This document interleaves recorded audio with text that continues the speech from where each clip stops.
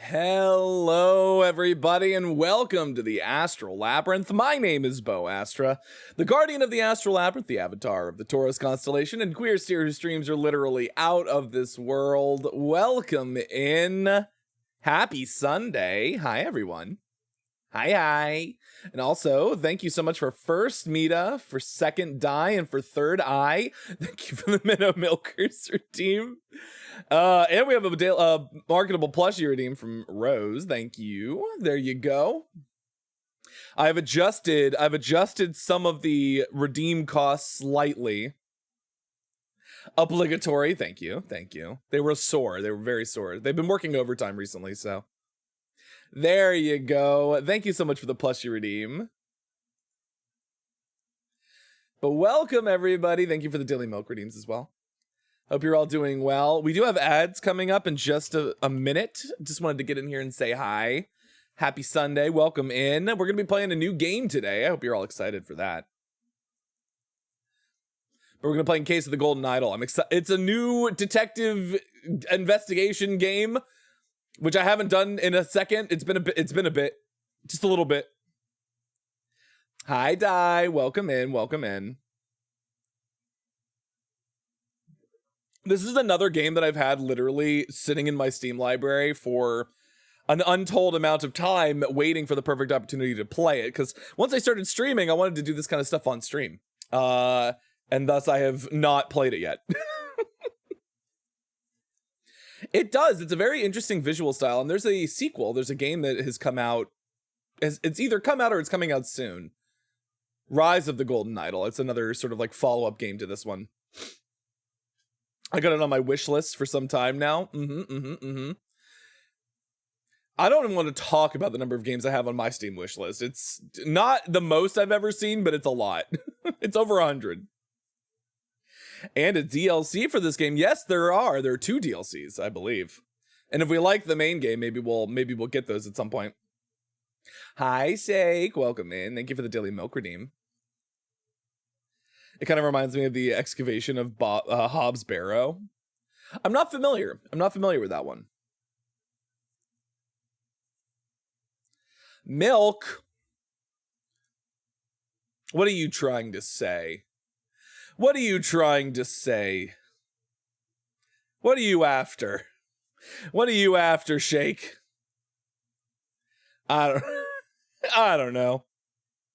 It has a bit of a similar style. It's sort of like pixel art. There's a lot of games like from the past couple of years that have like done a sort of a pixel art style. The Blasphemous games do it really, really well as well. God, those games are beautiful. Blasphemous and Blasphemous 2 look so good. Top milk or bottom milk? Who could say? Well, I can tell you one thing. Maybe one or both of those are not appropriate for Twitch.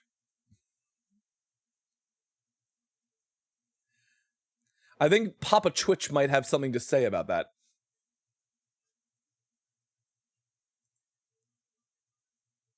But ads are about to start running.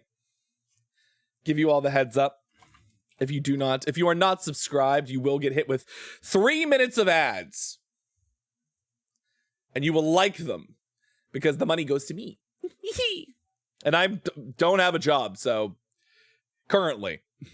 The job hunt starts in earnest tomorrow, chat. Now that we're past the January 1st, all the companies are going back to work, job postings are going to start going up. I'm going to be busy. I'm going to be hooves to the ground looking for some new work. Wild energy I brought to the studio today. It's no different than usual. I don't know what you're getting so worked up about.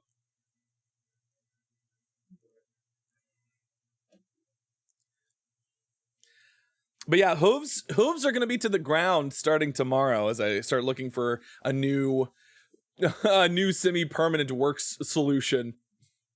I'm both looking forward to it and not, because the job hunt's going to be miserable.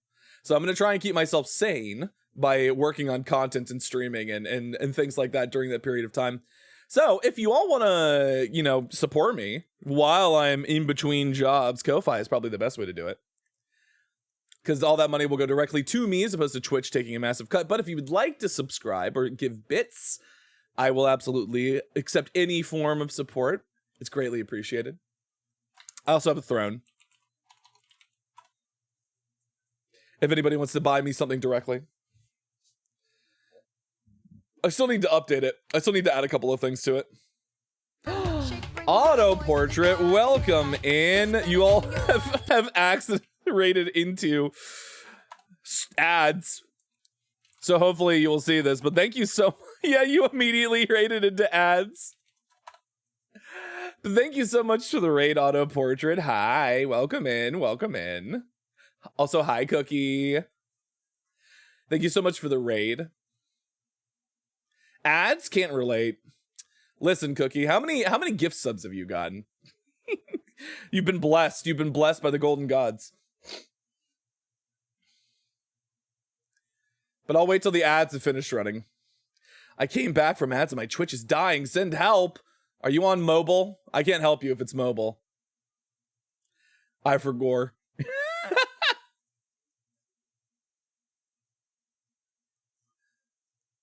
But welcome in, Raiders. Thank you so much for the raid, Auto Portrait.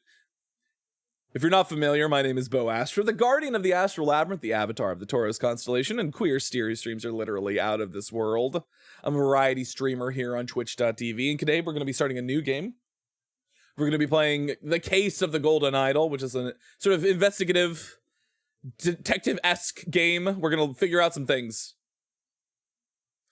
And other nudes. And other nudes? And other news. I just ate pizza. Welcome in, Auto Portrait. Thank you so much for the raid. You're welcome to stick around as long as you would like. Make yourselves at home, but if you need to raid and dash, I also completely understand. But thank you. I hope you had a good stream. What were you up to? Ah, it was a Roblox stream. This is not Otto's first rodeo in the Astral Labyrinth. Hi, Zombie. Thank you for the Dancing Toro redeem. Ooh.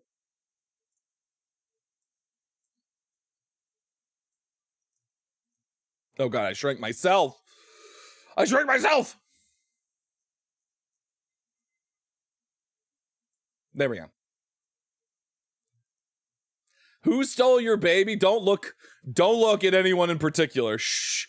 Shh. Nobody stole anything. Played a few games, Arsenal, Phantom Forces, and then a Tycoon at the end. Ooh. Cute. Fun. I saw that Roblox had like 2 horror games I want to try out.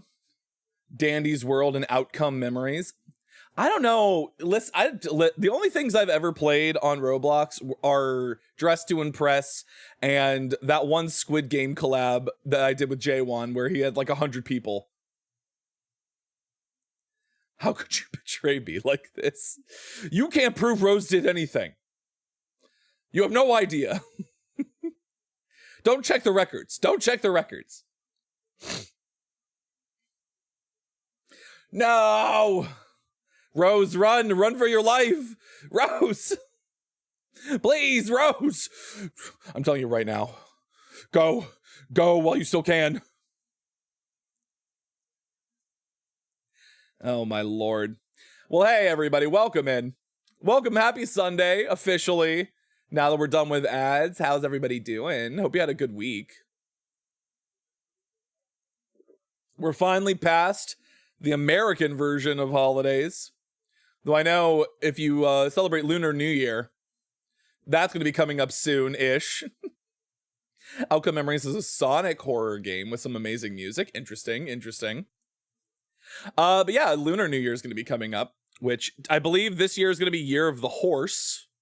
So expect a bunch of horse cock on your Twitter timeline if you follow porn artists. 3 days till your birthday. Happy early birthday, Albus. And forget the fact that I just said expect a lot of horse cock. Thanks. Send me all of it. Listen, if I see something, say something.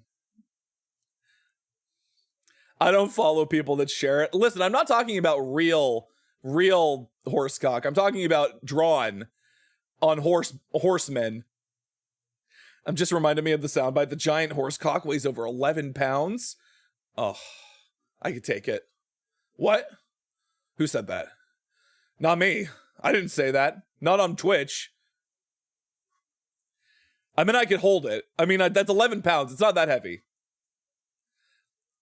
My friend is the reason I can't open Twitter in public. Damn, come here then. Oh my god. Holy shit. Hey man, if a humanoid horseman walked my way, that's what I'm saying. Listen, that's what I'm saying. Me when a cute centaur walks by? Hey. Hey. Hold on. Hey. Hey. And then I give them hay because they're centaurs. They still need to eat. I give them hay. They give me the ramming of my lifetime. It seems like a good trade to me. Centaur trade. I'm a Sagittarius. Oh, this is a good energy to start Sunday with. Judas choreo dance win. Judas choreo video dance. I'm gonna have to like hit up Magnus. I need a 3D model is what I would need, which I do not have and will not have anytime soon. I say, unless I get a really well-paying job, in which case no one is safe. Great way to start an investigation game. Listen, the Sunday streams are always the most unhinged for some godforsaken reason. Gives me real writing energy. Yeah, real enemies to lovers energy on Judas and Jesus. Oh my god. That's out there. You know you can find it, Shake. You know it's out there. You've seen it. Well, hey, listen, as much as I want to keep talking about horsecock, we should play a game. It's Sunday, a lot of a lot of pent-up energy on Sundays. At least here in Germany, since everything is closed and no one works. Understandable. All right, let's head over to our gaming lounge screen, and we will we'll start hanging out and playing some Case of the Golden Idol. So the funny thing is that I believe there's actually a full. We're not going to need music for this one. Where we're going, we won't need music, chat.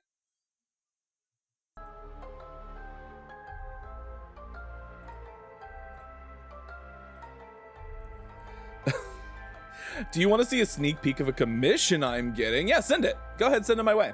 I'll take a look at it later. Okay, any god or goddess in any pantheon, who's your top one to smash? I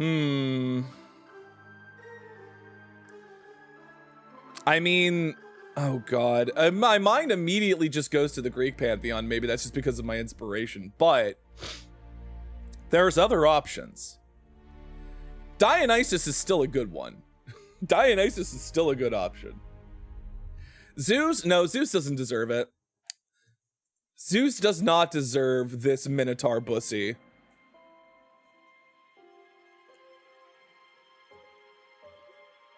Because you know he's a fucking top. Hermes from Epic the musical specifically. I mean, yeah, from what I've seen from the animatics and the storyboarding people have done for Epic, Epic's version of Hermes is very, very attractive. Neil Zeus does. I don't want to piss off Hera. Hera's always pissed off. Hera's in a constant state of being pissed off by Zeus's antics. You know who I'd go for? Thanatos. I want that trunk obliterated. Pan? True, Pan's a good one. Pan is a good one. But Dionysus specifically from Hades. Jesus Christ, what a man. I want his thighs wrapped around my neck. Piss off Hera, get bullshit everywhere you go. It's true. And that's my job. Bullshit. Everywhere you go. The sheer number of bathrooms in the Astral Labyrinth. The music still feels a little loud. This is me constantly adjusting slightly. That seems good. Ayo, hi. Welcome in. Welcome in, Cup of Sunflowers. What did I walk into? I don't want to talk about it. Listen, you weren't here for the conversation that was happening earlier. You lucked out getting here when you did. Hi, Chronic. Welcome in. Why has nobody mentioned Poseidon yet? He seems like he'd be a good lay. Listen, for my penchant for fish people and for the aquatic, if I was not a Minotaur, I would have gone something aquatic. I can guarantee you that much. Poseidon's a good option. Though realistically, any of the gods as they are portrayed in Hades would be good options. What am I doing? There's something. I was doing something and I've forgotten what I was doing. Okay, I cannot wait for more unhinged conversations. Always. Listen, if you stick around long enough, one will crop up. Everyone here is a freak. Affectionate. I just don't want to drown in my own bed. You know what? Fair enough. Drown in what, though? Drown in what, auto-portrait? Are you saying he's a squirter? Because that sounds appropriate, given the conversation. Given his realm. More freaks are in here. That's true. Thank you so much, Zombie, for the Discord redeem. Not the Discord redeem. The Discord, link. If you're not a member of the Astral Labyrinth Discord and you would like to be, you can follow that link right there and become a member of our community on Discord. We'd love to have you. Trying to pick up who pick who of I fuck won't piss off. That's true. The pantheons are always really, really difficult. It's like you never know who fucking somebody is always gonna piss off somebody else. Ayo, squirting? He's a shooter. What can I say? He's been taking those zinc supplements. Iris. Good options, good options. I think we're good. I think we're fine. I remember what I was gonna do. That's what I was gonna do.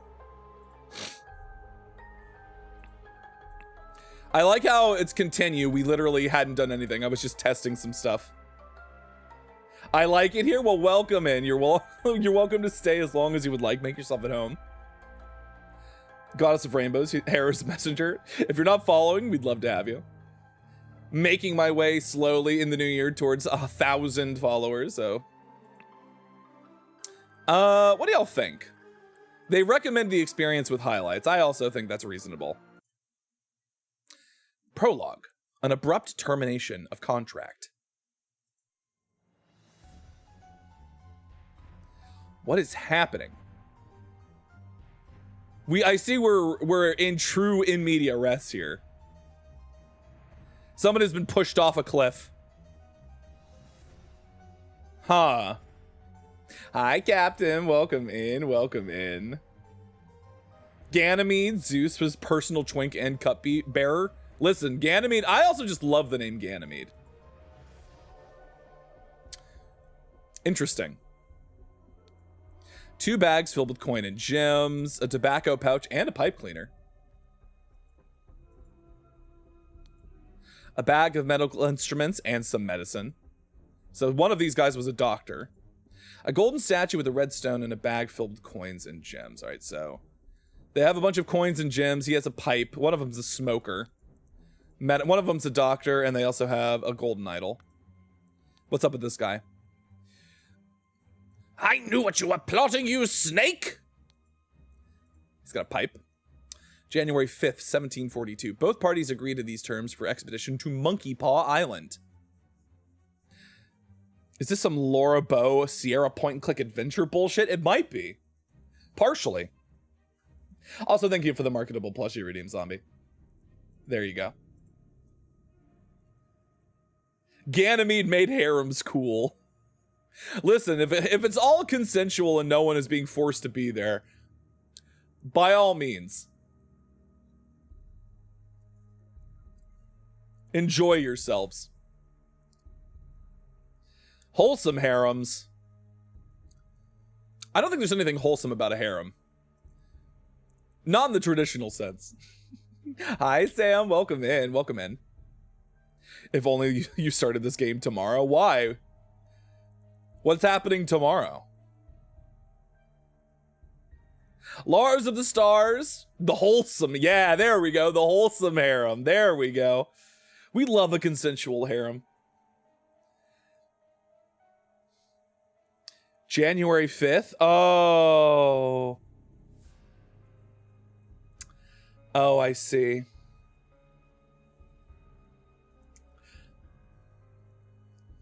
I thought it was January 6th. I thought January 6th was the thing. No one claimed the Minotaur was... No, I think you're... Wait, hold on. What is it about January 5th? Because the that's the bad day. What's the what's the 5th? What do I not know about the 5th? I know today's the 4th. Oh,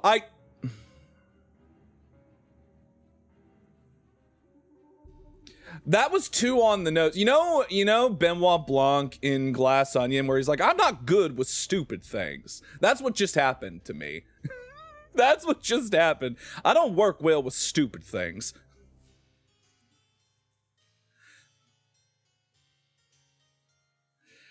You all just, you know what? It's fine. It's fine. Everything's fine.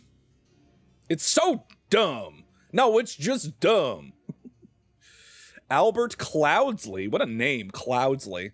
This feels like a Cloudbert Ho NPC. I didn't call you stupid. I called the joke stupid. Albert Cloudsley has rights to 2/3 of all valuables for funding the expedition. Oberon Geller, that's an NPC name right there. Holy shit. Has rights to 1/3 of all valuables and any golden statues found for providing a map to the expedition site. Dr. Oberon Geller and Esquire Albert Cloudsley. Speaking of, am I ready for Gladlands? Maybe. I've been on the Critical Role Campaign 4 campaign trail, which we should have a new episode soon. A new episode this week. And also I've been listening to Worlds Beyond Number. So we'll see if I have time. Rip my streak. I am the stupid. True. True. So true. Now the music might be a little bit quiet. Can you all hear the background music? It's a little quiet now. Maybe I'll just turn it all the way up, and if it gets loud, we can turn it down later. Hello, my name is Stupid. I fuck with stupid. So we have four names here. He's got a knife, a dagger.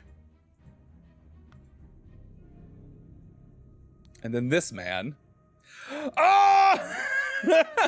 Ah! He's screaming. He has a scalpel, obviously a doctor. A medicine bottle. Oh, they turn red when you've looked at them. That's nice.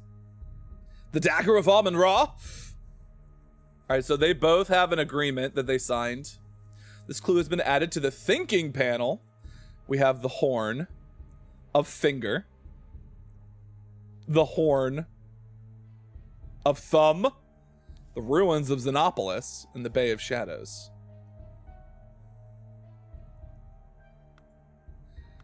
Okay, well, I think that's everything we could... we have to, like, actually click on all of these. Otherwise, it will not count as being complete. There we are. We fully explored everything that the game is going to let us know. Now let's go to thinking. All right, so the doctor...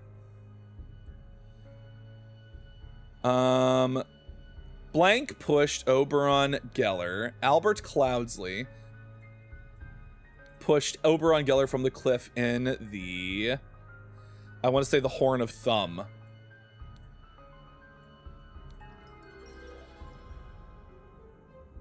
It was the butler, I think. Hi, Kyoko. Dagger of Amin-Ta is what I called my dick in college. No one could ever successfully finish it without a guide. Fantastic. Fantastic work.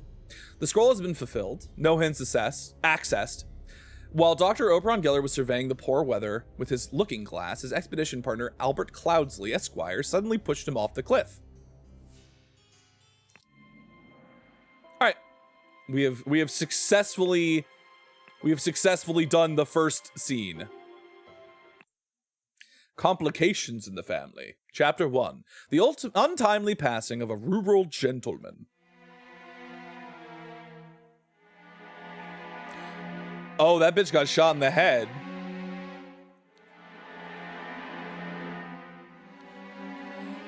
The man is not breathing. His head is badly wounded. Reasonable. A ring with a ruby. Okay, see, now the music might be a little too loud. As is the way. The music for the last scene was just very quiet. We gotta get your Sherlock energy back in me. A Cockney British. Fine. Alright, fine. Alright then, it's Cockney time. Welcome, thank you so much, Kyoko, for the fucking redeem. Alright, exit roulette, let's go. I low-key love games like this. I do too. It's good. It's a good video game. So what you're saying is the opening to New Vegas. It's always been rigged from the beginning. Henry Clover, lead poisoning. This clue has been added to the thinking panel. That's uranium glass, that is. It's just glowing green. He's gonna get poisoning and he's gonna die in several years. Tall, rickety ladder. Woodshire. Crow Tower. Blackfield. It's the 23rd of August. Sebastian Cloudsley will share my humble contribution to the science of anatomy and chemistry. That Shrek uranium glass, it is. My room now smells like smoke because someone is smoking in their bedroom and the ventilation is bringing it into my bathroom. I hear this voice and the only first surname I can hear now is Bonus Amesley. Boris Amesley. Hi, Terrell. Welcome in. Welcome in. August 22nd, 1786. 12, woke up, a beautiful day. 12:30, washed and dressed in my dining attire. 1400, had a beautiful roast duck for lunch. Changing to my hunting attire. Rode to hunt badgers. Terrell, run! He's hunting badgers! He's hunting badgers, he is! He had no luck, though, so you're fine for now. Researching attire, dinner, dining attire again. Had a bait. He had a tasty beef loin for supper.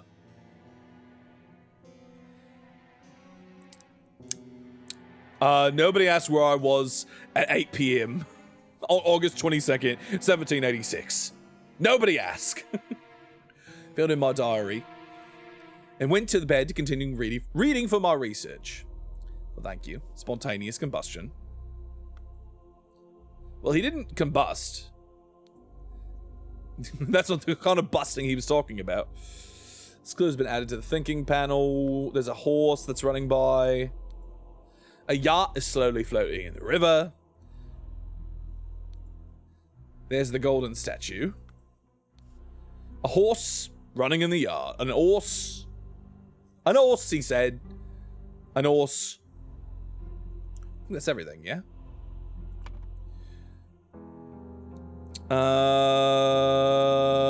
His name is Sebastian Cloudsley. Thank you. Sebastian Cloudsley, Lord of...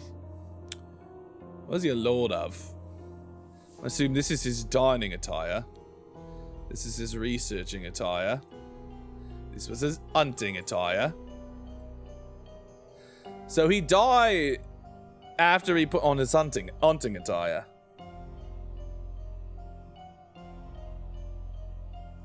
The cause of death was a head wound,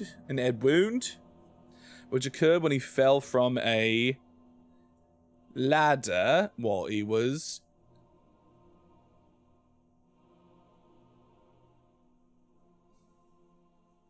No, from an horse while he was hunting.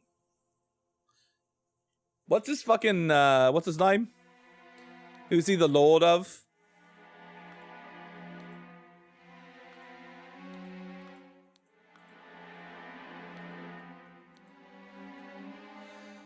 Where?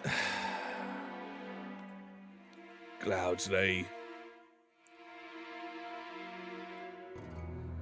Welcome in, cat. Welcome in. A case of direct lead poisoning via bullet. Year of the horse. Year of the horse cock.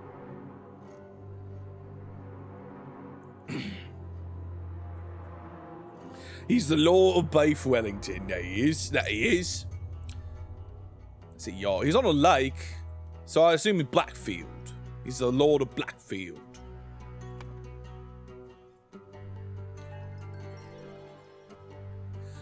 Ah, the scroll has been fulfilled. While the Lord of Blackfield was hunting his horse, threw him off, and he suffered a deadly wound to the head. Well, that's unfortunate.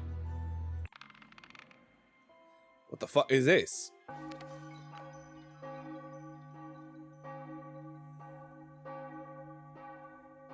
But where's the beef? Oh, I see. They fucking got Ozzy Osbourne for this. Kalima! Bum bum. Bum bum. Bum bum. Bum bum. Bum bum. Bum bum. Oh, somebody got burned to fucking death. That was a Crazy Train reference, in case you were wondering. Complications in the family, dramatic departure of an outsider. That's certainly dramatic. There's Ozzy. Ooh, what an Sharon, what an unexpected turn of events. Thank you for the marketable plush you redeemed, Captain. They went to an Ozzy Osbourne concert and became deaf. They did. That they did. An embroidered handkerchief. £3 and 3 shillings. Dear Edmund, it has reached my attention that you are seeking a capable new servant. Just the man for you. David Gorin is an experienced coachman with a diverse set of talents that I'm sure you will find very useful. If you are displeased with his services, do not hesitate to let me know. Yours, Theo. A stiletto blade. London Gazetteer. September 7th, 1786. Well, this is literally like 2 weeks later. Edmund Cloudsley's speech stirs Parliament. Oh, shit. There's a lot going on this one.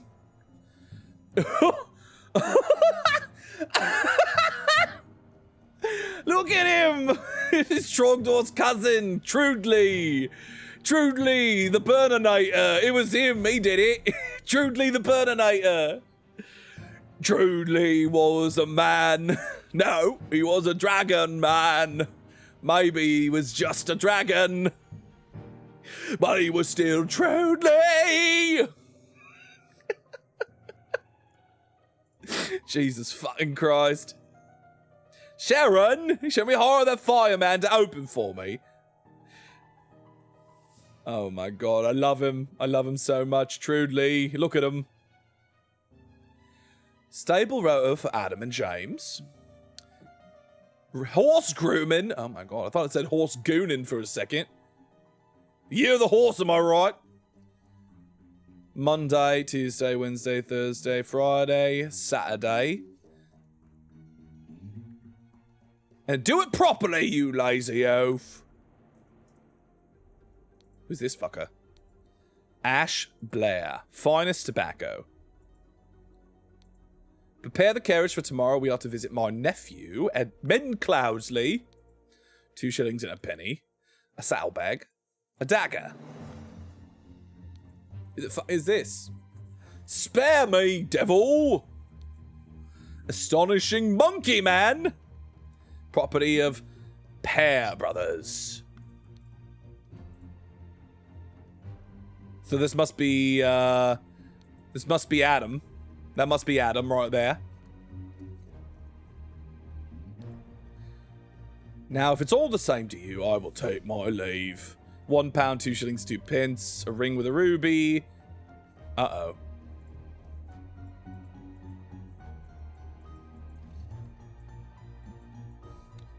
This is a different statue. This ain't the same statue.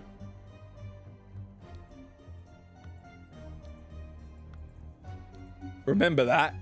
Crook, circle, fishing line. Spontaneous combustion. To perform the combustion trick, you must first cast a freezing spell. The sacred glyphs of the combustion on the idol. Very good. What the blazes? August Jockey. Club Derby. Race 3, Raging Sultan, £35.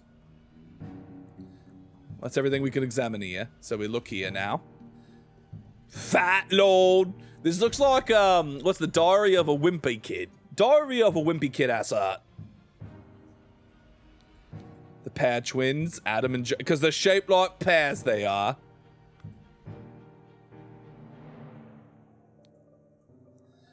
Batley? No, his name's Batley, not Trudley. He's going to be Trudley in our hearts.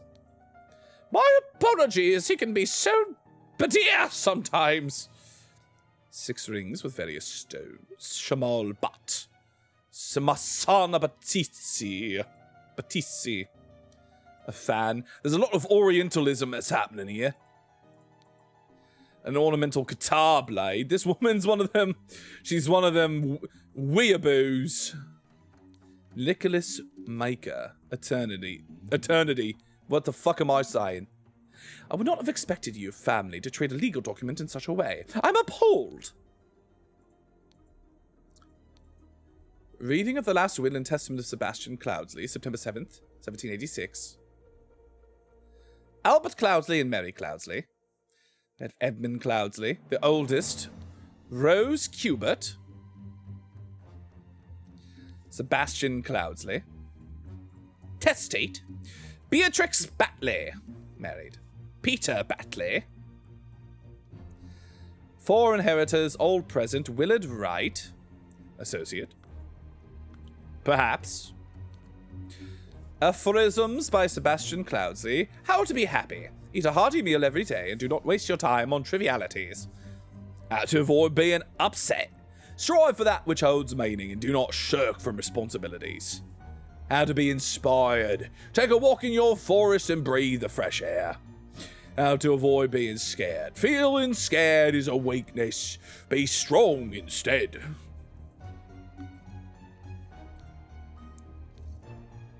Dear Willard Wright. Rose Cubert. I bequeath you the gold. You know what to do with it. Idol of Xenopolis, you will. I want you to put your sharp mind to better use than mere politics, therefore I bequeath the notes from the urch I have undertaken on astronomy. Research.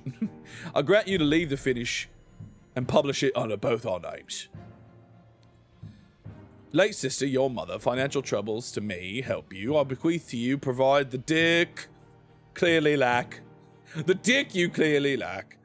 Disclose you and I resolve to compilation of my aphorisms to in your life which you sow. Good Lord. We are so rarely after you left. We met so rarely after you left, therefore I bequeath to you the Backfield Manor House Museum of 4 colonies, my savings land and mouse house. Come home and God, this is rubbish. Sebastian Cloudsley of Blackfield County, being in bodily health and of sound and disposing mind and memory. Hey chat, quick question for you. Should I walk over to the ramen shop and get the ribeye ramen? Yes. Yes, you should. Nominate and appoint Nicholas Maker as executor of my last will and testament. January. Race 6 spinning Jenny on £50. Dear Peter Batley. We have sent you frequent reminders concerning the settlement of your debt, and yet today the debt remains unpaid. We humbly request that you make your payments as soon as possible, or we will be forced to take matter into our own hands. The debt currently stands at £255 at Blackwood and Buck loans. Blackwood and Buck. I think that's everyone. That's everything.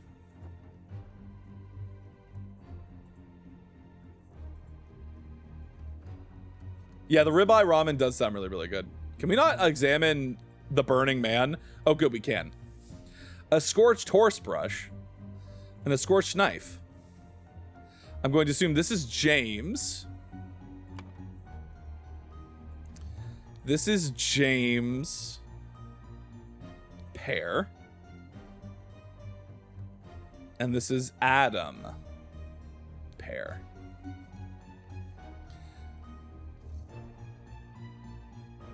We met so rarely after you left for the colonies, therefore I bequeath to you my savings, land in the Blackfield Manor house. Come home and establish a museum of my life and accomplishments. This is probably Edmund. Oh, wait, no. I want you to put your sharp mind to better use than mere politics. Therefore, I bequeath to you the notes from the research I have undertaken on astronomy. I grant you leave to finish and publish it under both of our names.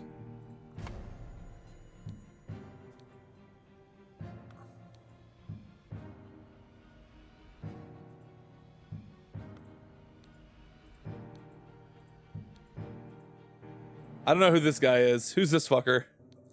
Oh, this is Edmund. It is Monday, April 7th. Which means Adam was the one who was stable cleaning. And yeah, James was the one who was horse grooming. So this is James and this is Adam for sure. It has reached my attention that you are seeking a capable new servant. I've just the man for you. David Gorin is an experienced coachman with a diversity of talents. I'm sure you will find very useful. This might be David Gorin right here. Where is he? David Gorin. I think this is Edmund Cloudsley. I want you to your sharp mind to better use them. But including the notes of my research. My late sister, your mother, disclosed your financial troubles to me long ago, and I resolved to help you. Bequeath you the compilation of my aphorisms to provide a direction in your life which you can clearly lack. I bequeath you the golden idol of Xenopolis. You will know what to do with it. Who was the other one? Nicholas Maker. So this guy's Nicholas Maker.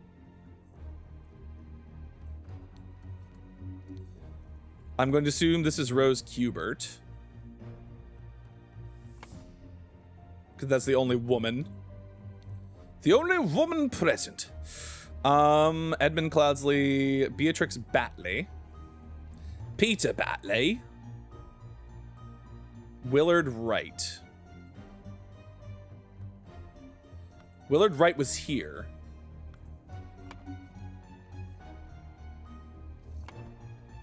Who the fuck is this guy? He's got a horse bet. Who's the one who's like super in debt? Peter Batley is the one that's like super in debt. So I'm going to assume it's this guy is Peter Batley.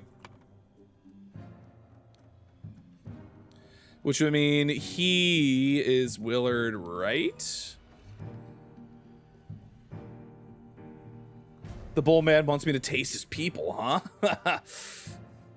What do you think of the mechanics of the gameplay so far? I love shit like this, honestly. So if Willard Wright was a bequeath the statue.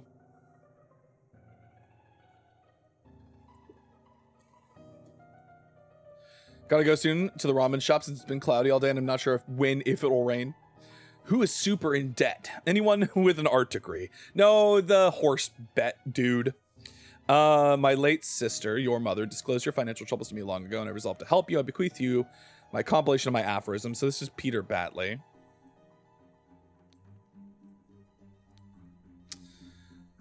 Therefore I bequeath to you the notes from my research I've undertaken on astronomy.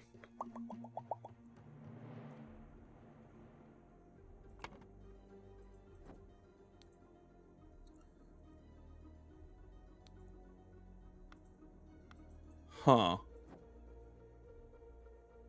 Does anybody have the notes in there?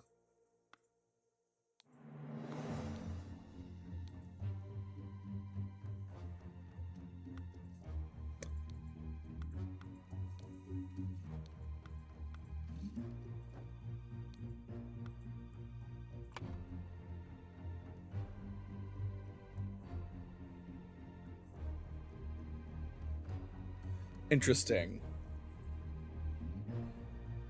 In Sebastian Cloudsley's will, and ordered blank blank and blank blank to take the blank from blank blank. Suddenly, blank blank died. James Pear died from spontaneous combustion. Therefore, I bequeath you the notes from my research I have undertaken on astronomy. I grant you leave to finish and publish it under both of our names. So it has to be Rose Kubert then, right?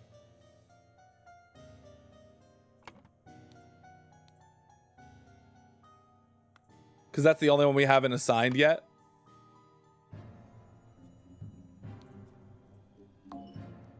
Oh,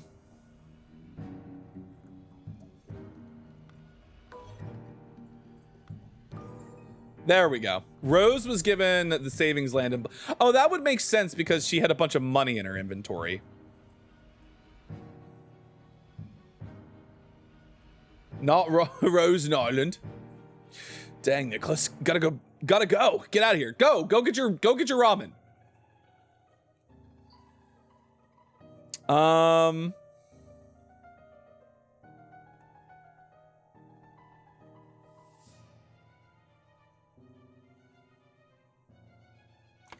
Alright, so we need to talk to people, look at people again.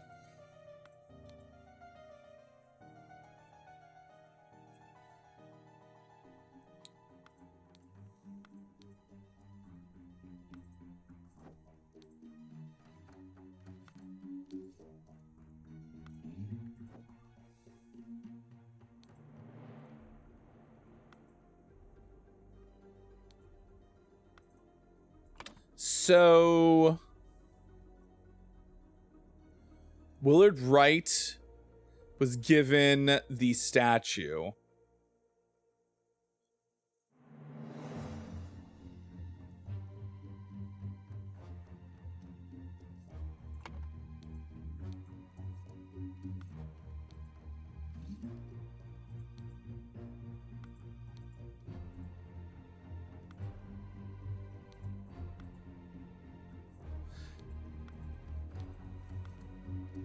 This is the Batley house.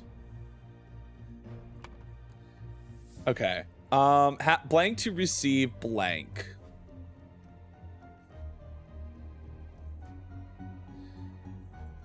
Take the idol from Willard Wright.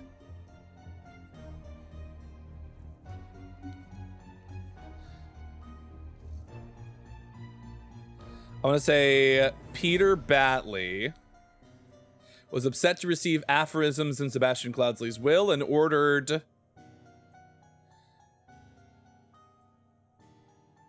Adam Pear and James Pear.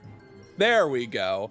So Peter Batley, that makes sense because that was his house and those were his servants. So Peter Batley, encumbered by his gambling debts, had placed high hopes on his uncle's testament. Upon discovering he had inherited nothing but a book of aphorisms, he tore up the will and ordered his servants to take the golden statue from the stranger Willard.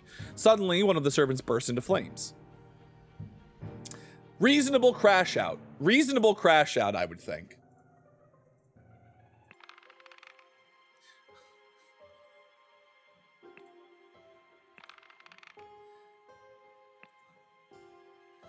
I'm liking how this is going so far. This is really interesting.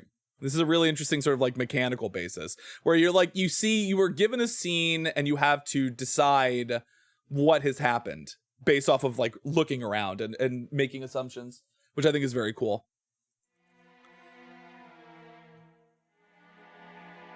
Oh man. I've never seen someone be stabbed to death so cuntily before. He's just like, yes, I'm dead, what of it? I look fabulous, though. He's not breathing, I should hope not. A walking cane. To my dear Maurice. The watch is ticking. All right, so the watch is going. There's a missing... All right, there's a musical sound that plays when you open the box. I choose death over sashaying away. There's a trap door in the ceiling. There's a dandelion sort of embroidery on the wall. Revenge. There's a man outside. Shards of glass line the mud. Alarm! Alarm! It's a breaking! Watchman Henry Parker. He's got an alarm rattle. He's got a spear.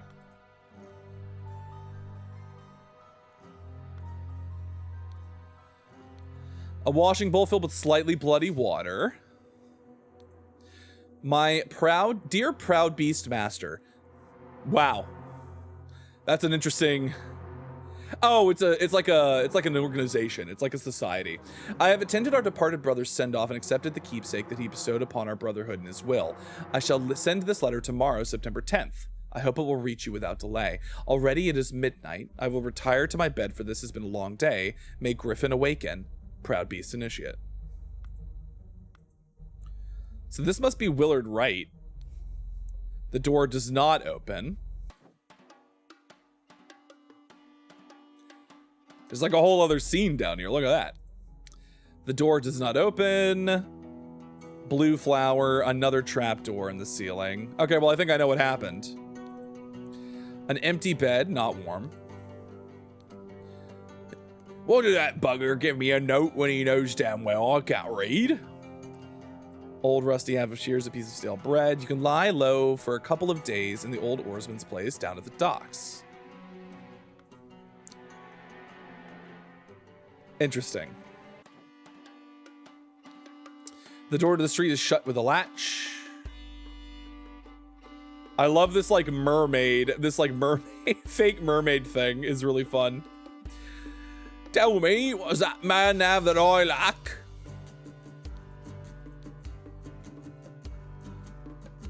This guy must be the one from the other room, since he's got a room key.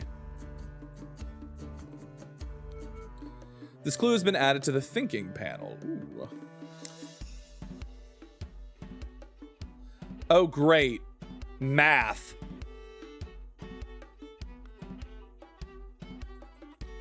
Or cards. Be calm, John. He was a perfect gentleman. He brought me a drink and then retired upstairs. To Annie, you are beautiful like a rose, for I will take any blows. All right, you are beautiful like a rose. For you, I will take any blows. Annie, you are like a glass of wine. Your hair is very fine. I will find gold in a mine if that makes you forever mine. Your piglet full of love. Your piglet full of love. So these two must have been staying upstairs. Isn't this the coach guy, isn't it? Bars. Gets stabbed demurely.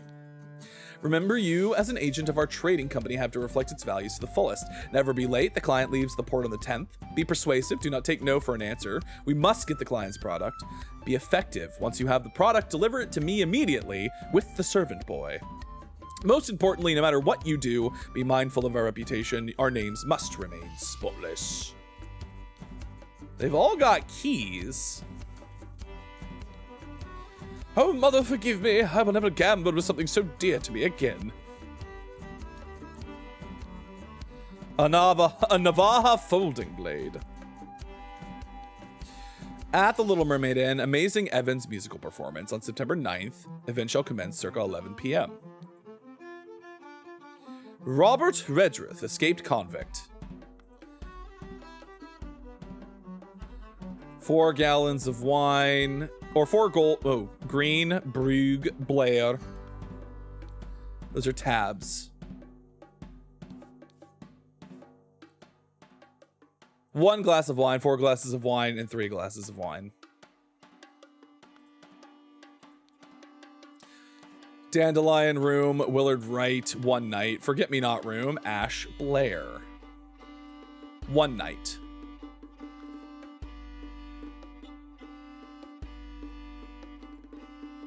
Where'd that blasted boy go? I really need a piss.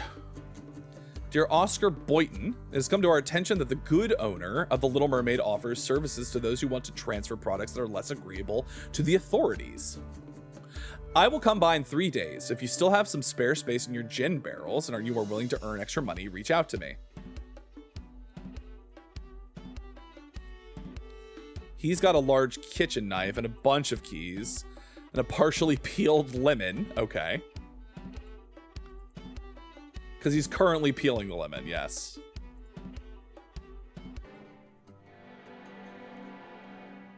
All right.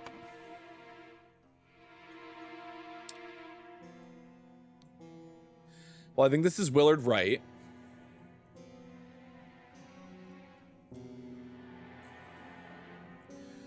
I think this is Robert Redrith, obviously. Oscar Boynton. Henry Parker. Annie and John.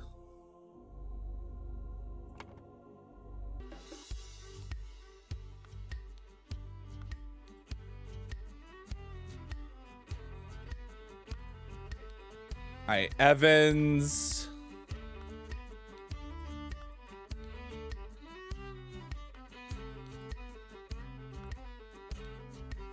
Amazing Evan.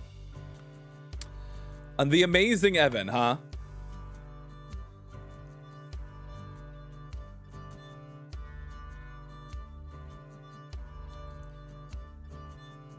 Something Evans.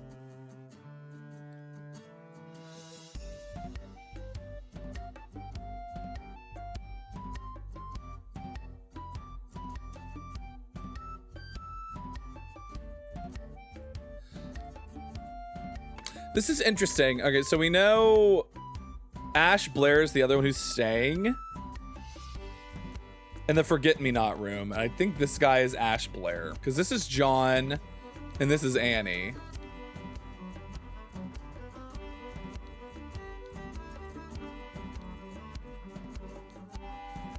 But what is their last name? That's the question. Annie, John Green. John Green?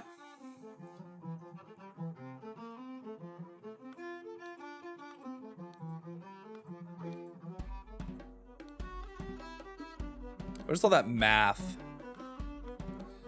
It's him, right? Like, or no, it was on the table. Annie Green, Willard Wright, something Evans. M. Evans, Annie Green, Jay Blair, John Blair, Oscar Boynton. Oof, math. Yeah, Annie Green, John Blair, or no, John Breege, and Ash Blair.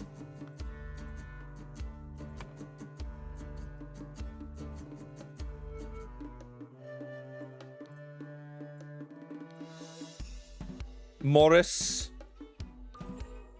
There we go. We got everybody's names. Now, what the fuck does this mean?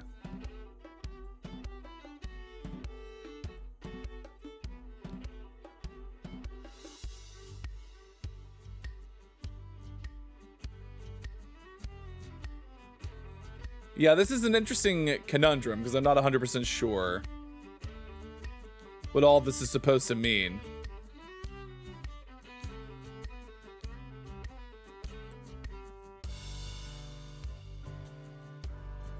Oscar Boynton, Annie Green,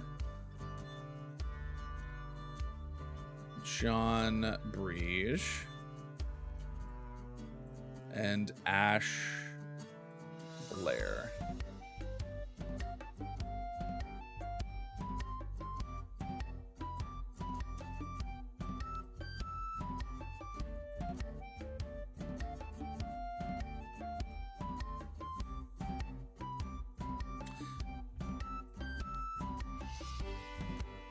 Crept into Willard Wright's room through the trapdoor. Wait, no.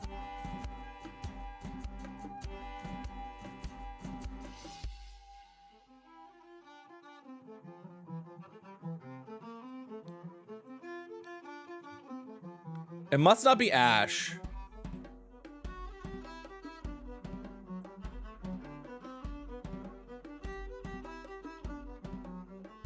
I think they got the criminal dude to stab him.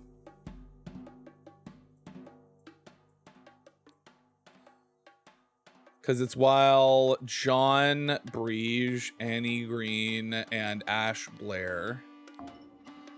Okay, so it's not.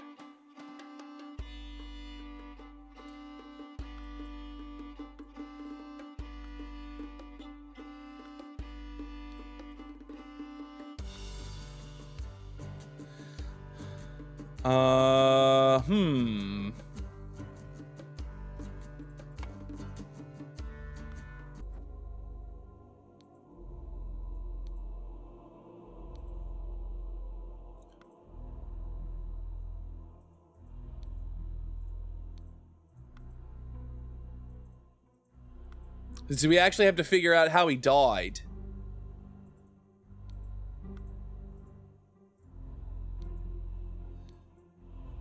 How does it look like he was stabbed? It's kind of a big... Oh, it's got two... Does it have like two little wounds in it? To my dear Mortis. Oh.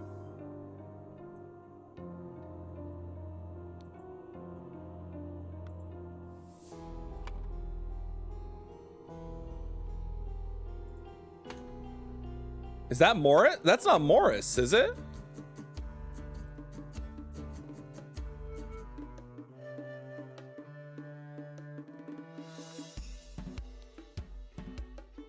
Huh.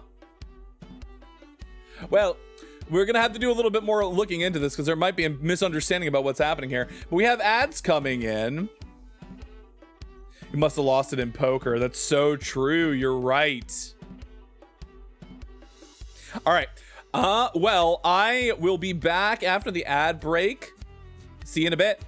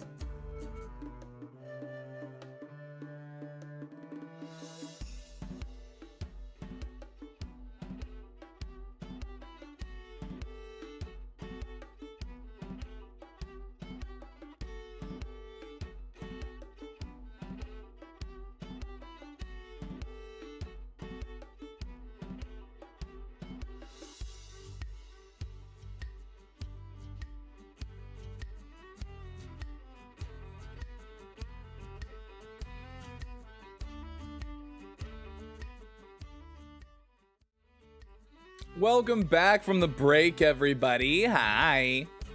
I had a thought while we were on break, and I think so.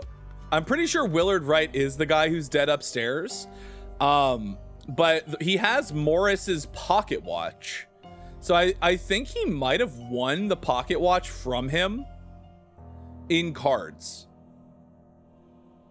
The watch is ticking. So it's like, what, 2:25 in the morning? Which means Morris couldn't have killed this guy, because he hasn't had his pocket watch. Or it's like he's been performing since 11.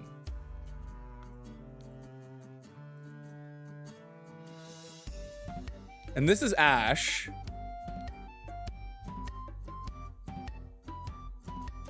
Do not take no for an answer. I must get the client's product be effective. Once you have the product delivered to me immediately.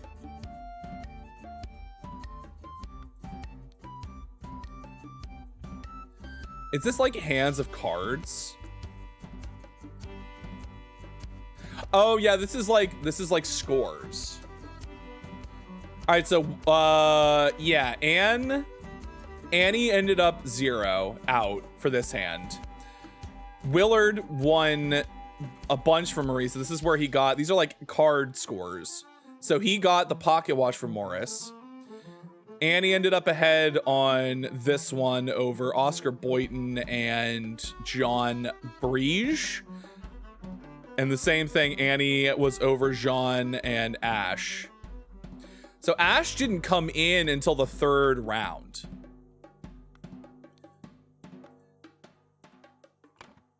So Ash Blair crept into Willard Wright's room through the trapdoor, while John Breen, Annie Green, and Oscar Boynton were playing cards with loud music. A fight ensued upstairs, and Willard Wright got stabbed with a dagger.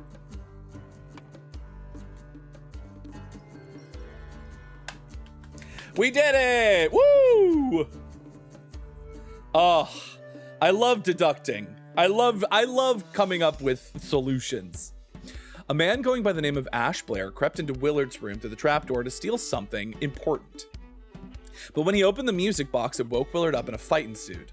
In the fracas, Ash stabbed Willard and attempted to frame an escaped convict. Very good. Oh, we get to see how it happened. Good morning, innkeeper. I heard a man here was murdered here a week ago. I, a deranged convict, did him off. Now bugger off. Tell him all about the evening when Willard Wright died. I will make it worth your while. So we're looking into it. God, this is a creepy statue. Holy shit. The intoxicating dinner party. I love this sad-looking boy. These showed off fine coats. An expensive cigar. Little Pip. Run to the city and grab me some Ash Blair tobacco and a bottle of gin. I will pay you when I am back. David. It's like a man claiming to be Ash Blair. I'm going to assume that was the coachman. That was Edmund Cloudsley's coachman. Because it looked like him. A hot Cheeto would kill this man. A Dorito would send this man into conniptions. An overcoat and a hat. An overcoat and a hat. A box of cigars.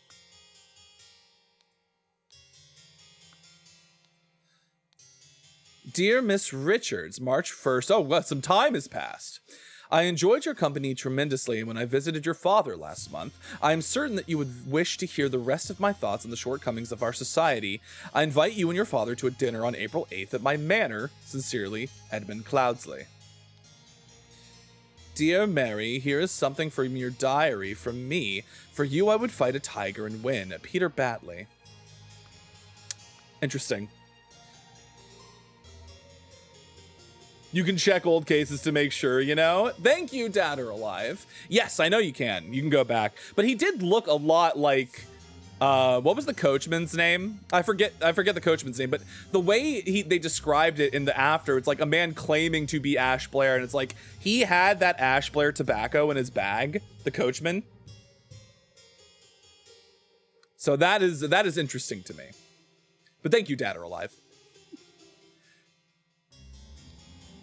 There's a syringe with some liquid left in it inside this pot.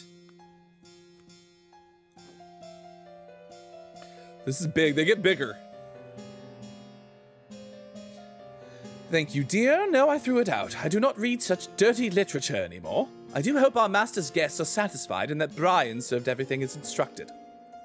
She's got an interesting key and a small, simple key.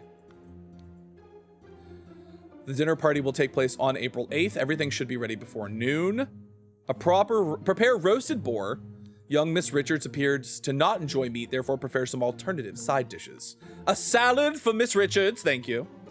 It's getting up to speed with 4 different screens now. I love that, honestly. To Mrs. Smith for 3 years of service. This must be Mrs. Smith. 2 eggs and a pot of tea each breakfast. No heavy food for dinner. You are responsible for little Pip doing all his errands. Mr. Walker, I am to be woken up and dressed at 7 a.m. I expect to receive my daily newspaper by noon. Mrs. Baker, I expect all my rooms to be cleaned every day, twice on the days I have visitors. Was the statue depicting you, maybe?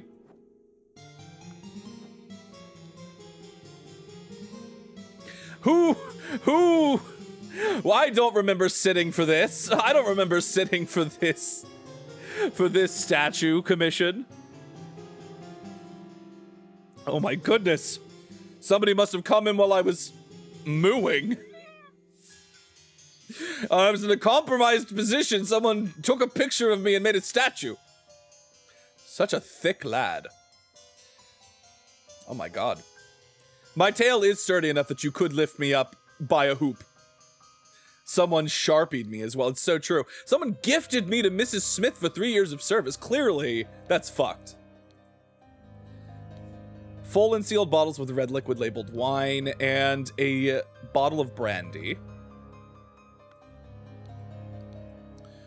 There is a thing with 3 loaves of bread, some lemons, a basket of potatoes, a sack of flour, water, cut vegetables, and a big piece of meat. Of course I can give you some candles for your room, Lucia. I assume you are itching to continue reading that scandalous novel. Dear Ada, I have to use this letter to share good news. There is no substance to the claims that your late husband used his position to squander church money. The judge has decided to remove all accusations, and you will be no longer a target for baseless gossip. I truly and sincerely hope this will provide some comfort in these dark times when ignorance and impudence go hand in hand. May our Lord steward over our poor souls. Okay. So that must be Ada Baker. Then we have David Goran's job requires that he may arrive or leave during night. No complaining about this. All right, so David Goran is was the coachman, I believe.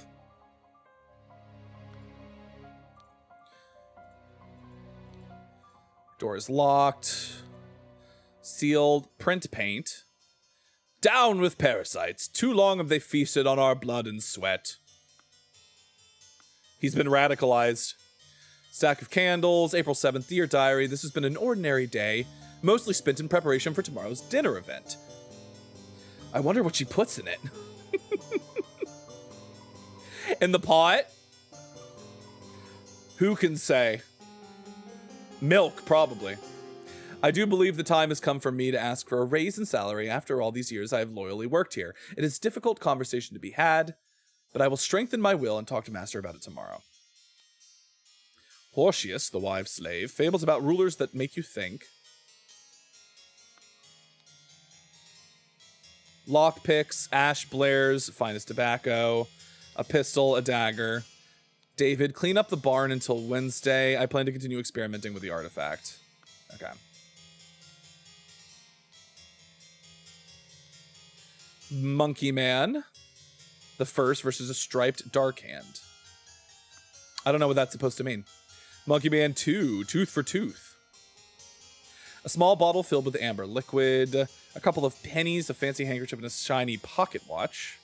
Some kind of hammer. Some kind of... Wait. Key? Monkey? Key. Oh my god. Why are there so many of these screens? Holy shit. Hold on. This woman I know is... Lucia...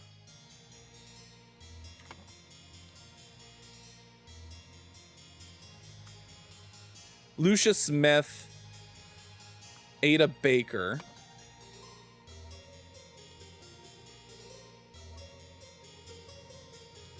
And this is Little Pip.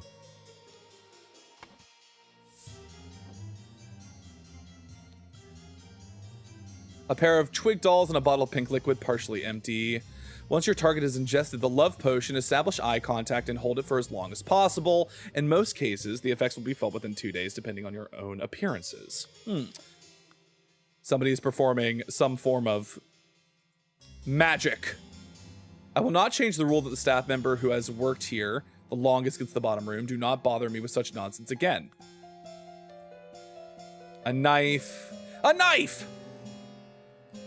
Lil Pip hides in the walls. I bet he does. I bet he fucking does. M. Mademoiselle, the laceless count, the besmirched lover of Lusitania. So this must be Lucia's room. Star Child. Remember to take the fourth one from every row. A stack of candles. Patonello, Ideal Republic. Visions of a utopia with order and structure. Secret code. Such trivial ciphers as reading only the first word of every line are easy to produce on short notice, but extremely unsafe and easy to decode. Consider this simple example. Money has changed hands. So I should be looking out for codes, is what you're saying. 2 sealed bottles of cloudy liquid named Peptic Tonic. Due to the sensitivity of your stomach, I advise abstaining from alcohol for the next month. Also consider a glass of Peptic Tonic before eating to avoid upsetting your digestive system. This must be... Dear Edmund, this cannot continue. Since my return and move to Sebastian's Manor, he has asked for financial support 7 times. He clearly is unable to take any monetary responsibility. So please, I need your help, my dear brother. Sincerely, Rose Hubert.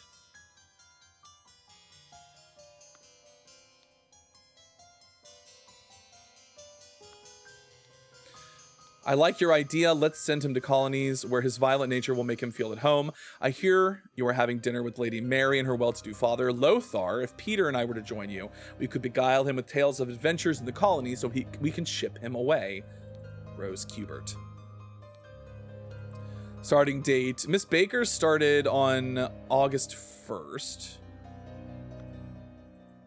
Fascinating. Adam, welcome in, Adam. Hold on, let me give you a shout out really quick. Hi, Adam. Welcome in, Raiders. Hello, my name is Bo Astro, the guardian of the Astral Labyrinth, the avatar of the Taurus constellation, and queer steer whose streams are literally out of this world. I'm a variety streamer here on Twitch.tv. We're currently playing Case of the Golden Idol, which is a sort of deductive mystery game where we have to explore scenes and figure out what happened. It's very interesting. Interesting stuff. But hi, Adam. Welcome in. How was your stream? How was Curse Companions? Oh, the statues in there. Interesting. Well, well, Edmund. You seem pretty pleased. After the old boy passed away and a spot freed up for you in the House of Lords, take care of those with whom you ally. I have many friends and will deal with you swiftly if you dare cross me, Lord George Bridges. Edmund Cloudsley, once more you have failed to answer our requisition. This is the last warning you will receive. Your transgressions against us demand amends. The only course of action you have is to surrender yourself to our justice. Last chance for repentance serpent, or we will unleash one of our stewards upon you. Dear uncle, I hear you are interested in Lady Richards. I think you are too old for her. I shall court her instead. Secondly, please lend me 300 pounds. It is a small change to you, and I am desperately in need of it as present. Peter Batley. Fascinating. The revolution will come for the likes of you, you crooked bastard. You will soon pay for your sins against honest common folk with your blood. Very fun. Good. I'm glad. Rose! Hi, Rose. Opening my box of kisses for you. Oh my god. Hold on, where's my blush? I have to blush. Oh my god, why can I not remember what any of these are?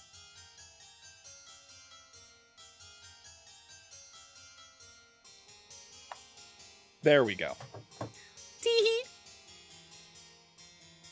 Tee-hee. I blush. Thank you. Thank you for the kisses. Thank you for the daily milk reading, madam. I hope everyone's doing well. So Edmund is fucking dead, is what we're learning.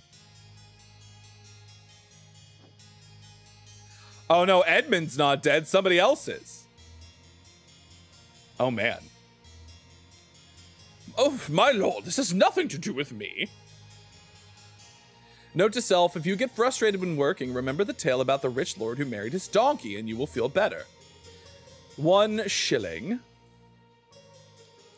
Ensure that the beautiful lady sits next to me during dinner and I will slip you a shilling. So he's got the key to the cabinet. Thank you for the hydrate and the stretch, Captain. Oh, God. All right, so he's got the key. We've seen the locks. He has the key to the cabinet, the safe in Edmund's office, and the liquor cabinet. So who is this? This is what's his name?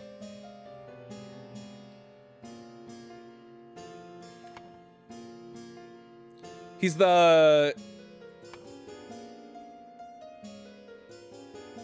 butler, whose name I do not remember. This is Peter Batley. You killed my aunt, you devil! I should execute you on the spot! Well, we know that's Peter Batley. The lady is not breathing and her face is blotched. So this is Rose.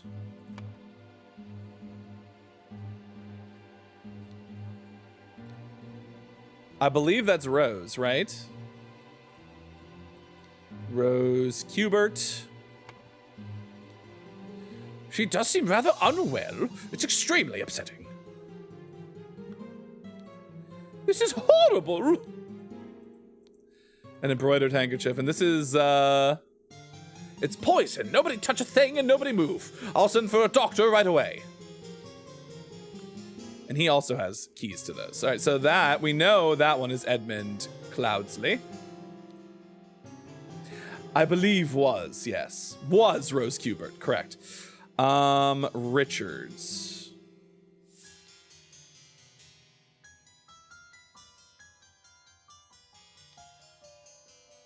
And her father, Lothar. Now I just had to remember what the butler's name was. Walker.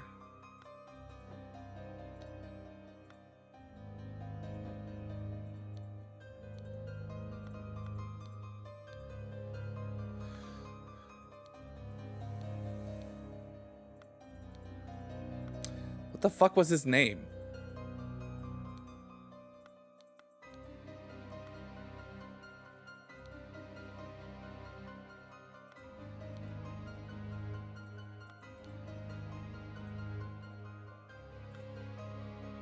Oh, what the fuck is this? Extra keys? So he could get into literally everything.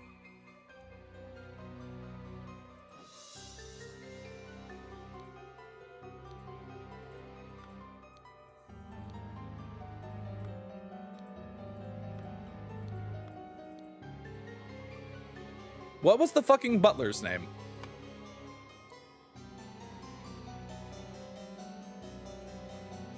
There we go. Thank you for the daily milk redeem. Hi, Monarch. Welcome in, welcome in. How's it going? I'd pay to see Peter battle Lothar with that fork, honestly.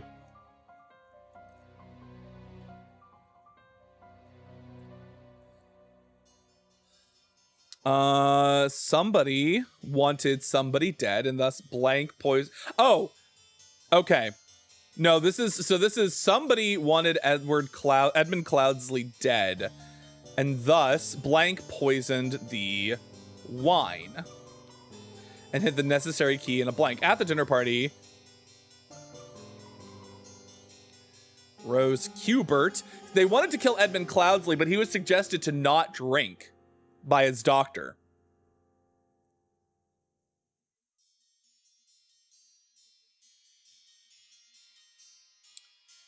So, final Vanguard wanted Edmund Cloudsley dead and thus blank poisoned.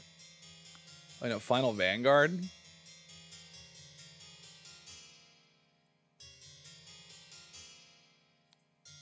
Hold on, what was the note? Oh, okay. So we know this was Brian Walker's room. This one belonged to David Gorin.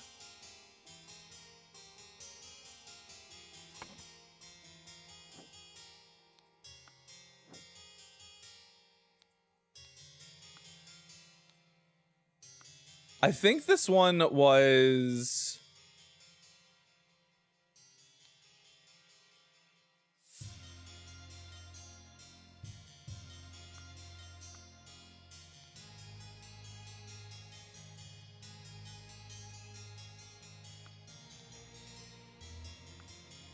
the fourth one from every row, huh?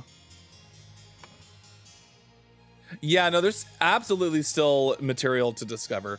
But I do assume that Edmund Cloudsley was the one that they wanted dead. But he didn't drink the wine because he couldn't drink the wine.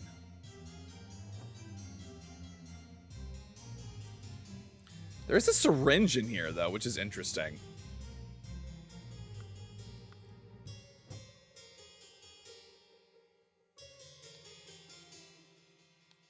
An untouched salad.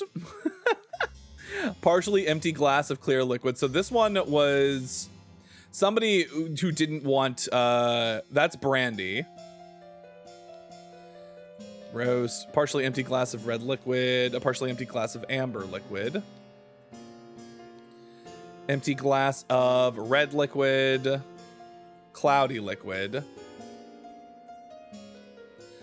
Partially eaten piece of roast and a partially eaten salad. Partially empty glass of red liquid. And a partially smoked cigar.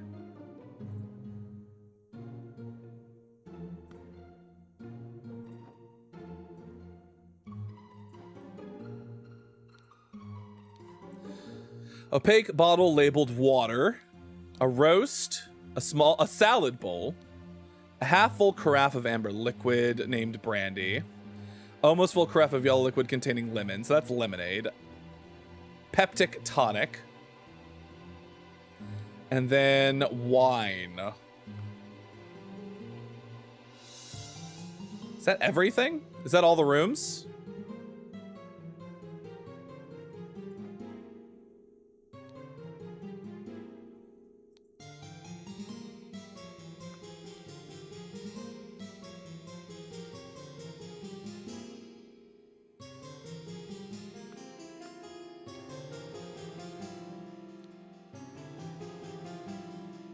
So that's Miss Richards, the one in pink, for sure.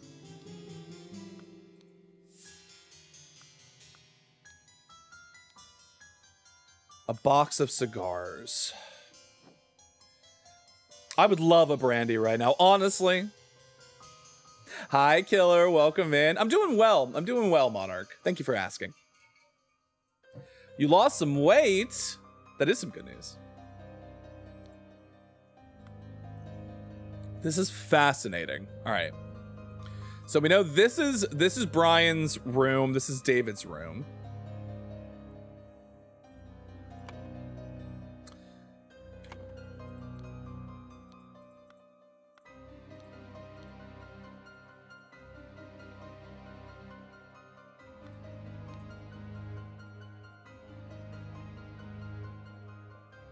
Beguile him with tales of adventures in the colony.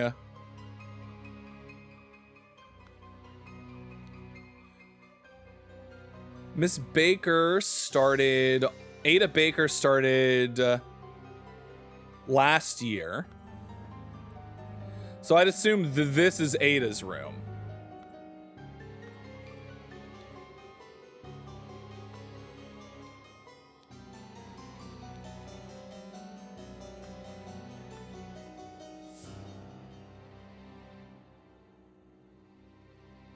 Oh, you can zoom. Oh, that's cool. Okay, so this is Ada's room.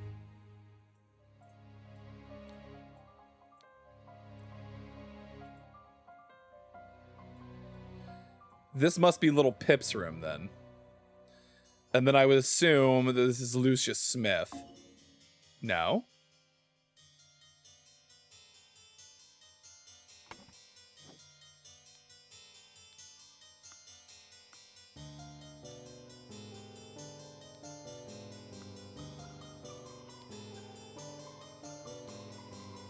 So he's been stealing a bunch of shit.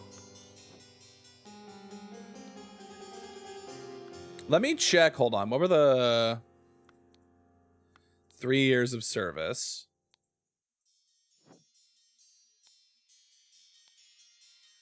$4 and a penny. Where was was it in here?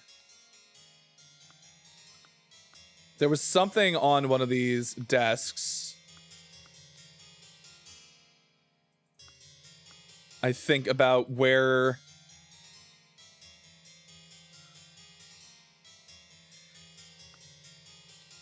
The revolution will come with the likes of you, crooked bastard. Where did I see...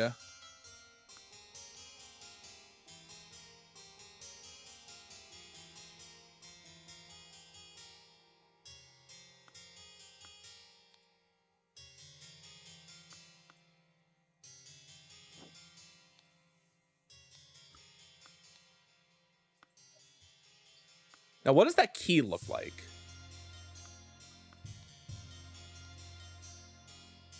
So that is the key to what? I would assume here. So she had access to the water. Is that the same key? No, it is not.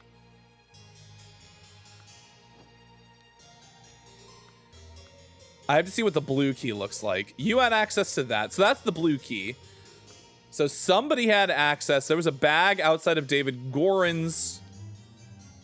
But the bag goes up to, I would assume, this room up here.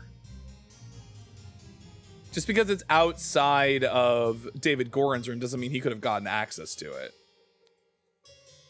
And he had lockpicks, so what would he need with that?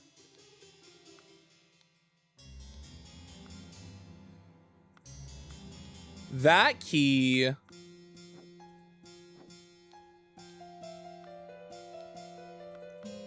So Pip had access to the wine cupboard.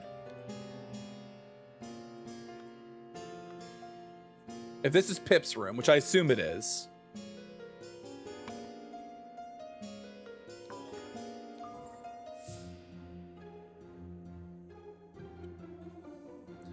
And then Ada had access to... She started last year. Okay.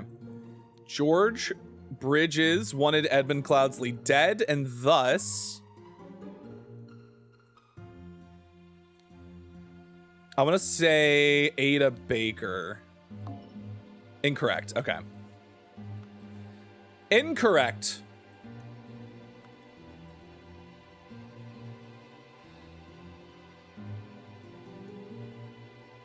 Can we say the maid did it? Maybe.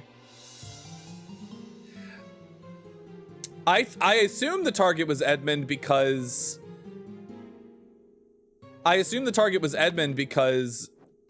they wanted him dead, but that might just be a misleading.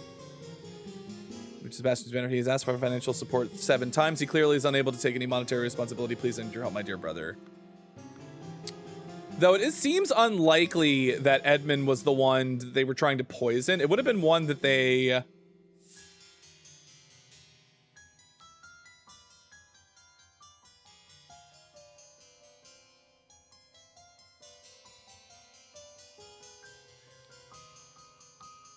It's the peptic tonic. Everything is partially drank except for this glass of peptic tonic. Yeah, so it probably wasn't the wine that got poisoned. It's something, it would have to be something that they knew. Hold on.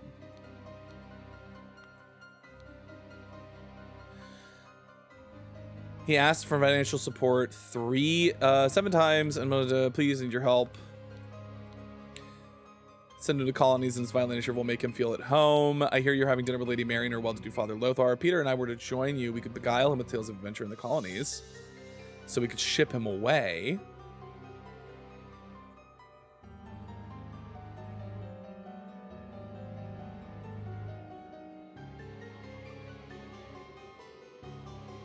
Who are they talking about here? Who are they trying to send away?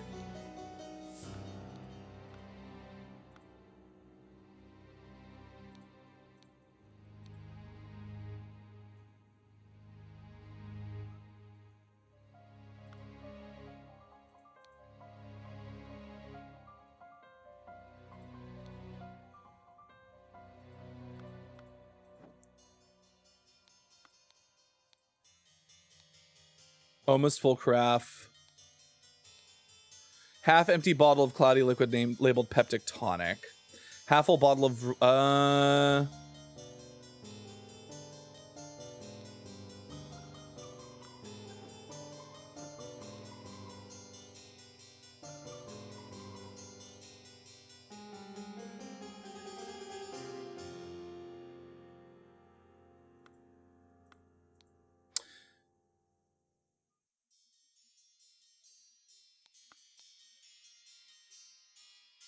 Miss Richards appears to not enjoy meat, therefore prepare some alternative side dishes. Okay, so somebody who didn't eat meat.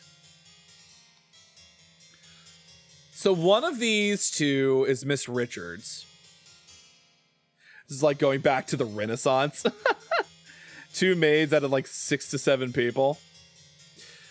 Partially eaten salad. The cigar, I think, was probably Lord Lothar's.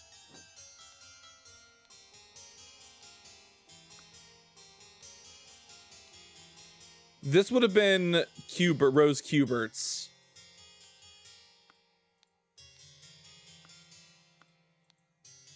I would assume that this one might be Lothar's, but maybe not.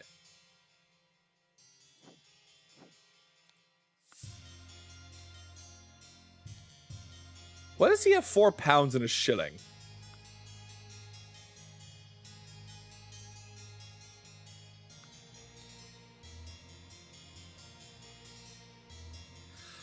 Okay. If I have to think about this, I want to say that Mary Richards was sitting here. And that this was Peter Batley.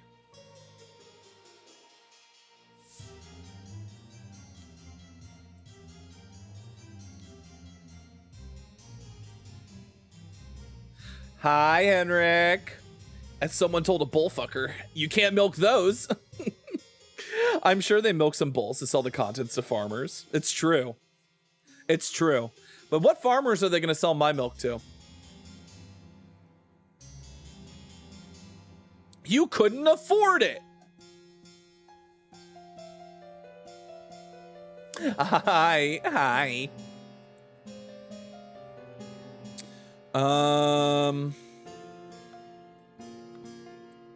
God, this is a confusing one. We do know that Rose was the one who ingested poison, though.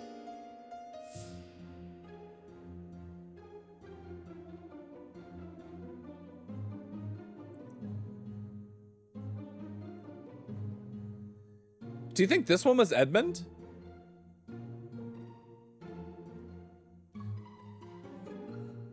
Okay, so there's only two, as far as I can tell. There's 3 glasses. There are 3 options here for like what was poisoned. It was either the lemonade was poisoned, the water was poisoned, or the peptic tonic was poisoned. The water has been drunk, the lemonade has been drunk, and the peptic tonic has been drunk.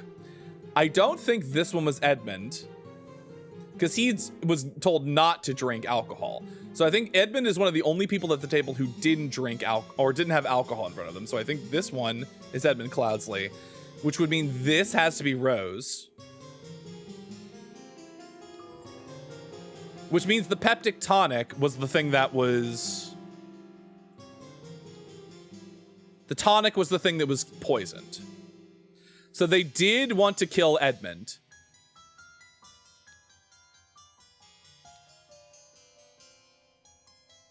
So somebody poisoned the peptic tonic and hid the key. The tonic would have been in his safe.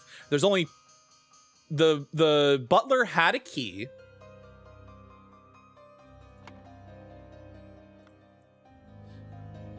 Have we found the golden calf yet? I don't know if it's gold. It certainly...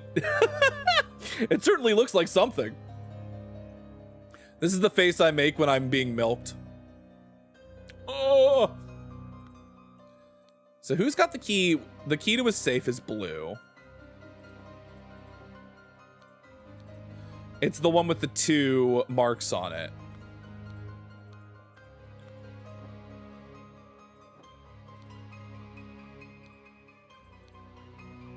This is the key to the alcohol, so no.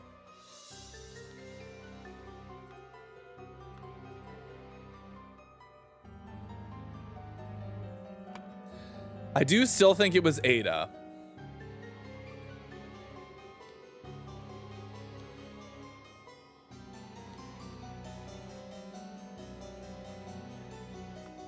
Ada Baker.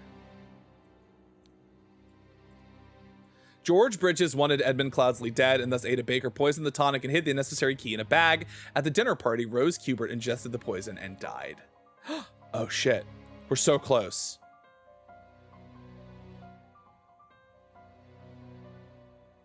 Oh, sorry, it wasn't Ada Baker because we learned that that was not her,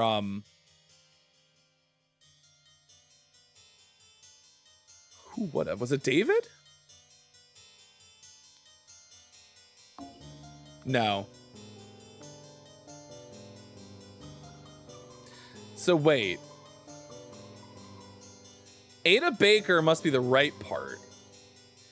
So maybe it's not George Bridges. The final Vanguard wanted... Okay, so it's not that. Who wanted him dead then?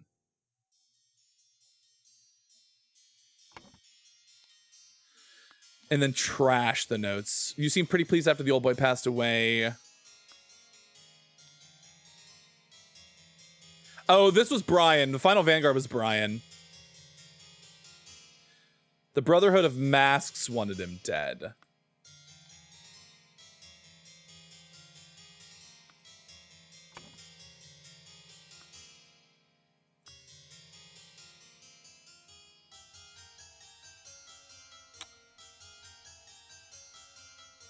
Didn't David just kill a man for Edmund? It's true. Yeah.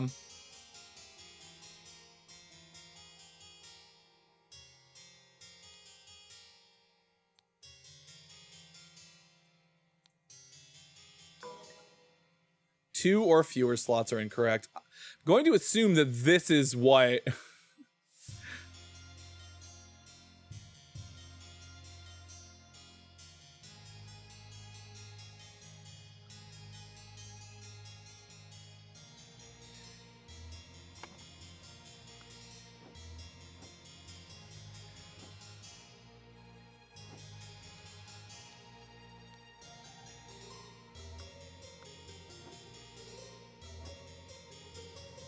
Remember to take the fourth one from every row.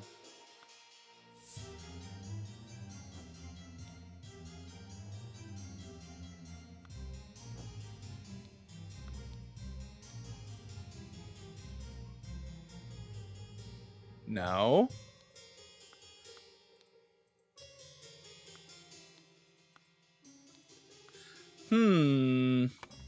I mean, there's only so many things it can be. So it's like, who wanted him dead?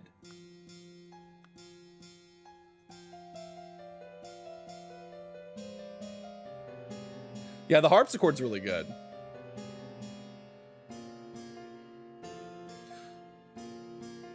Because every time I swap...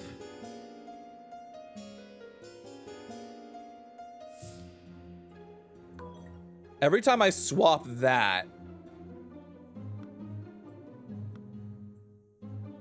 Maybe it's Lucis. Yeah, so it is the one who wanted him dead. So we need to figure out who wanted Edmund dead.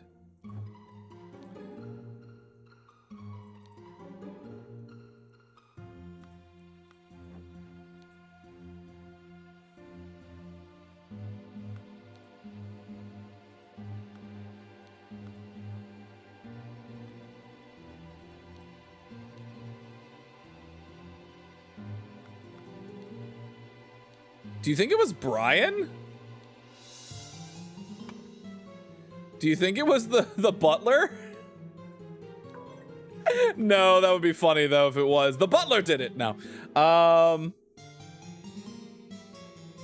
not, I mean, to be fair, I'm not wild guessing. I'm just trying to figure out.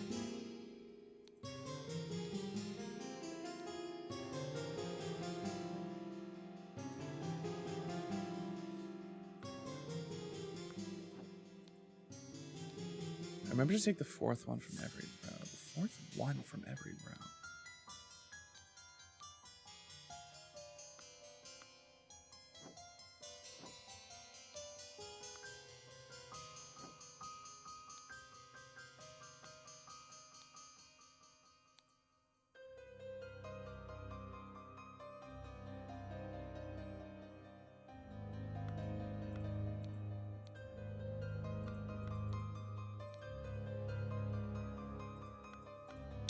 I'm considering.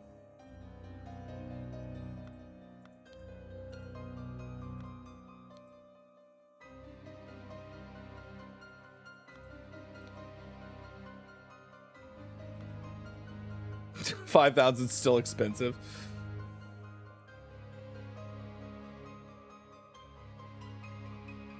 Thank you for the daily milk and the hydrate, Henrik, earlier.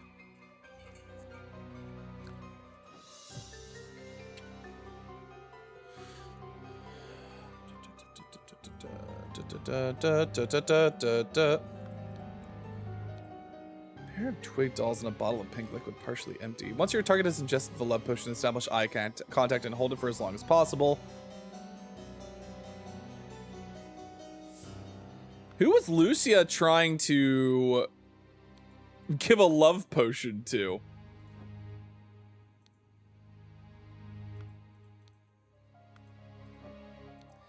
That's what I want to know.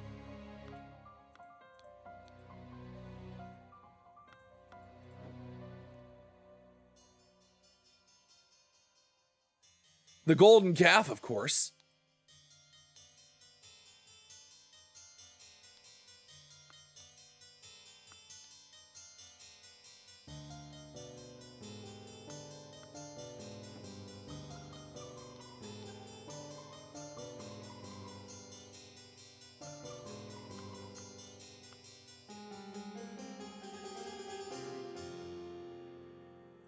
Does anyone have anything interesting on them? No.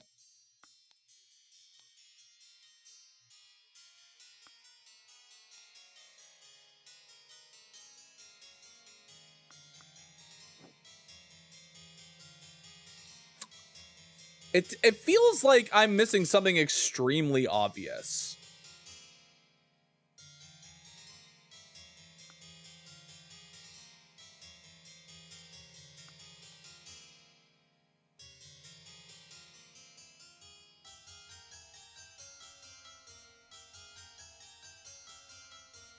Establishing eye contact with the golden calf 24/7.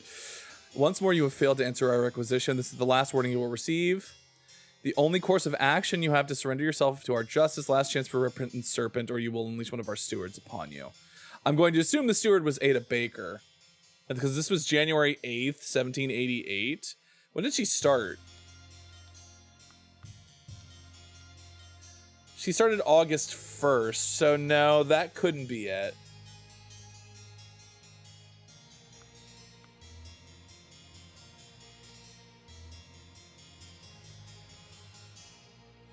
So this wasn't the Brotherhood of Masks. April 2nd, 1788. Seemed pretty pleased after the old boy passed away. Who was the one? So what was Ada's? She has this note. March 4th. There's no substance to the claims that your late husband used his position to squander church money. May our Lord steward over your poor soul.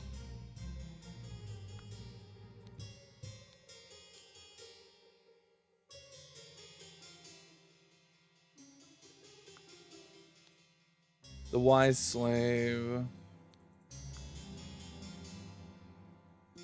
Had to burn some incense to get rid of the smell in my place. Oh my god.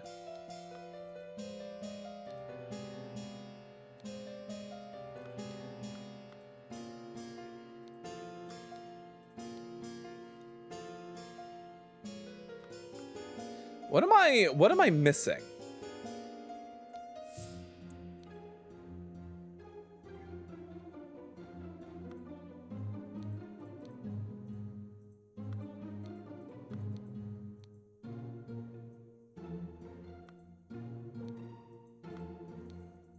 Remember to take the fourth one from every row.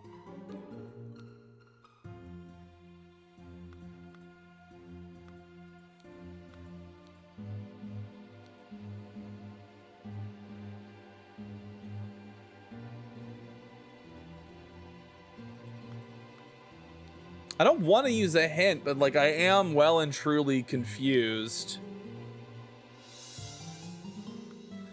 about what to do here. So this is from the Final Vanguard is absolutely the butler.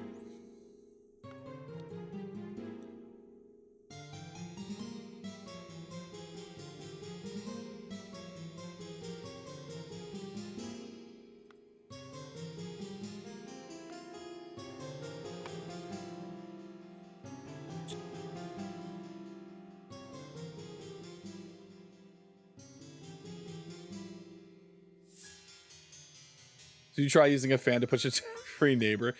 You need you don't need to use a hint. You know what you're missing, and you sometimes look for it for a few seconds and then give up. Oh. What do you mean? What do you mean by this? I'm like trying to figure out. I feel like this is important and I don't know what it's referring to.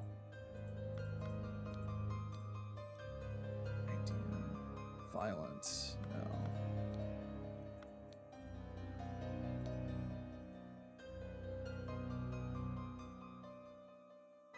No. No. Free. No. No. Does she have a key to... No, she had a key to something in his safe.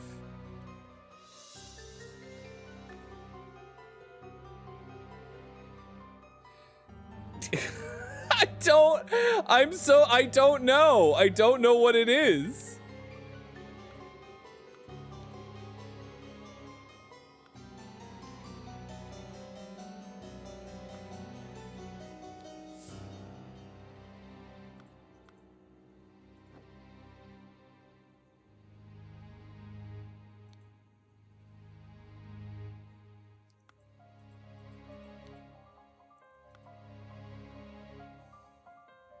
Yeah, that's what I'm trying to like, I'm really having a hard time. Company visited. No.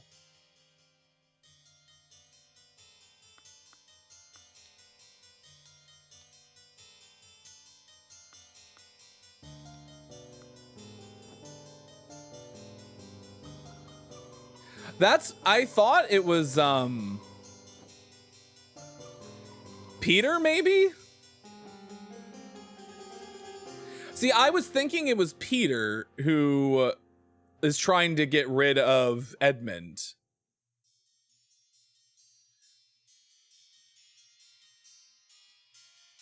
Yeah, Rose wanted help with Peter.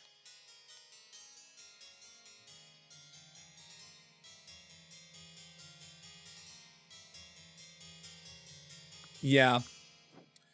So then Peter wanted him dead. No, it's... What?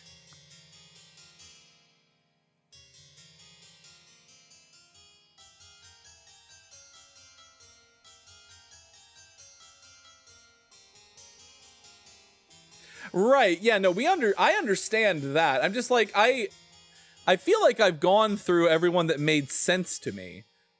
George Bridges was the one who was like after him, but like it wouldn't have made sense that because he sent that letter after Ada already worked there. So Ada, it would have had to be somebody that Ada was in contact with.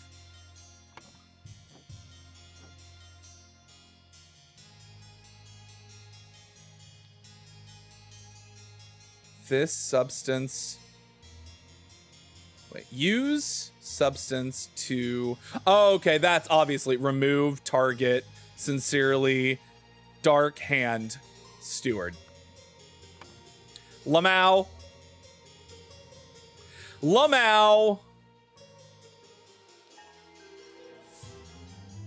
Found it. We got there.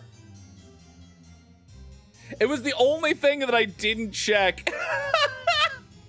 Legitimately the only document I hadn't checked yet. I looked at every other single one and forgot to do that one. Ada Baker received encoded instructions from Darkhand Steward to poison Edmund Cloudsley. She used her ability to move freely throughout the rooms while cleaning and make a copy of the key to the medicine cabinet. She used a syringe to poison a sealed peptic tonic bottle. However, during the party, Rose asked for tonic and drank it first and died from the poison. We did it. Listen, sometimes you think you've looked at something and you haven't. What have I said about streaming games like this that makes you stupid? Sometimes you stream a game and you're stupid because you're trying to be entertaining. You know. I mean, we did know it was the maid. That was the part that we weren't confused about. We just didn't know who told her to do it. Oh my god. Henchman for hire in Timberbrook region. Ooh. Billy Cracker! You can't say that way, baby. The Oakwood Gang, he's a brawler and a robber. Hardy Abe, Burkham Workhouse, brawler, has a cart. Little Billy, Hobbs Gang, burglar, enters through chimneys. And Jack Nails. A box of confectionery and a bunch of hats.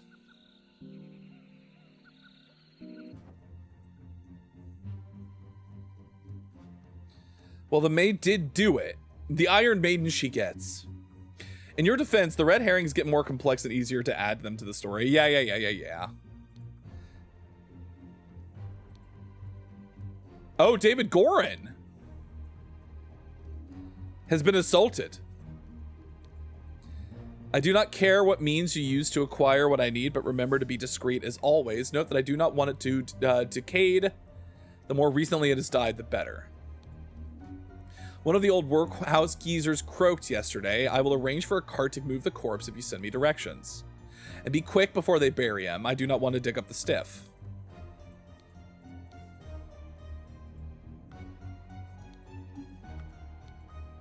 So David Gorin has been attacked.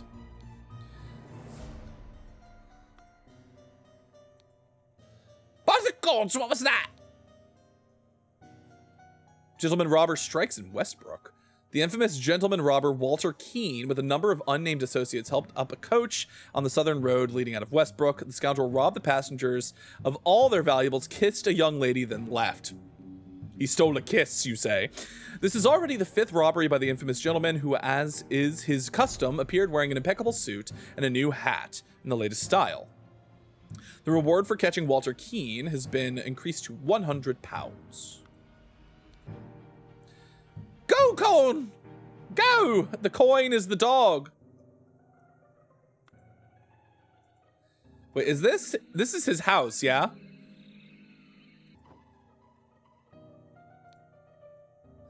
Everyone, you are not to visit any village or city without my permission. At no point may you disclose the location of the cabin. Mr. David Gorin, you are in charge of all security and arms. Miss Lucia Smith, you will taste any food you cook before it is presented to me. Little Pip, you are in charge of Black Bestia and Golden Doubloon. Both must be fed daily. Edmund Cloudsley. And this is Golden Doubloon. Walter Keane has a sword, a ring with a ruby, a wrapped piece of confectionery, and a loaded pistol. Well, I'm sure this is fine. I'm sure there's nothing wrong with what's going on here. Well, hey, everybody. What's wrong with a girl having hobbies, you know? We are heading into our next ad break. Give you all the heads up. We're going to be gone for just a few minutes while we let the ads run. Give you an opportunity to get up and stretch, take a bio break, get a drink, get a snack, without missing any of the stream. And we'll be back shortly. So, see ya in a bit. Goodbye for now.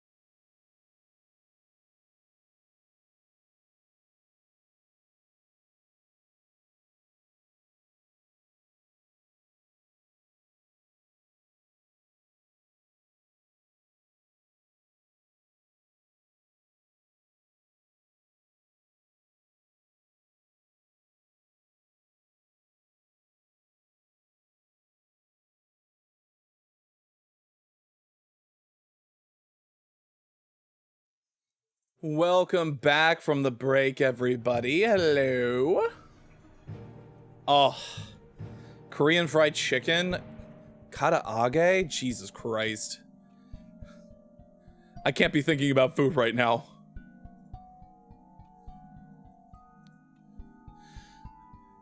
Some kind of lock on the door. Was the door blown open? Yes, it was. Who the fuck is this guy?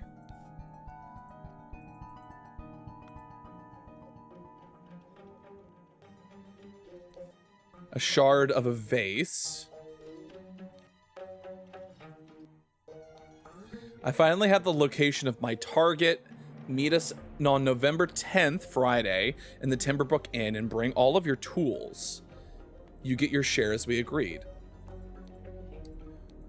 A loaded pistol. He's got, this is the nail dude, I would assume. A rotten apple and a green apple. An old priest and a young priest. A loaded pistol. Edmund Crowley. This simply did not work. After I aimed at the sealed vessel and activated the idol, both air and vessel disappeared.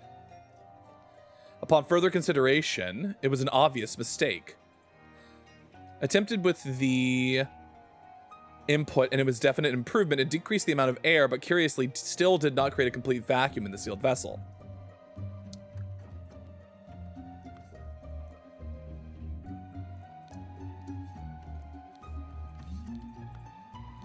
Oh, this is going to be interesting. All right. Gold filtering. The target must contain some gold for this to work. Seawater is a suitable target, for example. However, a great deal of seawater would be required for this to yield any significant amount. Perhaps I should try it on a ship or in an open sea.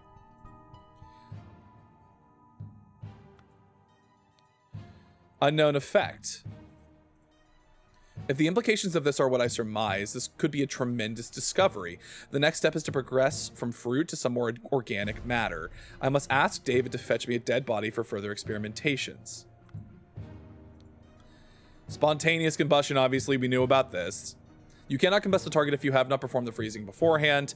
Interesting, the speed at which heat is increased appears to be influenced by how strongly I press the trigger and how long I performed before it. Fascinating. Blown out backs. It is giving Oberdin. A little bit. It's kind of giving Oberdin. You're right. One thing you got to know about me is I'm fat ass about food. I love it when I talk about food. Gonna send pics to the Discord once the shop opens. Hell yeah. There's no need to feel... Young priest. There's no need to feel down. I said young priest.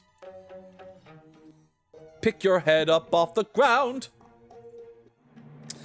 Freezing the target rapidly can create curious side effects. For instance, I should be careful when freezing water in a sealed bottle. It exploded and the glass shards flew everywhere.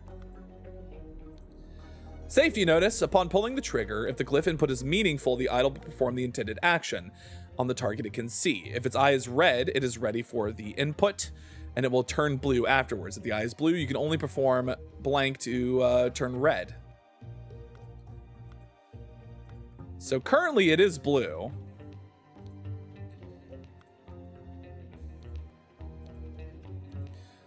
And the thing that he did was the vacuum.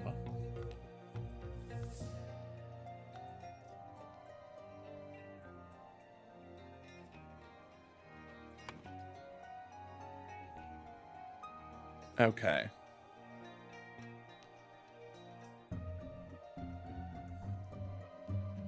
All right, hold on. This is David Gorin. This is Lucius Smith. This is Pip.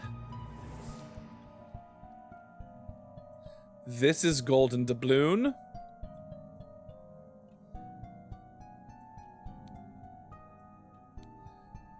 What was his name? The Gentleman Thief.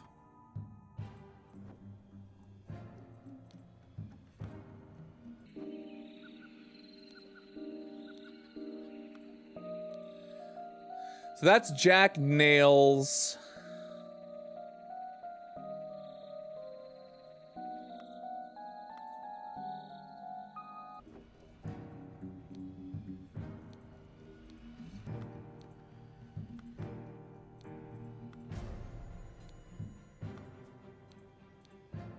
Walter Keane was his name. Okay.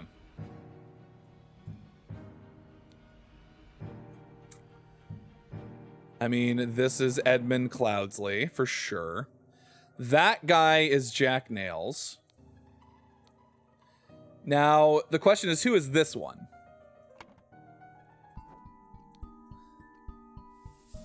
He's got a club.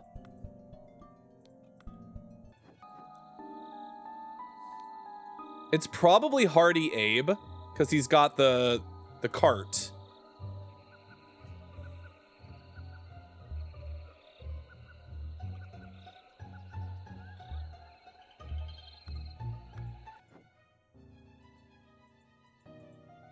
Yeah, I'm gonna assume that's Hardy Abe. There we go. All right, cool. Easy enough.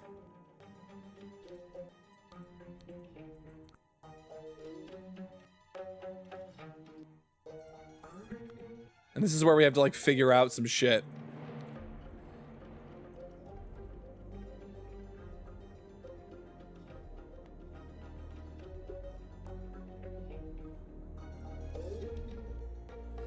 Oh boy.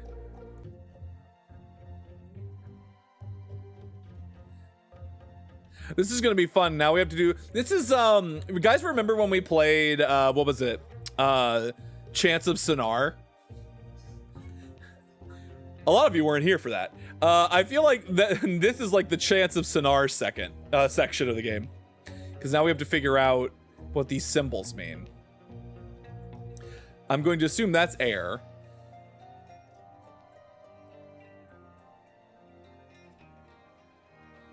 That is probably gold.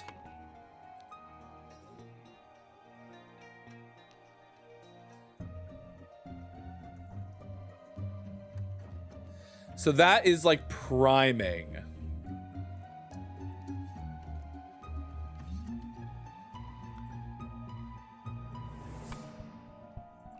Because like if you think about it, if you look at like all the different ways this is being used, if the eye is blue, you can only perform a prime, like some kind of priming input, and it will turn red afterwards. Upon pulling the trigger, if the glyph input is meaningful, the idol will perform the intended action on the trigger target can see. If the eye is red, it is ready for this input, and it will turn blue afterwards. If the eye is blue, you can only perform this input, and it will turn red afterwards. So it's like an off-on type situation, maybe?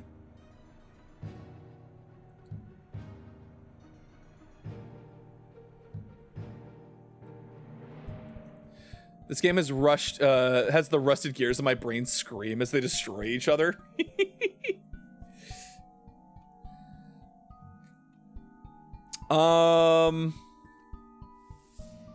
So these two are both used in the spontaneous combustion and freeze. So I would assume this one is heat. That one's matter. Maybe they're swapped.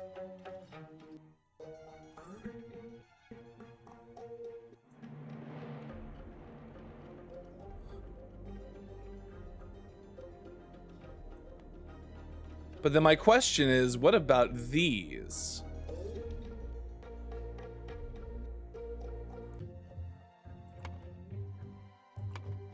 It could be blue, or it could be...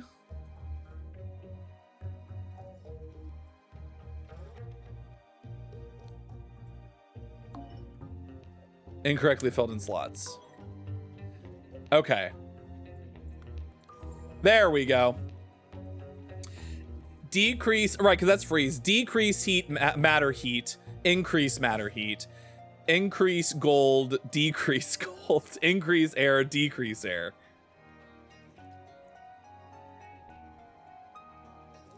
Interesting. All right, blank blank needed a blank. Blank blank along with accomplices needed a corpse.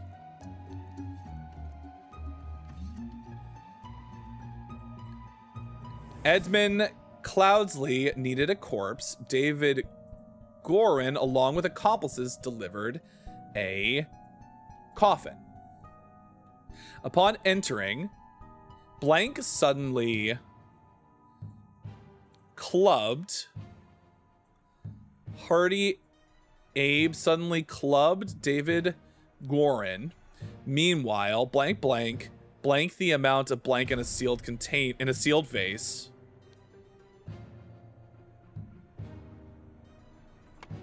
See, it's gonna tell me it's water. But there was a note.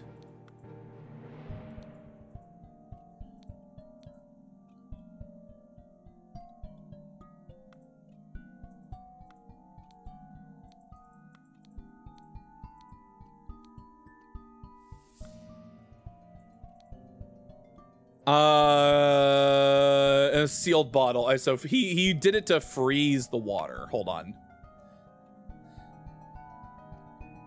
Meanwhile, blank.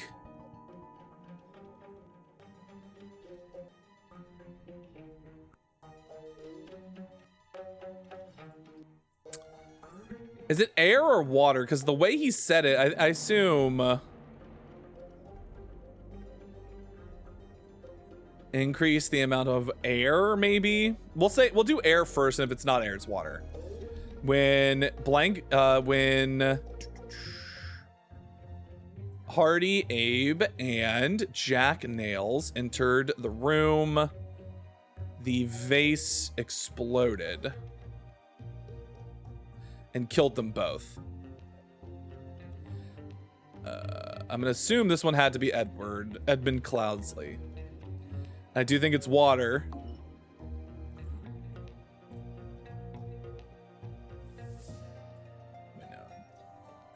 Maybe it's decreased air. Hold on. Decrease the amount of... No.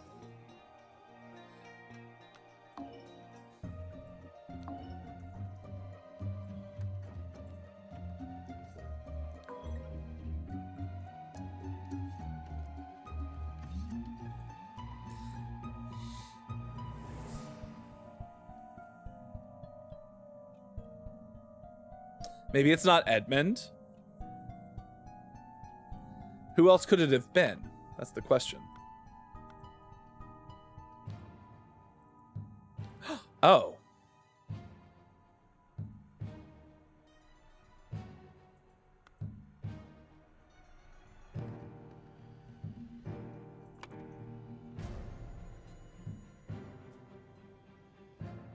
Delivered a coffin upon entering. Hardy Abe suddenly clubbed David Gorin.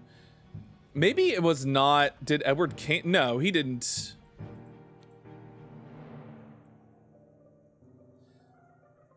Walter Keane. I reckon the idol is a storage thing. Maybe. Perchance. Edmund Cloudsley needed a corpse. David Gorin, along with accomplice... Oh, wait, no. Walter Keane. Sorry, not Walter... David Gorin. Walter Keane. There we go. The scroll has been fulfilled. No hints accessed. To gain entrance to Edmund Cloudsley's secret forest cabin, gentleman robber Walter Keane pretended to deliver a corpse to Edmund for his experiments. On entering the cabin, the robbers ambushed the servants and Edmund locked himself in his study. While the robbers were sawing through the lock, Edmund prepared the trap at the idol that killed 2 of the intruders.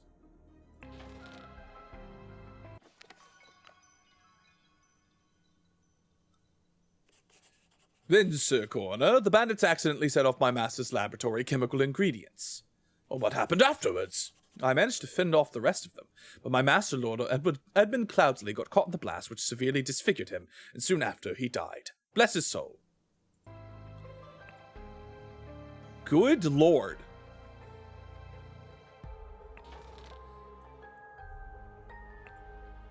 God, there's a lot going on here, huh? The Ascent, the strange practices of a secret society. This is the Brotherhood of Masks. Well. Oh. Tattoo depicts a hand and an eye. I mean, this is David Gorin. To David Gorin for reliable service from Edmund Cloudsley. Shabby formal coat, a dagger, Ash Blair.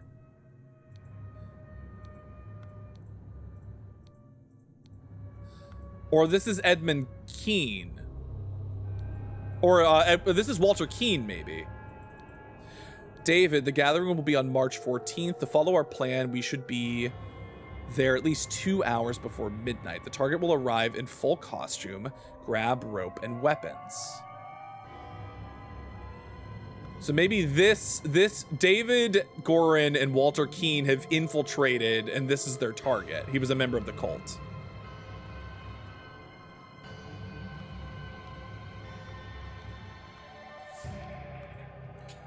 Yeah, they grabbed him and pulled him over here and then walked back to...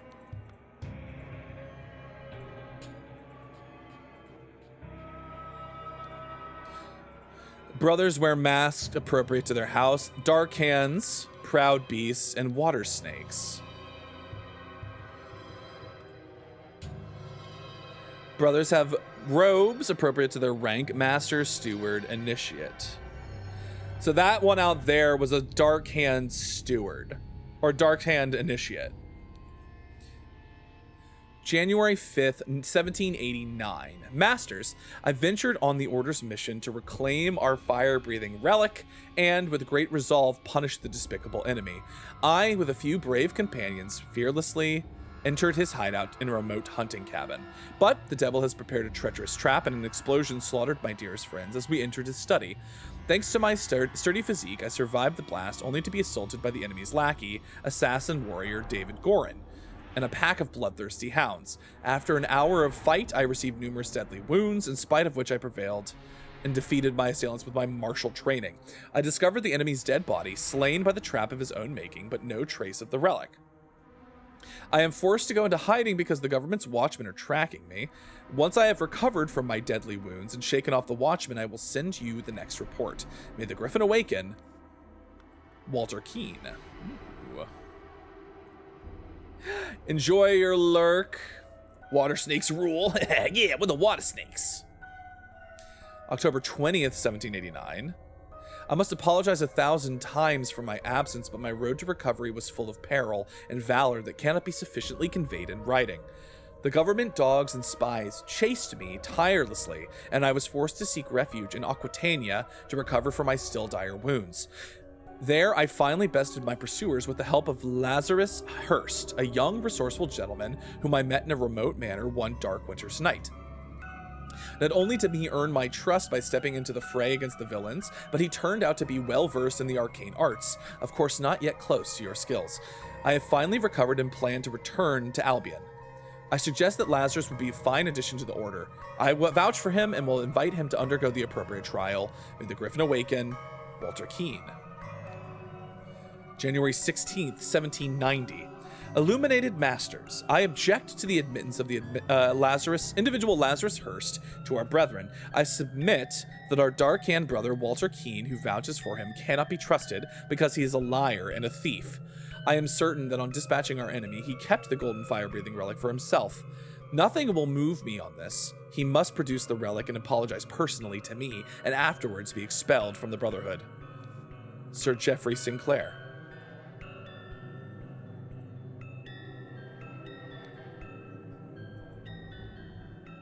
One, carry house on back. 2, no mouth. 3, trout in house. 4, something. Prepare to receive what ye have earned. A ruby ring in his pocket and a ruby ring on his finger. February 10th, 1790. Brother, a member of our order has proposed a new candidate to join our brotherhood. Our brethren's trustworthiness, however, has been challenged. Therefore, we have decided to take measures to resolve the fate of these individuals. If the brother proves himself, he can vouch for the newcomer. If the newcomer survives the appropriate trial, he will join our ranks. You are summoned to join our gathering on March 14th and fulfill your role in the rites of the Brotherhood.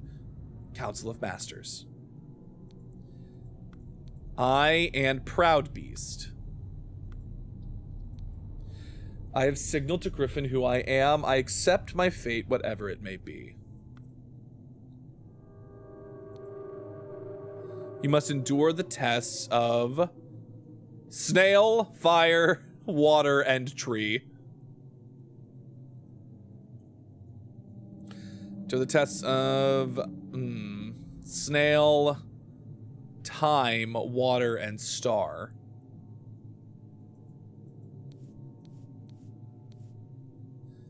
And administered by a proud beast steward, administered by a dark hand steward or master, administered by a water snake master, administered. So it was probably this one, right?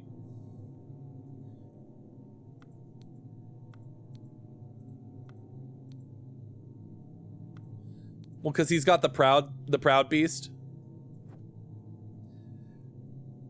Tag yourself, I'm Tree. Uh-oh. Someone's dead. Done when an accuser has challenged a defender. Both drinkers must be barefoot. The substances added depending on the severity of the accusation, including deadly poison. Add substance to one of the cups. Defender chooses first. Accuser chooses the remaining. Both partake in cups. The ritual of squabble. Only initiates can be defender and accuser. The sword must be borne by any dark hand. Defender required decorations of the hall. The Grim Reaper, the never tiring teacher, and the feeder of mouths. The ritual of conflict. The accuser must deeply hate the defender. The sword must be borne by any initiate. Required decorations are the never tiring teacher, the keeper of its treasures, and the mirror of the souls. A tray of a small vial of an unknown substance, a ruby ring. So they have the Grim Reaper, so this one was potentially squabble, huh? Or the I think it was actually no, the ritual of dispute makes the most sense. Only stewards or higher rank can be defender and accuser. The scepter must be borne by a water snake master.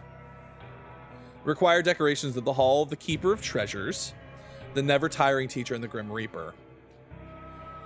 As the ritual of discord is the houses of the accuser and the defender stand behind their brothers. The scepter must be borne by dark hand master.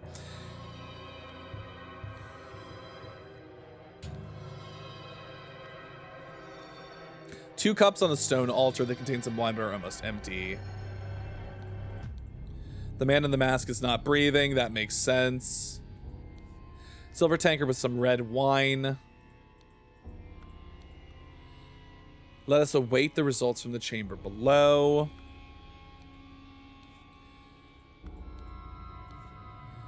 They have a sword, a scepter, and the Grim Reaper.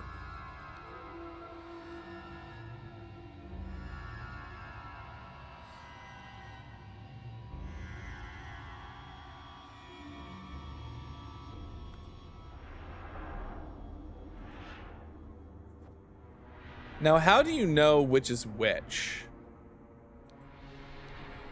So this was a Dark Hand Initiate.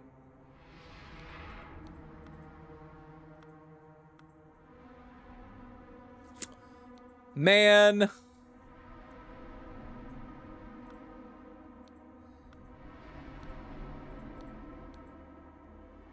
This is one of Walter Keane's hats.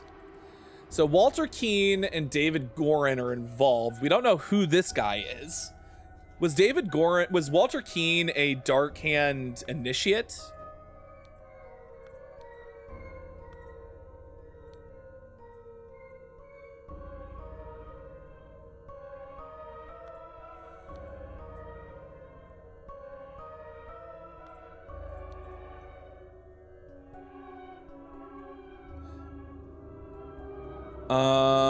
Let's see if we can figure that out.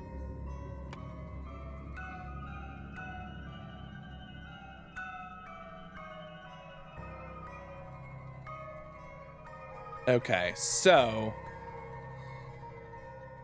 I'm going to assume that this is Proud Beast.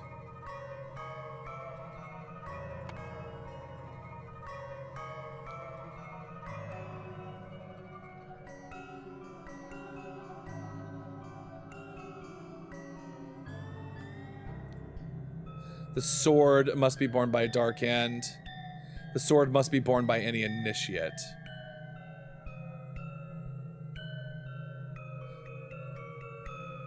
Maybe that's a Dark Hand, actually. Is there anyone where...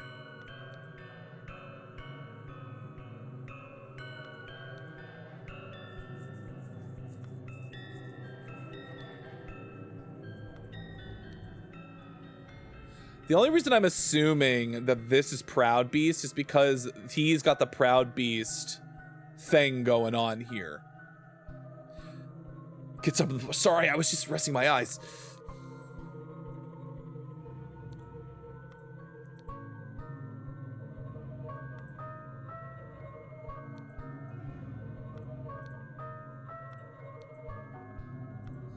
Water.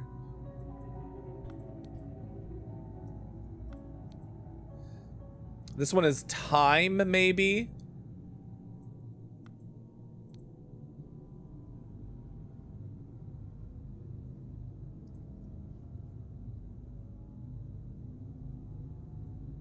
So it's either Inception. So it's probably Inception then, right? Because this is a Proud Beast and that means this is a steward.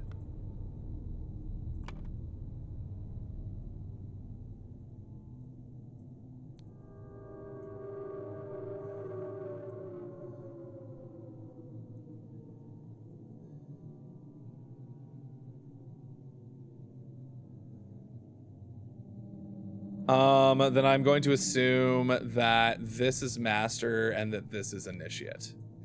Let's try Dark Hand and Water Snake. Okay, so Proud Beast, Water Snake, Dark Hand.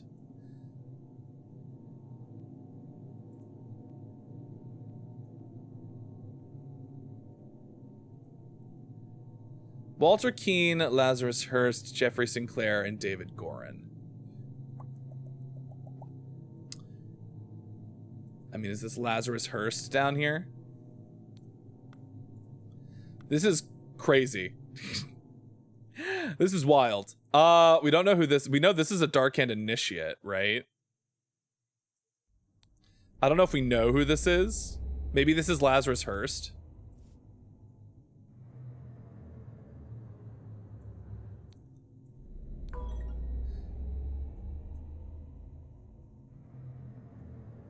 Two or fewer slots.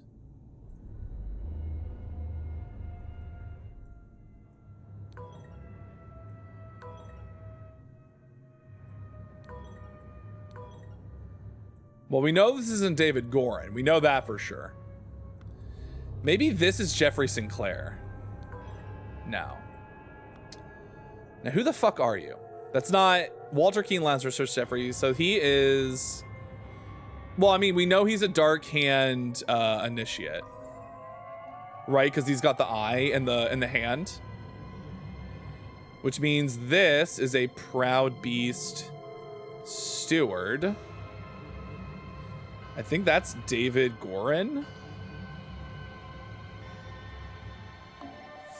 Ritual of... What was the... Not admission.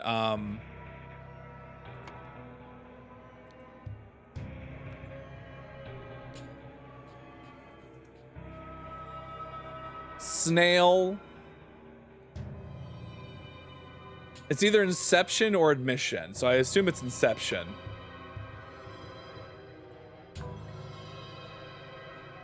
Maybe this one is Lazarus Hurst. There we go. That is Lazarus Hurst.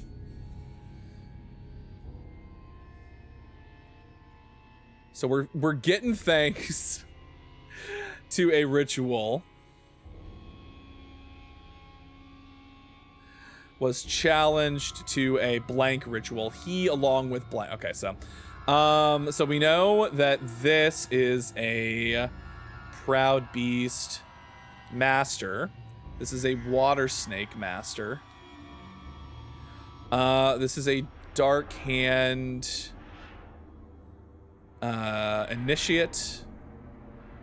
This is a Water Snake Initiate.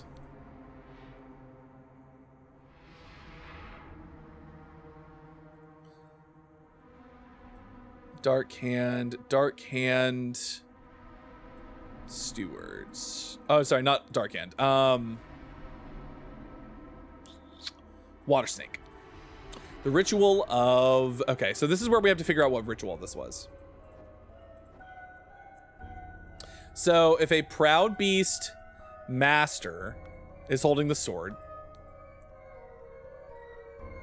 Only initiates can be defender and accuser. These are not initiates, these are stewards. The sword must be borne by any initiate. No, we don't have any initiates. Only stewards or higher rank can be defender and accuser. The scepter must be borne by a water snake master, which it is, so this is a ritual of dispute.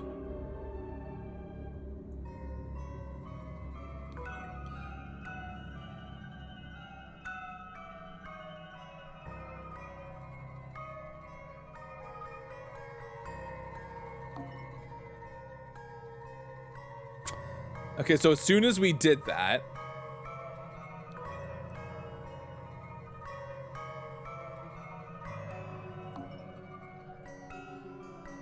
we have fucked up somehow. So maybe it's not dispute, maybe it's the other one? No, that doesn't make any sense. Because the scepter is being borne by a water snake master, so this is the ritual of dispute. The scepter must be, only stewards or higher can be, yeah. So we know these are stewards. So it is that one. So it's just there's something about this that is incorrect.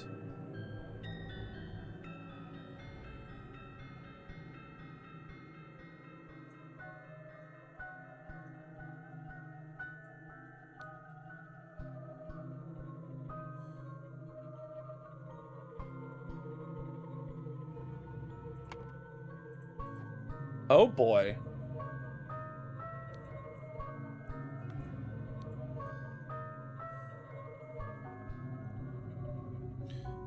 With the help of Lazarus Hurst, a young resourceful gentleman whom I met in a remote manner one dark winter's night, I object to the admittance of the individual Lazarus Hurst to our brethren. I submit that our dark-hand brother, Walter Keene, who vouches for him. Okay, so this is probably Walter Keene. And then this is Jeffrey Sinclair.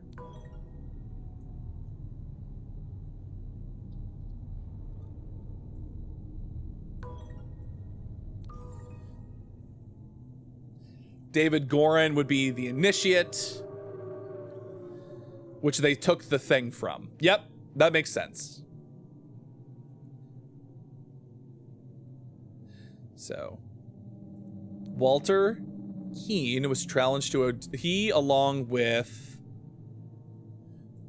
David Gorin ambushed a dark hand initiate blank posing as blank blank.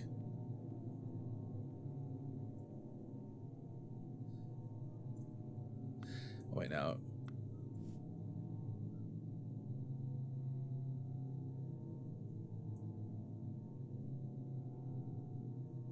Ambush blank blank posing as blank blank to blank blank with a blank which blank had no blank.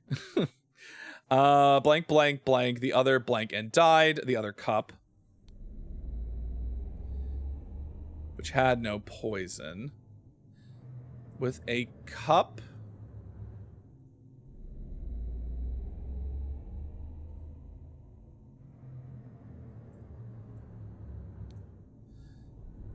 Jeffrey Sinclair drank the other cup and died. Meanwhile, Lazarus Hurst passed a proud beast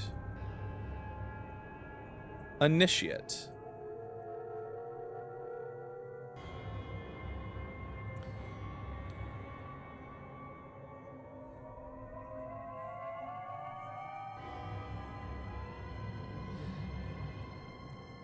Dark Hand initiate. Who did they ambush?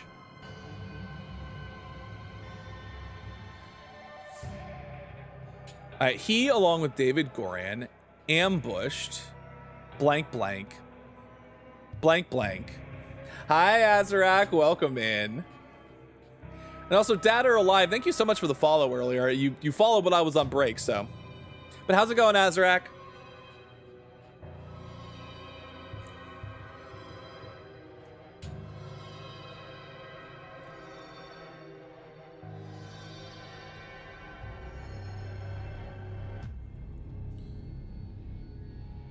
Walter Keane was challenged to a dispute ritual. He, along with David Goran, ambushed someone, a Dark Hand initiate, posing as... Who do they pose as?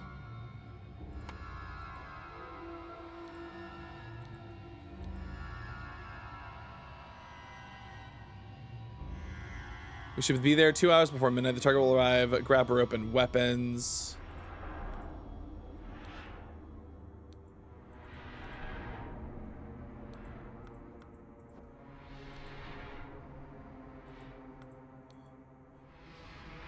On dispatching our enemy, he kept the golden fire. Nothing will move. Produce the relic.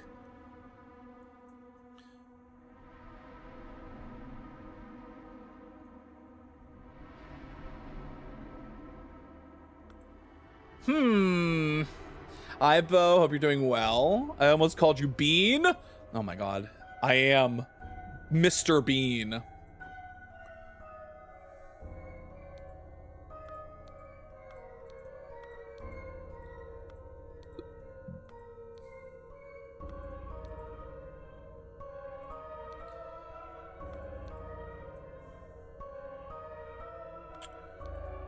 Defender and accuser, maybe? Hold on. Was challenged to a dispute ritual. He, along with David Goran, ambushed blank blank, a Dark Hand initiate. Do we know?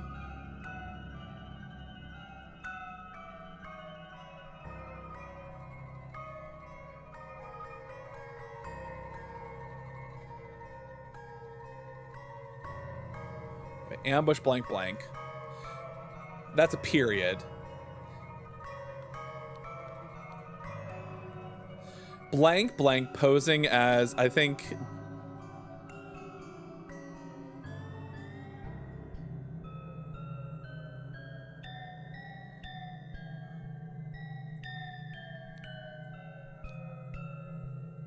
David Goran posing as Dark Hand initiate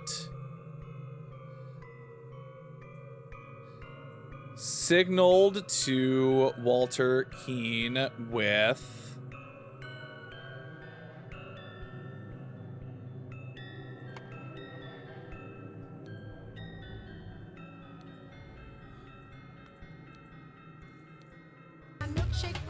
oh my goodness, Sequoia Art, welcome in. Thank you so much for the raid. Can we get a shout out for Sequoia? Thank you so much for the raid. How was your art stream? How did he signal to him?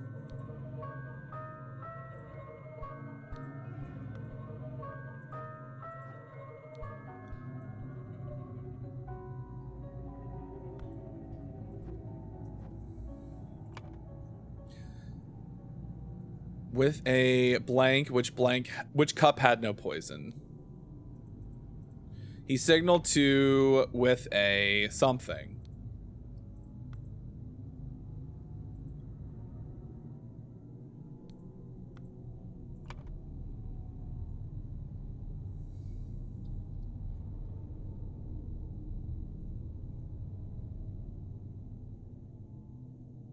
Which cup had no poison? Jeffrey Sinclair drank the other cup and died. Meanwhile, Lazarus Hurst, past the Inception ritual, would become proud beast initiate. With a... Yeah. With a blank.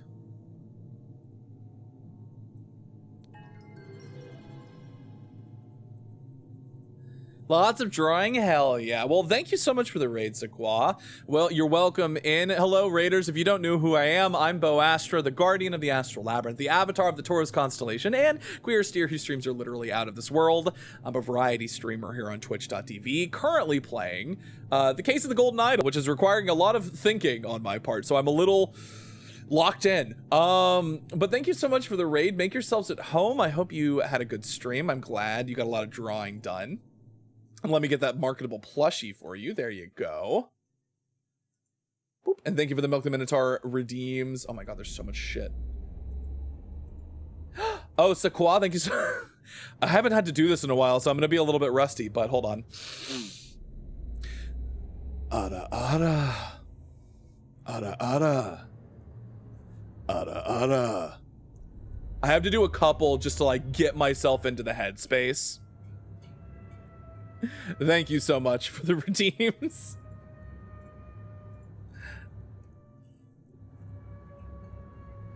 I have to practice. I have to get some practice in. Power lurking and stocking up. Hell yeah. Keep the stocking up. Keep the lurking going. The demon robot is pleased. After being challenged to a ritual with potentially deadly consequences, Walter conspired with David to devise a plan which would ensure his own safety. They captured a Brotherhood member on his way to the gathering. David took his costume so that during the ritual of dispute, he could indicate to Walter which cup was poisoned. Therefore, Walter chose the safe cup, and his opponent drank the poison and died.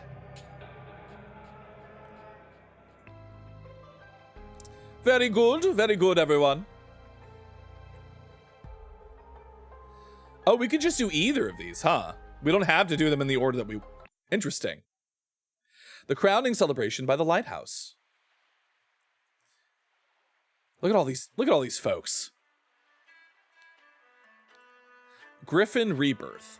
The one who claims to be Griffin Reborn must perform a miracle. If someone repeats the miracle, it is proven that it was not a miracle, but mere magic. Claimant is punished with death. If no one can repeat the miracle, the masks fall. Claimant is crowned as Griffin Reborn. Chronicles of Griffin Reborn. Wait, did we not get Griffin Rebirth? In 1725, the first Darkhand Lord Harrington demonstrated flying. In 1756, Proud Beast Master Lord Pledsley performed a seance talking to the spirits. He jumped off a cliff to his own death. Nice. Lord Angus McBain repeated the miracle, proving him unworthy. In 1764, Darkhand Master Lord Jones demonstrated the creation of a homunculus, but Lord Angus McBain produces the homunculus as well. Dude, Lord Angus McBain is just fucking destroying everyone. Coming in with his logic and facts. In 1771, Proud Beast Master Lord White carried out the hypnosis of a servant. And Lord Angus McBain hypnotized the same man as well. Good lord. Angus McBain is just so good at his job. Dude got some fucking sneaks on. 5 strange looking masks. That was an actual miracle. Unbelievable. So there is a Griffin Reborn. A heavenly seal. Or a heavy seal. This is for 7. Kneel before Griffin Reborn and make ready. I would lead you brothers to great many challenges. This is Lazarus Hearst. But Lazarus Hearst is Edmund Crowley. Or not Crowley, Edmund Cloudsley. Hold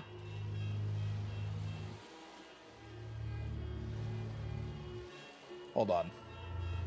I have to read your name appropriately. Marky the Raccoon, thank you so much for being here. Thank you for the first message. How's it going, Marky? Welcome in. Miracle preparation. After the air input, aim at the sky. This is the decreased air input. Aim at the sky, press the lever to maximum position, and hold for at least 10 seconds. At this point, the idol should be full enough to perform the miracle once.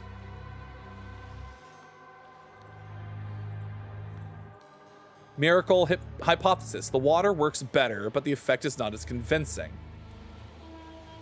Therefore, main challenge is increase air. Therefore, the main challenge is ensuring my balance when holding onto the idol. Practice is paramount.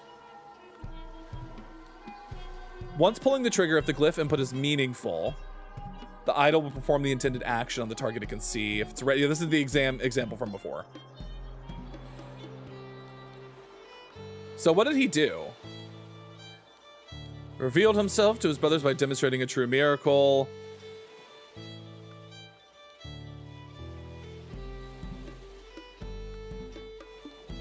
A set of heavy wooden oars. It's very important that we know what all of these boots look like. Here I brought back your staff, O Griffin Reborn. This is Walter Keane. Dear Master McBain, these threats to contact the Chief Inspector about my past offend me greatly. Being an honest soul, I have no choice but to comply with your base demands. I may have invited Lazarus into our brotherhood, but he has not shared all his secrets with me. Luckily, I had an opportunity to see him practicing this miracle. He has a magical artifact hidden in his cane. When performing the miracle, he input the following glyphs. Then he presses a small lever on the handle of the cane, and it grants him the powers to demonstrate the miracle. I have no doubt that this staff will work just as well in your hands as his. Sincerely, Darkhand Steward. A golden snuff box filled with opium. Angus McBain. The golden idol is enclosed within the handle of an ornamental cane. There's a piece missing from the bottom. That's the good stuff. I'm surprised you didn't call them freaks. They are freaks. But this is Walter. This is Walter Keene.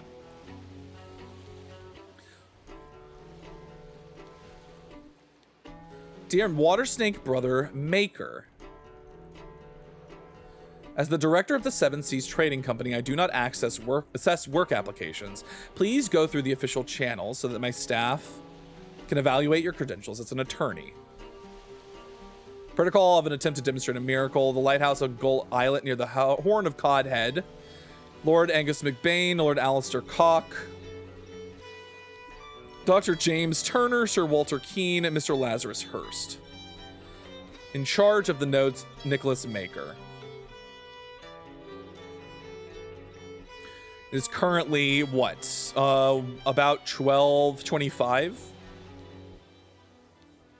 The man is not breathing and has a severe wound at the back of his head.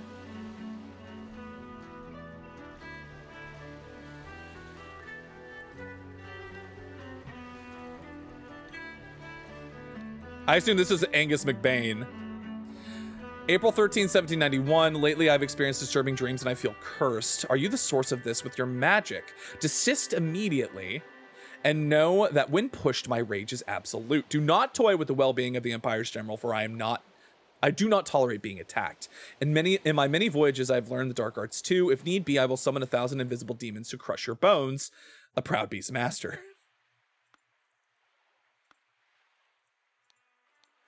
Dear friend, it is not so simple for me to get you a seat alongside me on the court of directors at the Seven Seas Company. As a doctor, I recommend you stop obsessing over it. It will only unbalance your humors. Let us discuss alternatives at the next party at Kensington Palace.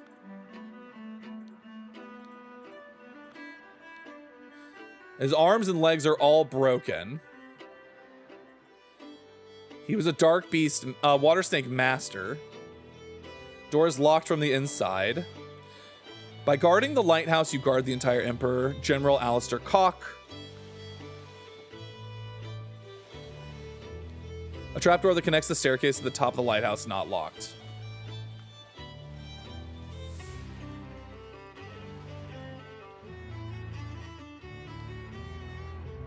So a bunch of these dudes, or these two dudes killed Alistair Cock, or killed this man over here. So it was Lazarus Hurst and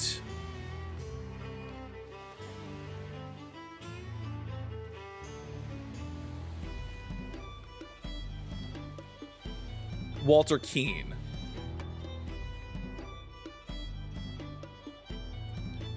Walter Keene.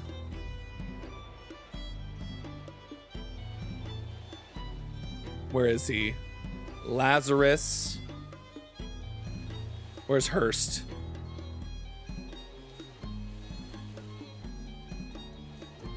People who have the magic relic chronologically. So we have to look and see what his plan was here. Oh, so he took Walter Keene. Yeah, Walter Keene gave Angus McBain the staff in order to have him be able to replicate the miracle, but he only could do the miracle when it was missing the tip, right?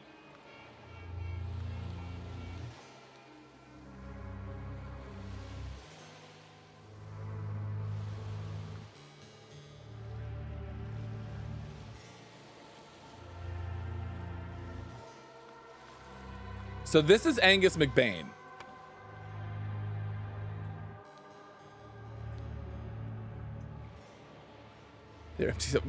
Blank blackmailed to find out how. Okay. Lazarus Hurst. Angus McBain blackmailed Walter Keane to find out, perform the miracle of flying.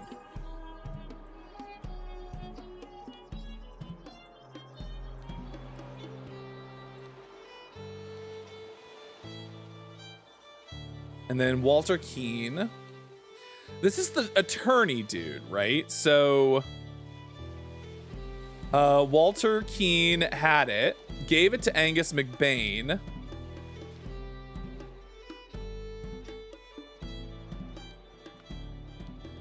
Or maybe Lazarus Hurst had it and then Angus McBain.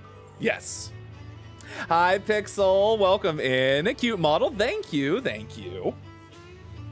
I like to think so. I like to think so. Let's see. So then we just need to figure out who these fuckers are. This is the attorney dude.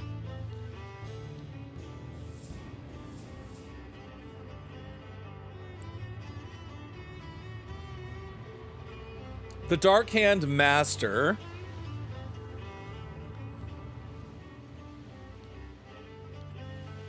Dear Water Snake Brother Maker.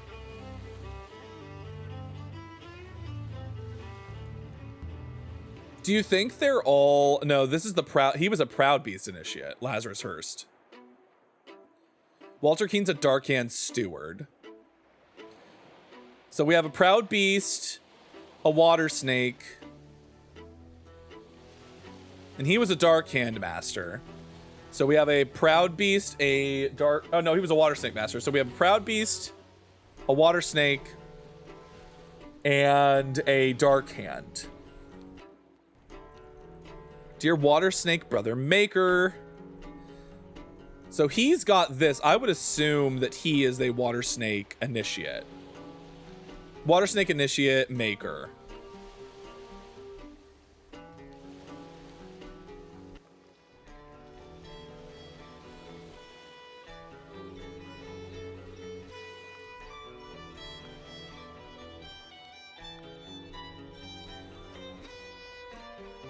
Look at this fucking dude.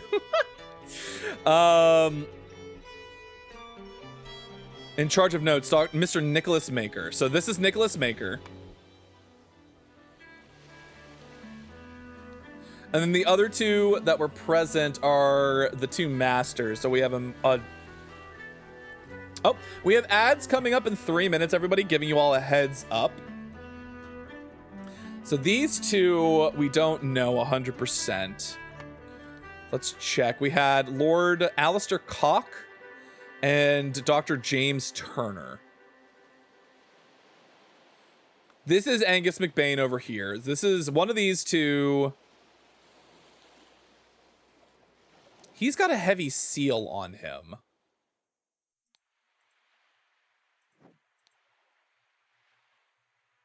General Alistair Cock.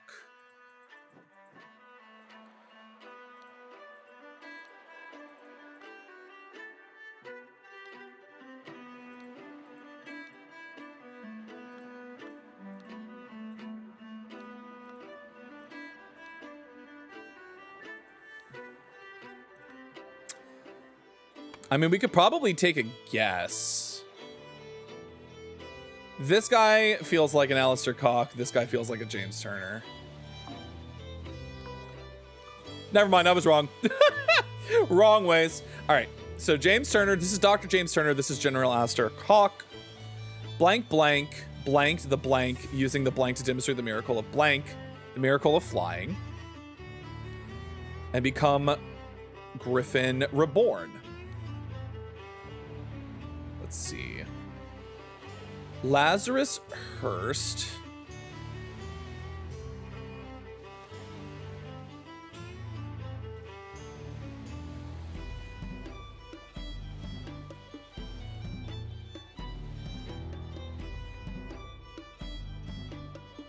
Let's say jumped from the lighthouse using the idol to demonstrate the miracle of flying and become Griffin Reborn. Okay. Blank, blank, blank, blank. Let's see. This resulted in, I want to say, Angus McBain's death from head wound.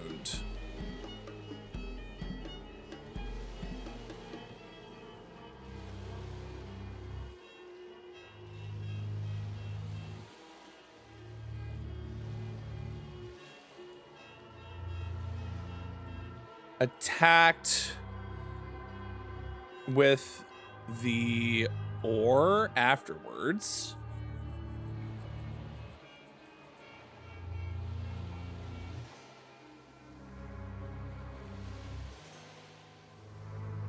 Let's say it was probably Walter Keane.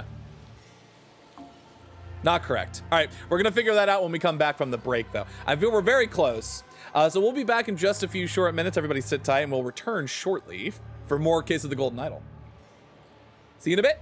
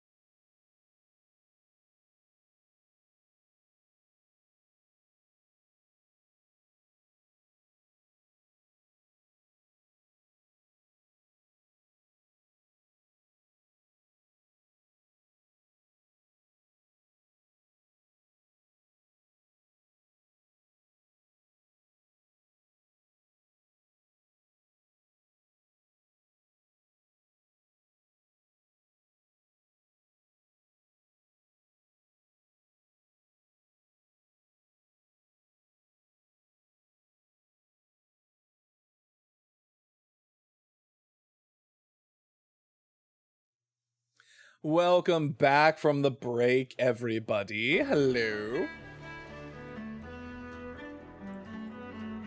Welcome back, welcome back. All right, so Lazarus Hurst jumped from the lighthouse using the idol to demonstrate the miracle of flying and become Griffin Reborn. Blank attacked with the orbs. Now, maybe it was the cane?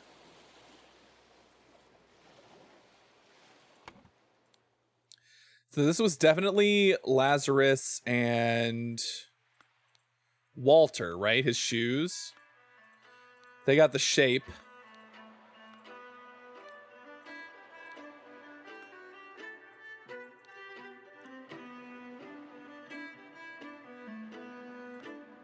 So maybe it's David Gorin, maybe, instead. But, I mean, we know it's David Gorin, but it's not David.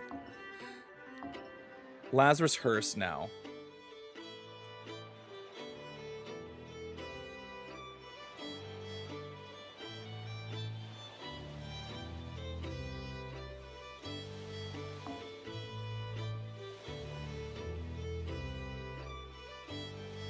Walter Keane.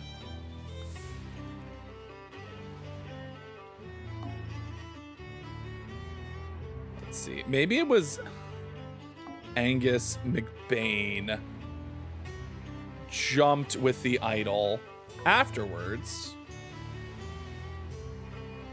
Jumped from the lighthouse afterwards. When Lazarus Hearst jumped from the lighthouse and survived using the hidden golden idol, Master Anga. Oh, because he didn't know. Okay, that's how it did it. So he had, Lazarus had primed the staff. He had primed the idol to be able to do it. So when Angus McBain went to go do it, he was just told the one he would need to do after it had been primed, which it hadn't been primed yet. Makes sense. That's why he died, because he didn't know he was supposed to prime it first. We back. So when Lazarus Hearst jumped from the lighthouse and survived using the hidden golden idol, Master Angus McBain thought he had enough information to repeat the miracle and prevent Lazarus from becoming Griffin Reborn. He seized the staff from Lazarus and locked the lighthouse door to prevent foul play. However, he did not know all the secrets of the idol, and it did not work for him, and Angus jumped to his death. There we go. We figured it out. The interrupted weekend at the doctor's salon.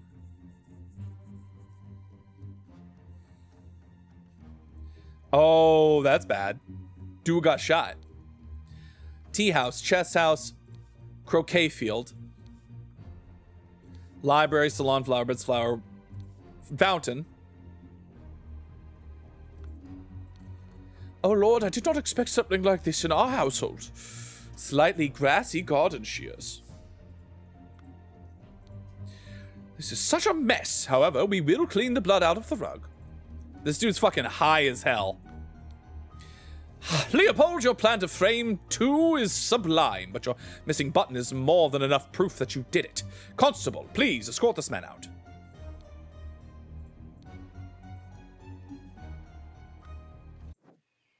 Oh my god.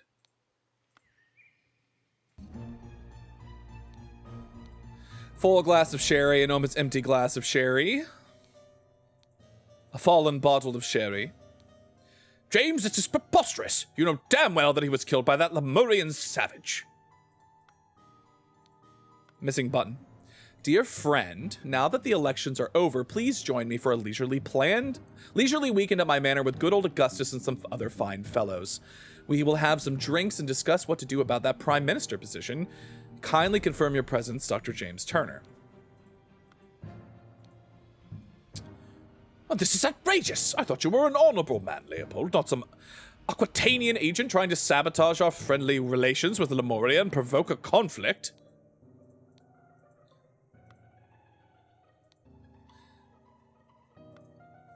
Who the fuck is this dude? He stole his life, just like that. The doctor's a smart man since he saw through his lies. Dear friend, at one of your balls, you said that you would love to meet someone actually interesting. I'm having a weekend of drinks at my manor, and a prince from the 11th clan of Lemuria will be joining us.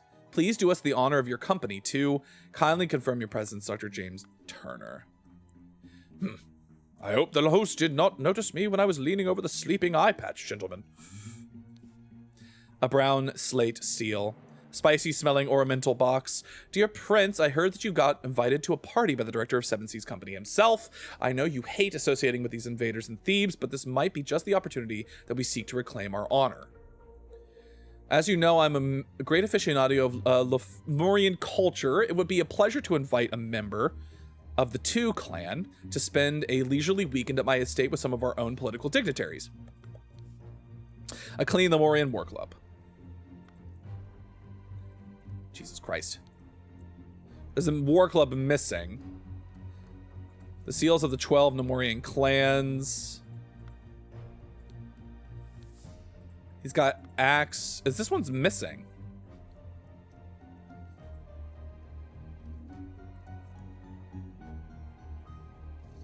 Yeah, there's one missing. A boomerang? He took the button off of him. Who the fuck is this? The elections are over, so let's uphold tradition and have a leisurely weekend at my place with you and Leopold to discuss the prime minister situation. Not breathing and has a huge vertical wound in his forehead.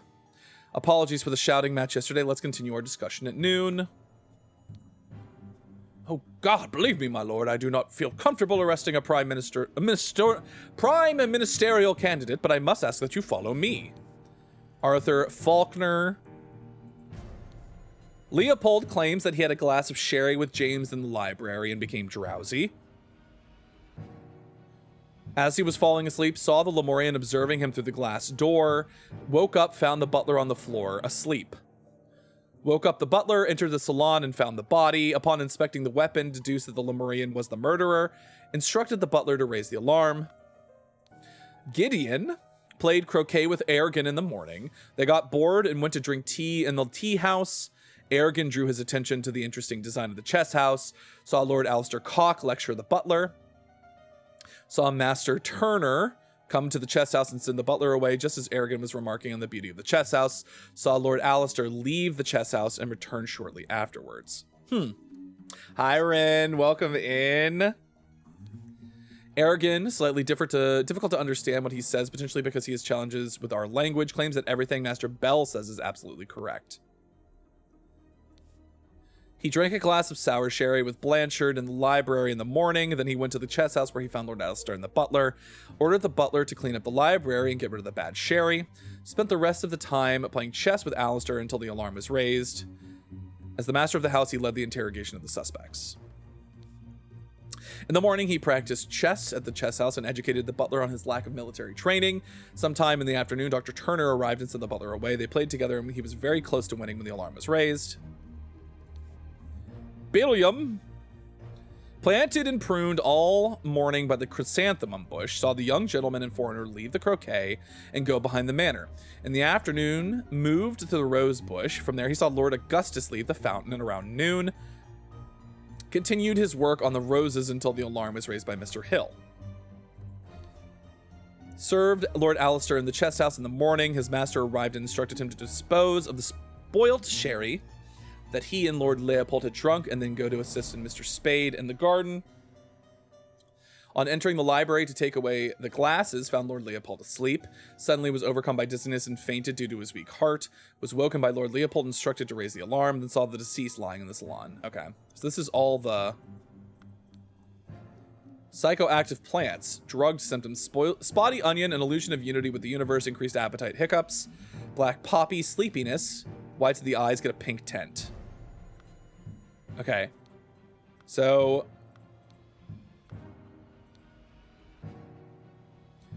Leopold was poisoned with black poppy. Lemurian lichen, lots of perception of time, rapid blinking.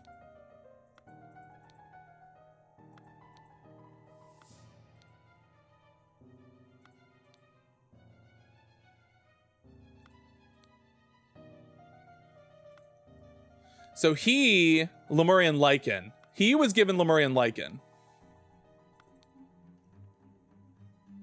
Surge of energy, vocalization of all your thoughts, twitching, aggression.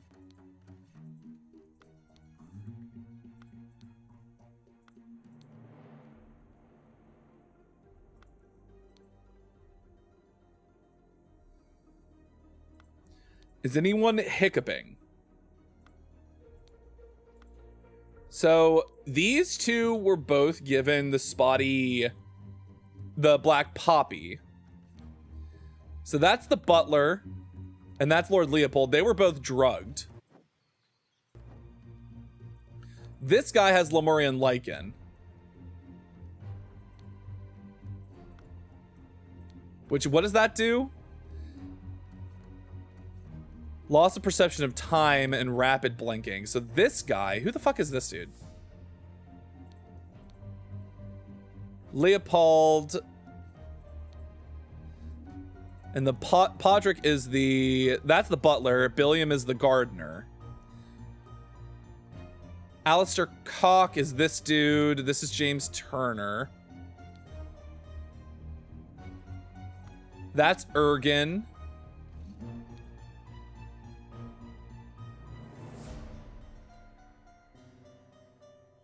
Saw Master Turner come to the chess house. And this must be Gideon. So Gideon, his timing cannot be trusted.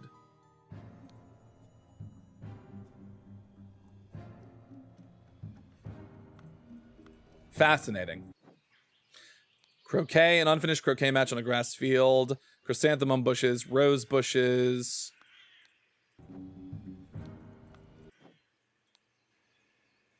There's some kind of London Gazetteer. Who will be the new Prime Minister? Election results. New Order Party, moderates, loyalists. Blanchard or Valentine? The New Order Party have the most MPs, but it is clear the two parties will form a coalition. This means either loyalist leader Blanchard or moderate leader Valentine will become the Prime Minister, leaving Lazarus Hearst and his party in the opposition. So Lazarus Hearst is in charge of the New Order Party. They killed the leader of the moderate party and framed the leader of the loyalists in order to give... Okay. So we know what happened here. They killed the leader of the moderates and framed Leopold Blanchard. So Leopold Blanchard and something Valentine. What's his name?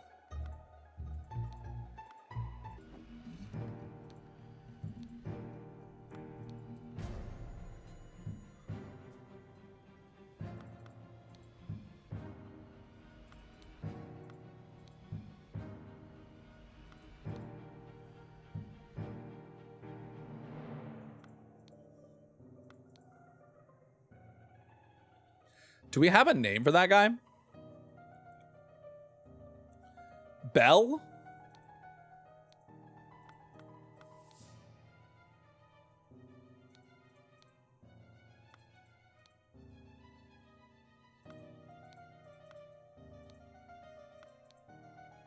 Who mentioned something about Bell?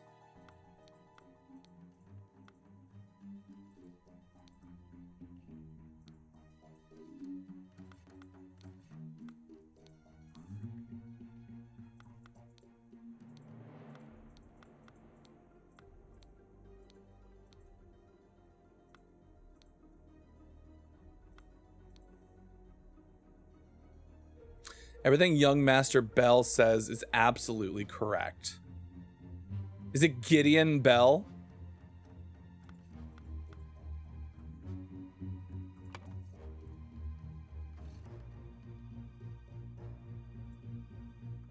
Ergen. Okay, let's start getting this all figured out. This is Arthur Faulkner. His name is something Valentine. Alistair Cock. Leopold Blanchard. Gideon Bell. Billiam Podrick Turner. Augustus Valentine.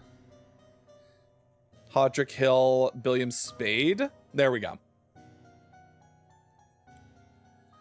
Augustus Valentine is the victim. Where is it? The boomerang is the murder weapon. The library, where is it? Is where he was murdered. Body was found by Podrick Hill. No? Body was found by, wait, who was the thing who said they found the body? Leopold Blanchard.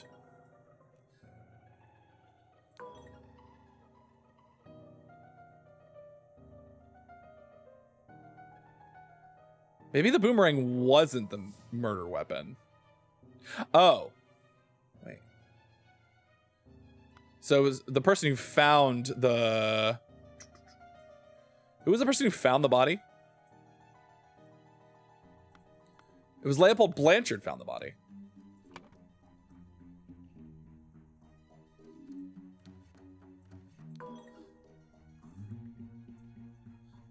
Maybe the boomerang wasn't the murder weapon.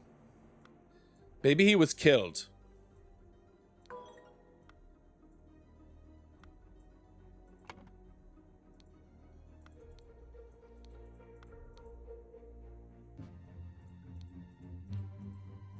Is there anything else that could have killed him?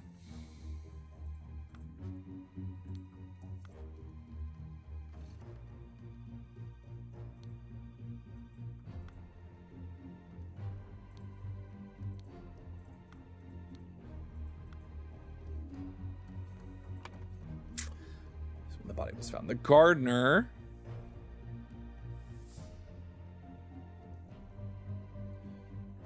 See, the butler was in the library, I think. Oh God. His master arrived and instructed him to dispose of the spoiled sherry that he and Lord Leopold had drunk, and then go to assist Mr. Spade in the garden. On entering the library to take away the glasses, he found Lord Leopold asleep. Suddenly was overcome by dizziness and fainted due to his weak heart. Was woken by Lord Leopold and instructed to raise the alarm. In the salon. Okay, so it wasn't the... He was dead in the salon.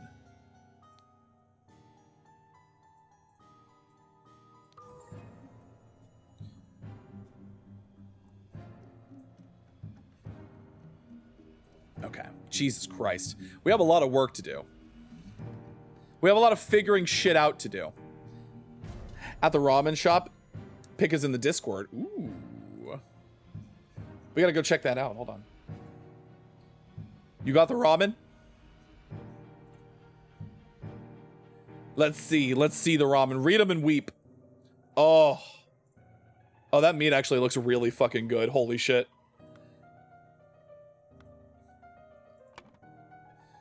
The button on him to...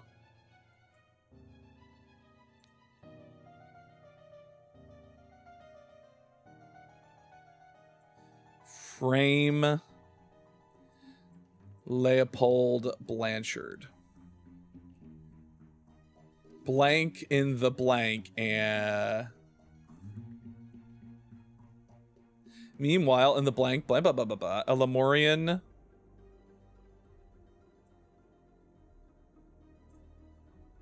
seal from the salon. In the blank at around noon, killed Augustus Valentine and planted the button on him to frame Leopold Blanchard. Good Lord. All right. There's probably still more information for us. 2 cups of spicy smelling tea, one almost empty, the other untouched. So this is the tea house. This is where chess house. People were playing chess here.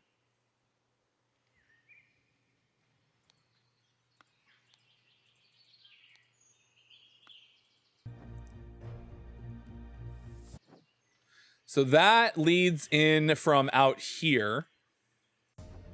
And this goes in from the other way. So this is where this door leads into the library. And that door leads into the salon. Okay.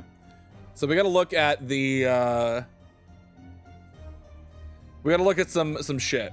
All right. Leopold claims he had a glass of sherry with James in the library and became drowsy. So James had been in the library with Leopold Blanchard and they drank. The sherry, though, was poisoned with the poppy, the black poppy.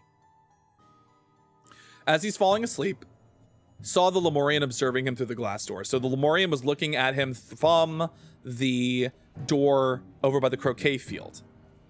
Woke up, found the butler on the floor, asleep, So the butler was also in here on the library. He woke up the butler, entered the salon, and found the body of Augustus Valentine. Upon inspecting the weapon, deduced that the Lemurian was the murderer. Instructed the butler to raise the alarm. Because he deduced that the Lemurian was the murderer, I assume, because he had used the Lemurian boomerang, but he got that from the library, so it doesn't have to have been. Now, the butler is Podrick, served Lord Alistair in the chest house in the morning.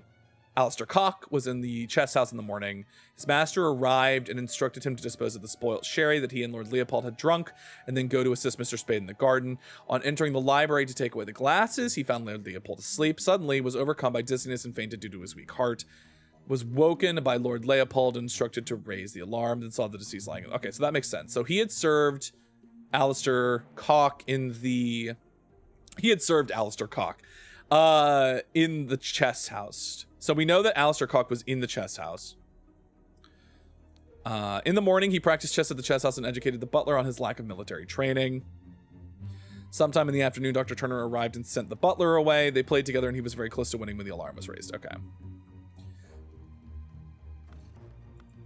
How close to winning was he? Let's take a look at the board.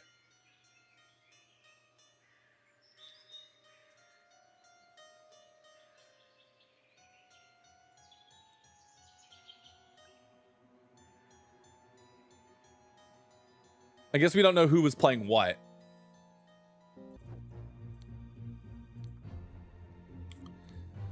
He drank a glass of sour sherry with Blanchard in the library in the morning. Then he went to the chess house where he found Lord Alistair and his butler. Ordered the butler to clean up the library and get rid of the bad sherry. Spent the rest of the time playing chess with Alistair until the alarm was raised.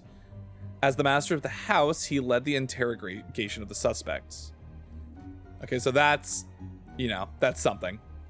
Gideon claims he played croquet with Aragon in the morning. They got bored and went to drink tea in the tea house. Aragon drew his attention to the interesting design of the chest house. Saw Lord Alistair Cock lecture the butler. Saw Master Turner come to the chess house and send the butler away, just as Aragon was remarking on the beauty of the chess house. Saw Lord Alistair leave the chess house and return shortly afterwards. So he saw Lord Alistair leave.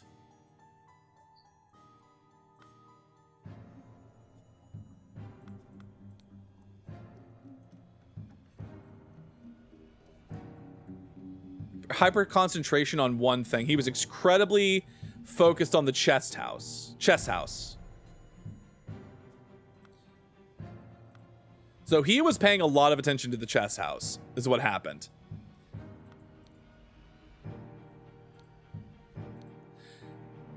Everything young Master Bell says is absolutely correct.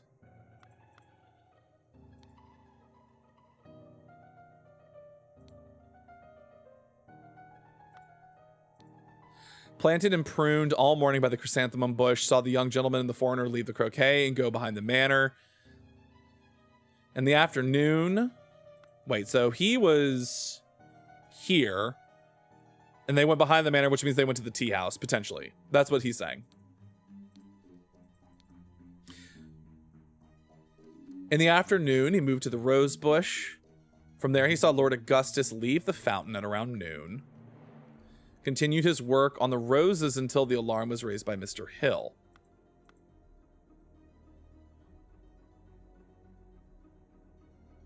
And Mr. Hill was Podrick. So he was here. He would have seen that happen. Would he have seen Lord Augustus leave the chess house and go into the salon from the rose bush? Potentially.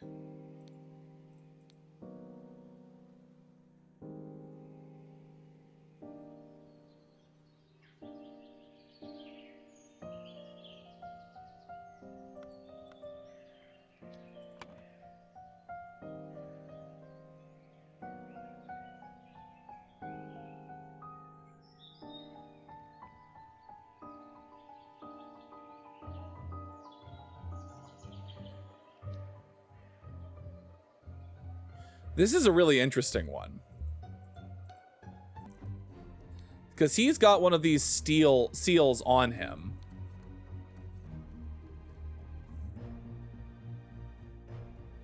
I heard that you got invited to a party by the director of Seven Seas Company himself. I know you hate associating with these invaders and thieves, but that might be the opportunity we seek to reclaim our honor, which he did by stealing his seal back, potentially.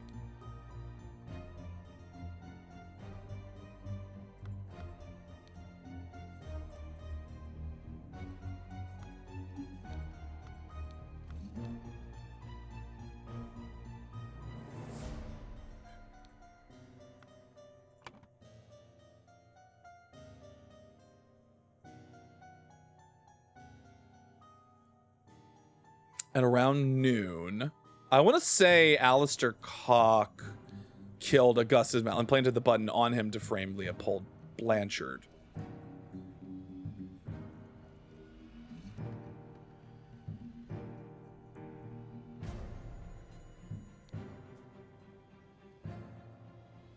Aragon 2.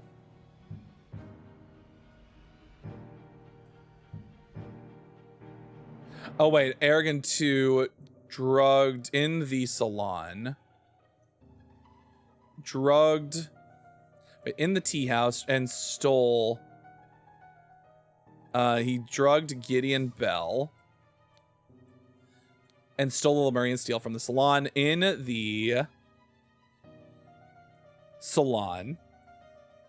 At around noon, Alistair Cock killed Augustus Valentine and planted the button on him to frame Leopold Blanchard. Early in the morning, I'm going to say blank.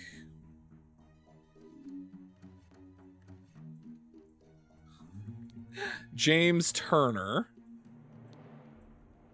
drugged Leopold Blanchard in the library. Oh, wait, hold on. The gardener was in the flower beds. The butler was in when the body was found, was in the library. The doctor was in the chest house. The loyalist was in the salon. The general was in the chest house. The young man was in the tea house. And the prince was in the tea house.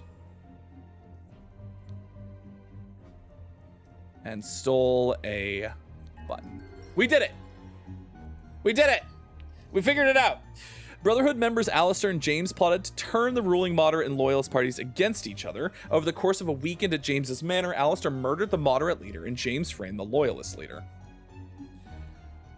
I mean, is it any surprise?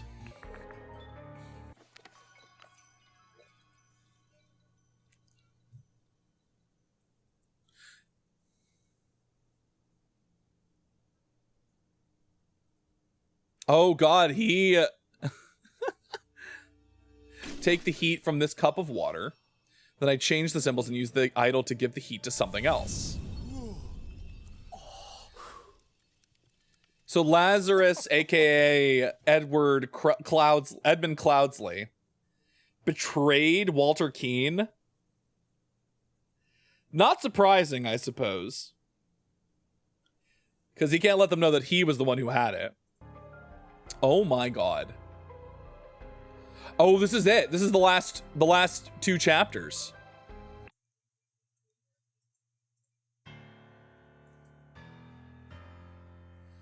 Oh my God.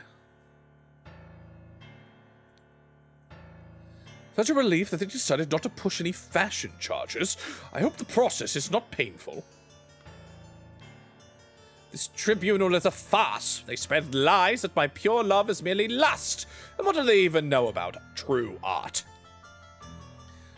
I felt it in my bones that I should have drunk less. Now ye poor souls experience God's wrath.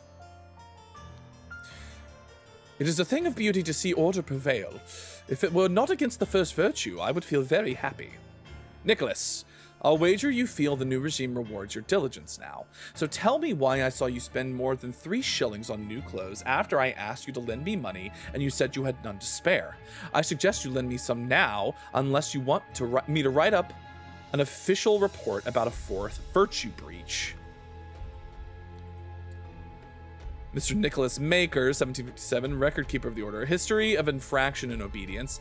Labeled a protocol as being on Thursday, even though it was Wednesday. Took a double-length lunch break in the office. Loyal service and low-ranking position to the order party, plus 10 merit. Damn. Merit, huh?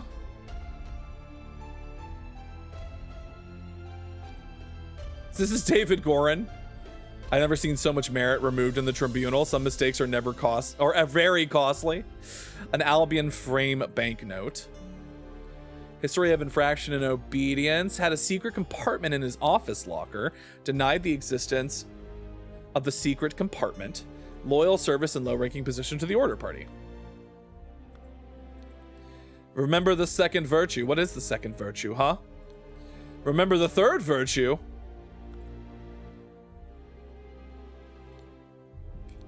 The man is not breathing, no apparent wounds. Prince of Dusk. Night, like night, I am dark and full of terror. I do not fear love. Do not make that error. When you know my name, just look for my face. Oh, God. That is music to my ears, Alistair, but do control your emotions. We as arbiters of order must never violate the first virtue. Dear Dr. Turner, I must regretfully inform you that during your absence from party business, your senior assistant, Daniel, has demonstrated extreme untidiness and thus breached one of the virtues. History of infraction would be drank a full bottle of brandy at a picnic, kept the book Legacy of the Rose Dynasty in his study. Loyal service to the order party in a high-ranking position.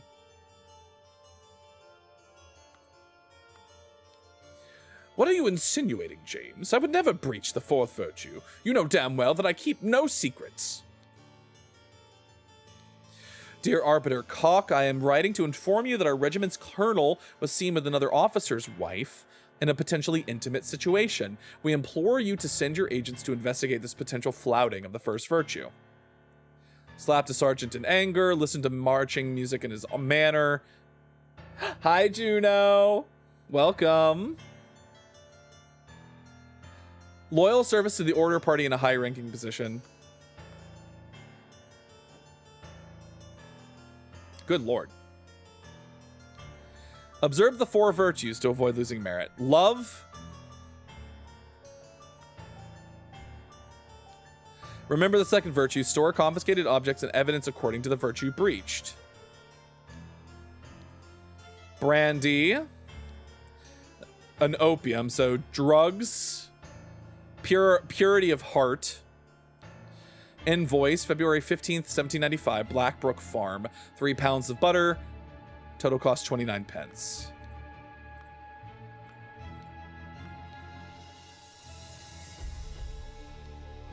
Portrait of Gideon Bell. Why is he a violin?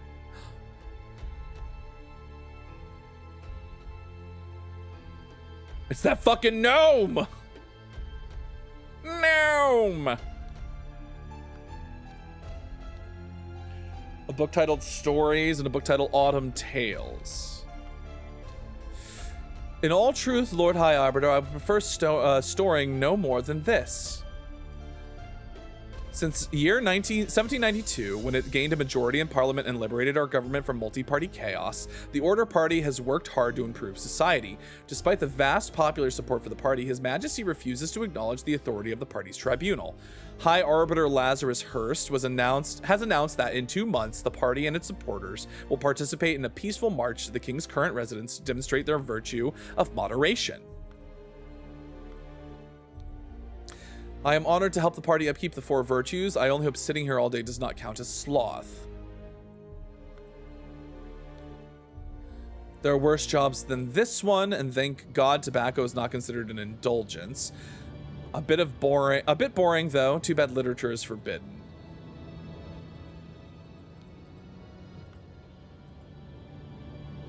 Four maxims of virtue. We have moderation, truth, sloth, and what? Fashion? Fangor Quinn. Claimed he had no wife. has a painting depicting a naked person in his house, broke his wife's favorite teapot in anger, was observed spending a night with neighbor's wife. Mr. Walter Keene flirted 3 times with different married women during the party convention, wore ridiculous headgear at 5 public events, claimed he had not betrayed High Arbiter Lazarus during his ritual of ascendance, expelled from the party of order. Lothar Richards held a dinner party a few years ago where he offered large amounts of wine to his guests. Hi, Nubs. Welcome in. Hi, Art. A few years ago, when it offered got angry during the questioning and shouted at the High Arbiter, revealed the whereabouts of his hiding fugitive dissident daughter Mary and her husband Peter. Josh Bailey left his work at Tannery early, drank excessive amounts of gin at the Scrawny Cat, drank excessive amounts of rum at the Old Oak, approached a married woman with an indecent offer, denied 4 times during questioning that he had done these acts. Horace Webb has not held down a job since the new regime, evaluated as 60 instances of non-work, claims he works in his castle helping his servants clean it, possesses 15 books kept in his private library, expressed willingness to donate his castle to the party. Plus 200 merit! Duke Gideon Bell wears an outrageous hairstyle, broke down in tears 10 times during the questioning, has refused to start working, rejected the High Arbiter's request that he share information of a secret entrance to the castle of his cousin, the Sovereign.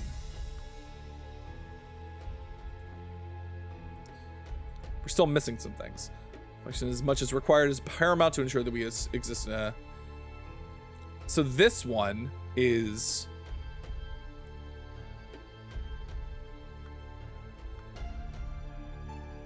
Are we missing? We're still missing one.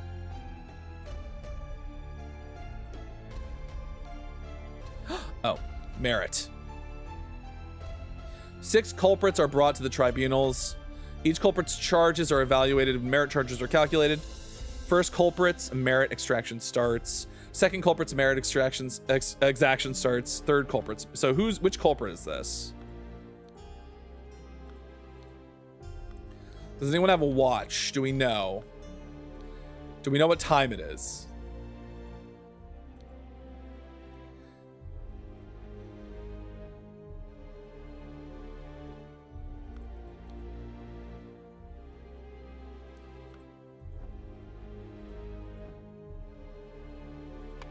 Oh, good Lord. The first virtue. Jesus Christ.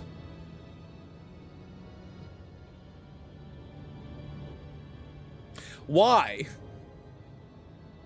I think I need that painting of the gnome in my bathroom. Jesus Christ, Nubs, why?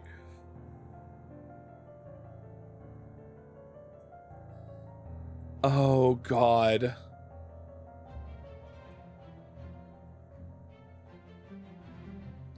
During a tribunal, blank blank is judged to have the largest. I'm going to assume that's merit.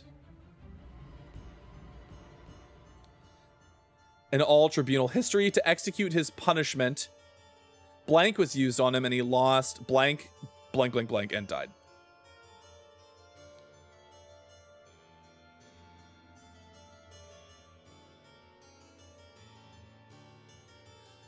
The idol was used on him and he lost.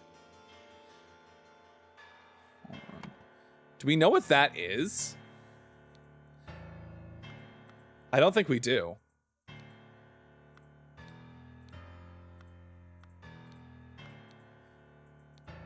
I think this one might be moderation.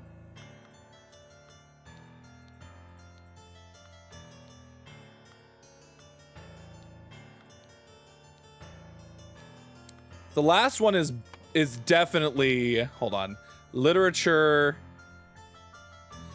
excessive indulgence,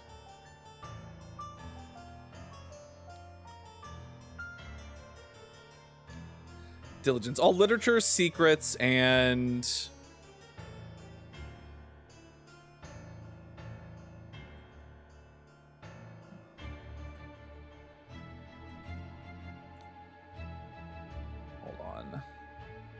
sloth.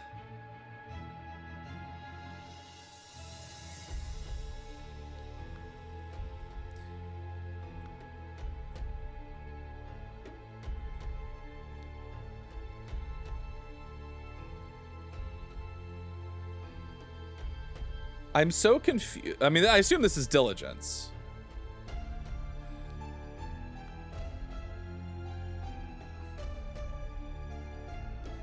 Vulgar art, vulgar literature, and vulgar...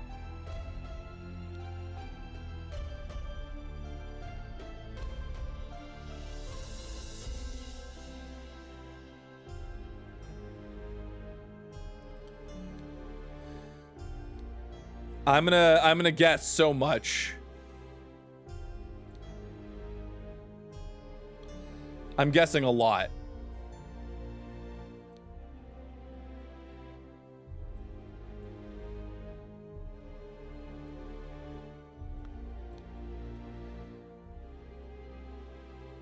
Francs.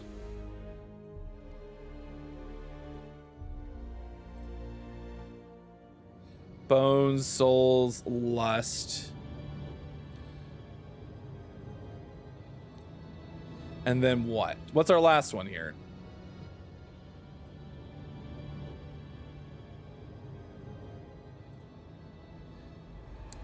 Actually, maybe this one is moderation.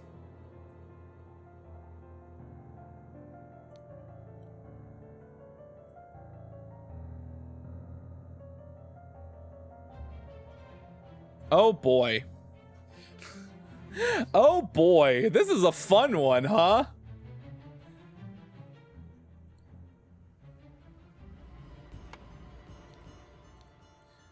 All right, so indulgence for sure.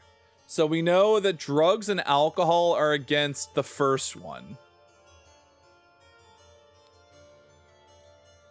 Remember the second virtue. Store confiscated objects. Okay, so the second virtue is definitely something about being clean.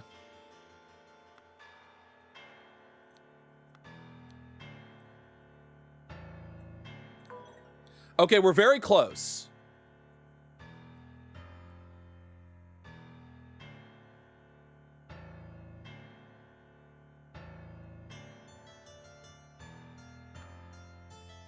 There we go. The first virtue is moderation. Excessive indulgence, emotions, and lust will be punished.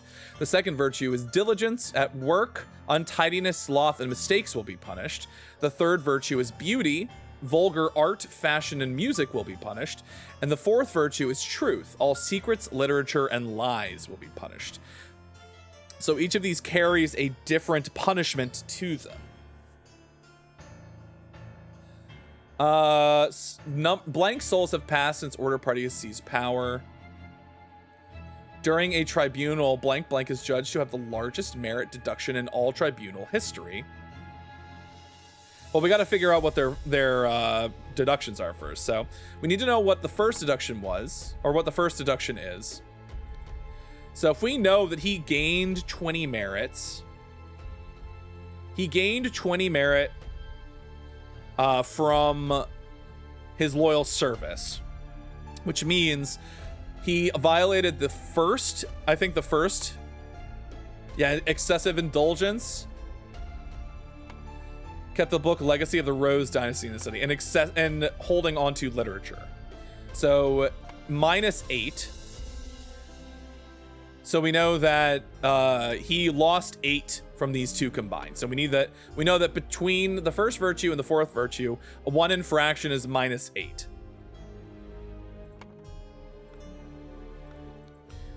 Now for him, he slapped a sergeant in anger and he listened to marching music in his manner. We know that vulgar music is beauty. And I'm going to assume excessive emotions.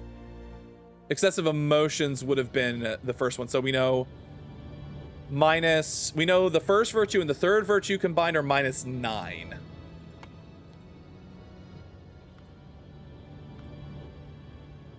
So if one is -8 and one is -9, so one of these is worth more than the others. I would assume that since the only thing changing is the fourth virtue to the third virtue, I would assume the third virtue is worth less. Than the others. But let's check. So he got 10 merit. Labeled a protocol as being, this is untidiness. Took a double length lunch break in his office. I'm going to assume then these are the same. This is mistakes and sloth. So I assume those are going to be worth 3.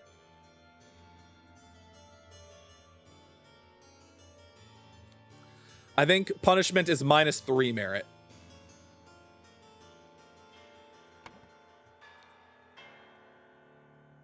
Yeah, +10 and then -6. Labeled a protocol as being, that's mistakes, and then took a double length lunch. I assume that's sloth. So those are, we know that's worth 3. Had a secret compartment in his office lockers. That's a secret. Denied the existence of the secret compartment. And that's a lie. So the fourth one is only -1 merit. Which means the first virtue is -7, right? And that one's -2. So moderation is the most important one. That's so funny to me. Moderation carries the highest punishment.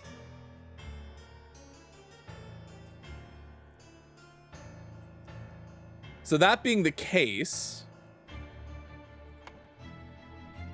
let's take a look. Fangor Quinn claimed he had no wife. That's a lie. -1. Had a painting depicting a naked person in his house. That's vulgar art. So that's -2. So that's 3. Broke his wife's favorite teapot in anger. That's excessive emotion.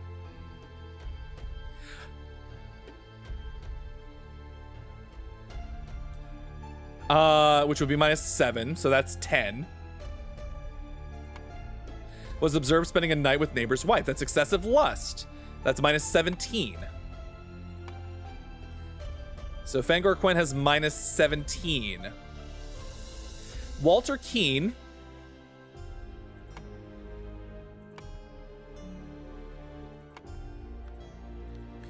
flirted 3 times with different married women during the party convention. So that's -7. Because that's excessive lust. Wore ridiculous headgear at 5 public events. That is vulgar fashion. So that's -2. So that's 9. Claimed he had not betrayed High Arbiter Lazarus during his... so that's -1. So that's -10. -10 for Walter Keane. Oh. 2 or fewer slots of...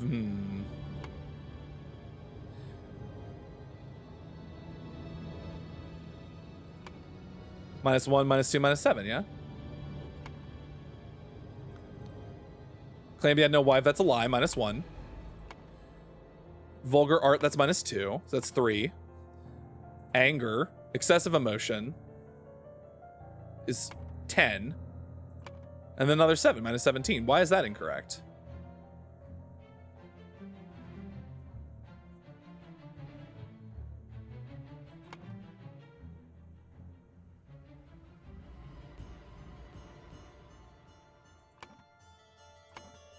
Maybe that's not the one that's wrong then.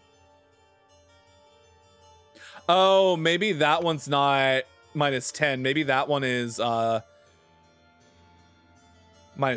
Maybe that's -1, -3, -2. Maybe that's -6.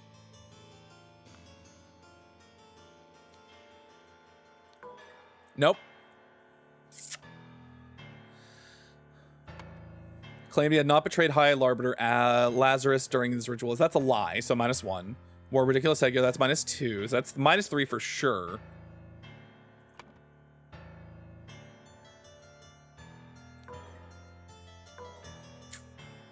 How...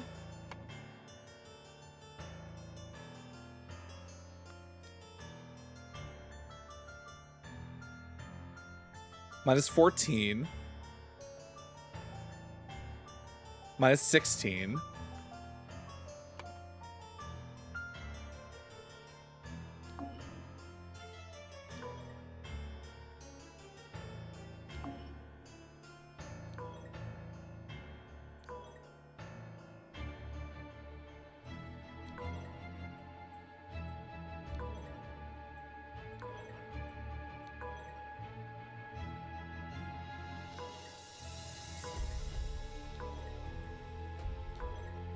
So interesting. Okay.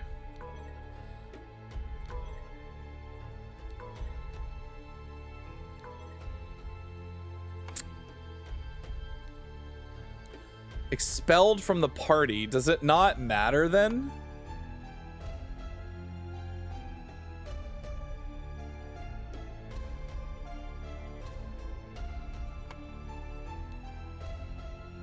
That's a lie.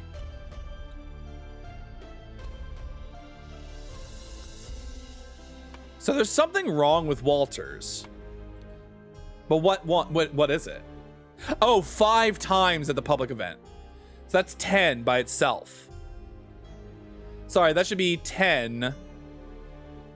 That's what that is. Okay, we've learned. We've learned. We figured it out. All right, so flirted 3 times with different married women during the party convention.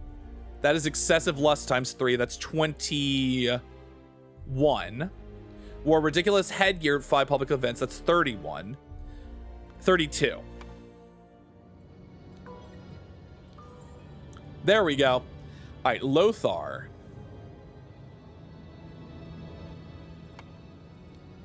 Held a dinner party a few years ago when he offered large amounts of wine to his guests. Years ago. So that's indulgence. That's -7. Got angry during the questioning. That's -14. Revealed the whereabouts. So he's at +1 merit.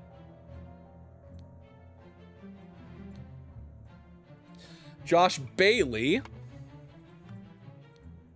left his work at the tannery early. That's sloth, I would assume. So -3. Drank excessive amounts. That's 10. So that's 20. That's 30.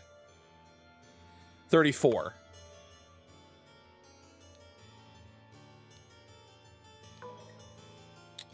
How did we fuck that up? See, that's 14. That's 17. That's 24. Oh, sorry, that's 28. I fucked up. That's 28, -28. There we go. Horace Webb. Was not held down a job since the new regime. So that's 120? No. 120 claims he works in the castle, helped his servants clean it, which is a lie. That's 121. Oh, no, it's 180. 181. 197. So he's got 3 merit. Horace Webb has 3 +3 merit. Because he gave up his thing for the cause. Gideon Bell wears an outrageous hairstyle, -2. Broke down tears 10 times during questions, that's -70.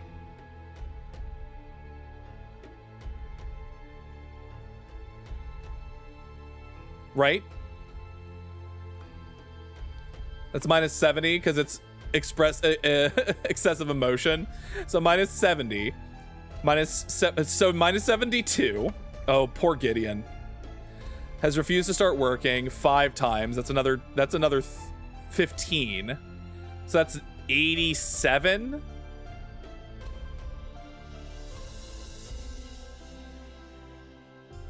$88. Poor Gideon.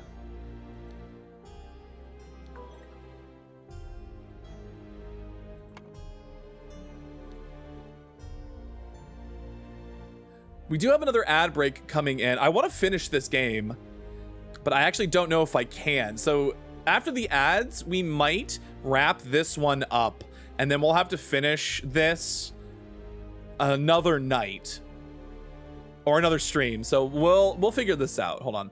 Outrageous hairstyle is -2. -70. So it's -72. -87. I assume that's a secret. It's -88. So then we fucked up on this one, I think. That's 180.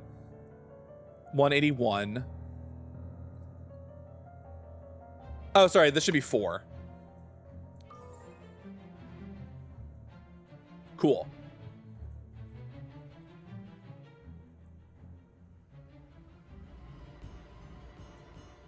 How many years have passed?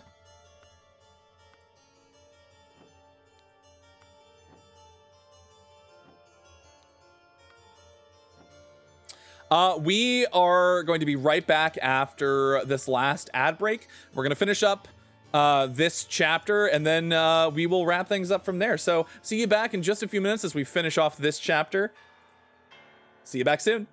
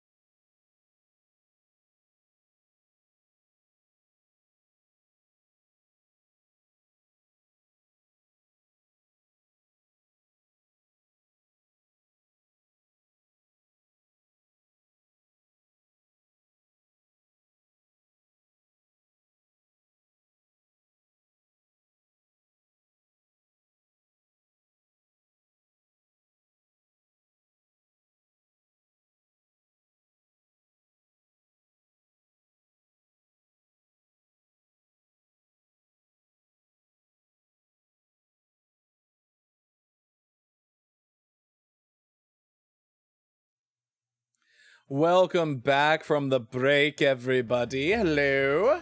All right, let's finish this off.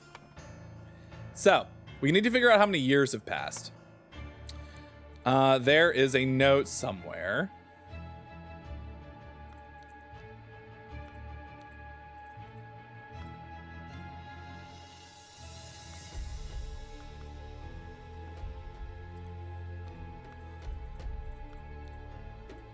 1795. So it's been 3 years. It's been 3 years. Have passed since Order Party has seized power during a tribunal. Unfortunately, Mr. Gideon Bell is judged to have the largest merit deduction in all of tribunal history to execute his punishment. The idol was used on him and he lost 88 years. Oh, so they use it to take the number of years that you have negative merit.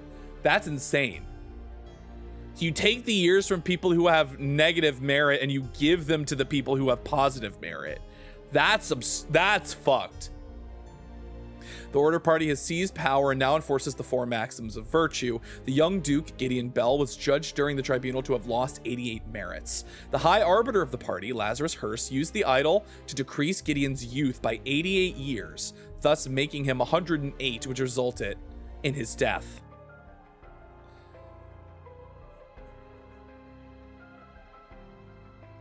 So this is the last one. So I don't think we can't, oh God, I want to finish the game, but I can't. It is fucked. I want to finish the game, but I can't right now because I have things I got to do. Oh, fine. All right. Here's the thing. We are going to wrap this up right here. And then we will come back and finish off this, and maybe I'll see how much the DLC is, and maybe I can justify grabbing the DLC. And we can do a little bit more DLC, and if not, we'll figure out something else that we can do. Hi, Onyx. Thank you for the stretch and the hydrate. And the horn polish. It's unfortunate that this is the last chapter. I have to check out the DLC, though. The DLC could be interesting. But I do think we need to wrap it up there, unfortunately, for the game, at least.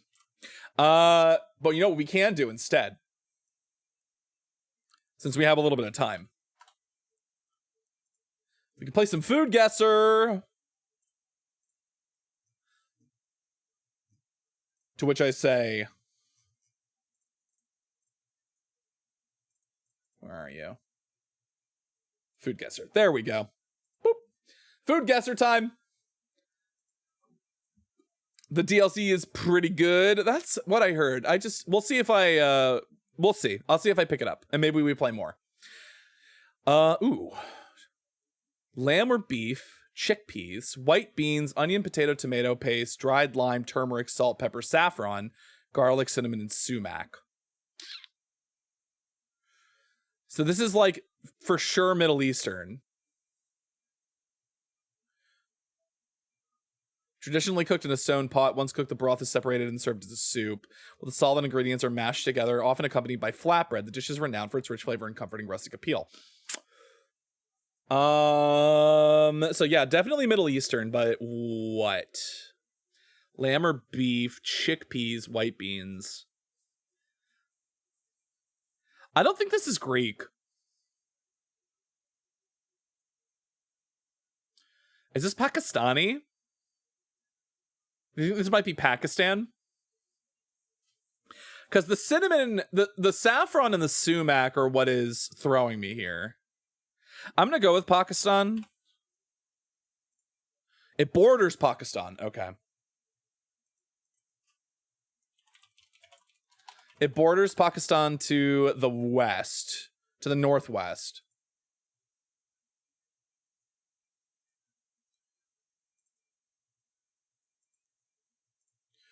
This is the secret. This is the secret. Ooh, look at that. So it's either Iran or Afghanistan, right? Given how more north, this could be Iran or Pakistan. It could be Iran or Afghanistan. That's the problem. Let's go with Iran. This does sound really good, though. Miasma, welcome, and thank you for the Moo redeem.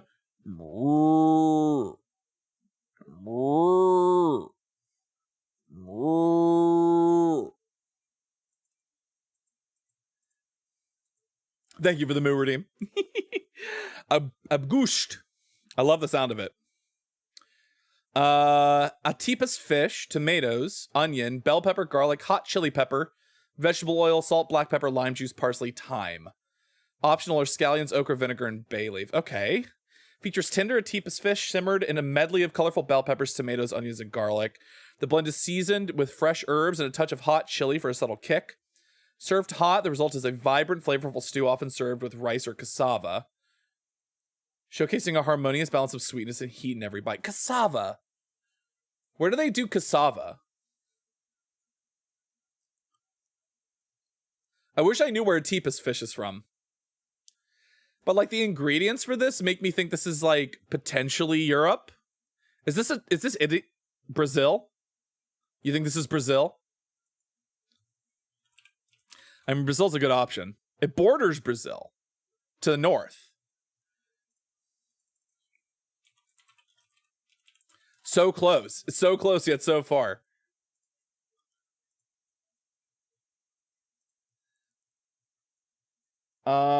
So let's think. It borders Brazil to the north, like pretty directly to the north.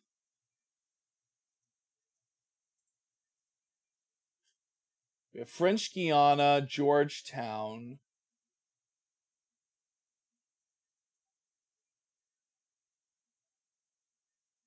I don't think this is Venezuela. It could be French Guiana. I feel like French Guiana wouldn't use...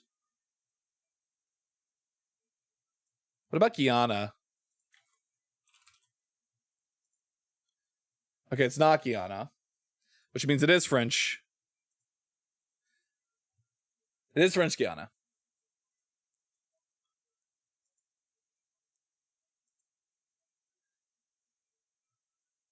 French Guiana, you say?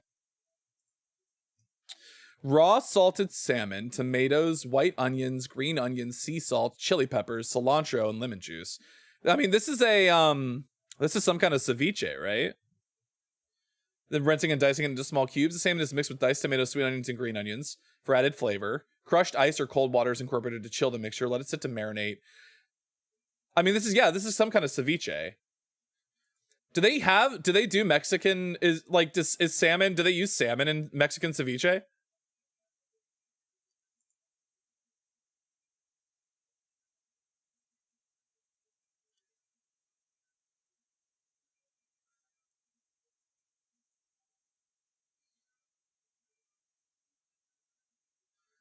Cilantro.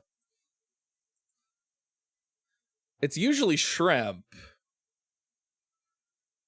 Where do they have salmon?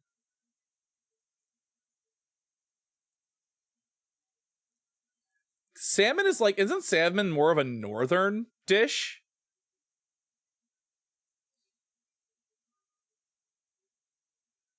Salmon's like a cold water fish. So this wouldn't be, I doubt this would be like the Caribbean or South America.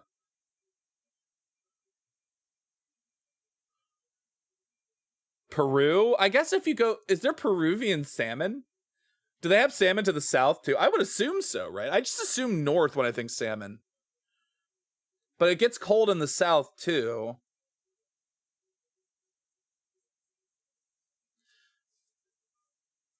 This is a puzzle. The salmon is what throws me here. But it's also like, I think, the biggest clue. I wish I knew where salmon was like used. Because green onion is also really, really interesting.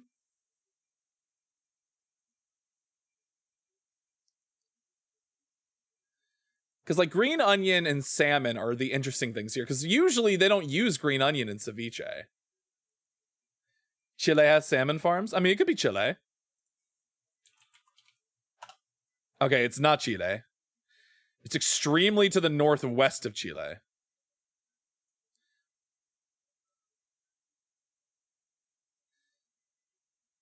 Do you think it's the United States?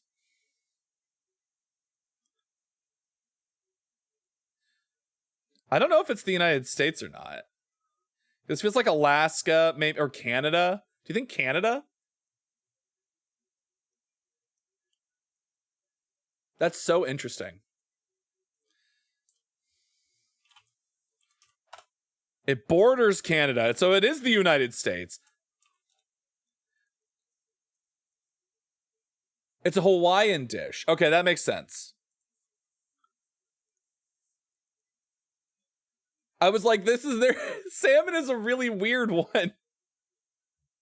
I was thinking like Alaska or like something in the United States, but I went with Canada because I just wasn't sure. That's so interesting. We did really well though. We're very good at this. I need everybody to understand we're so good at this. Arsik or tombet? What is this? Layering sliced potatoes, eggplant, and zucchini in a baking dish. I mean, probably. Marinating fish with a blend of spices, including torch gender, torch gender, endemalion pepper, and turmeric. I feel like it's this. Not by much, though. Oh, wait, though. This is just cheese. This is mozzarella. I'll put in macaronin. They make this dish, cook pasta and potatoes together in a separate pan, saute. It's noodles versus literal mozzarella cheese. What the fuck? Saute onions and butter and mix with cream. Combine the pasta and potatoes in the cream mixture, then layer in grated cheese. Bake until bubbly and go. Oh, come on now. Fried onion rings and a side of applesauce. Why would you put literal mozzarella cheese with a noodle and potato dish? Mozz.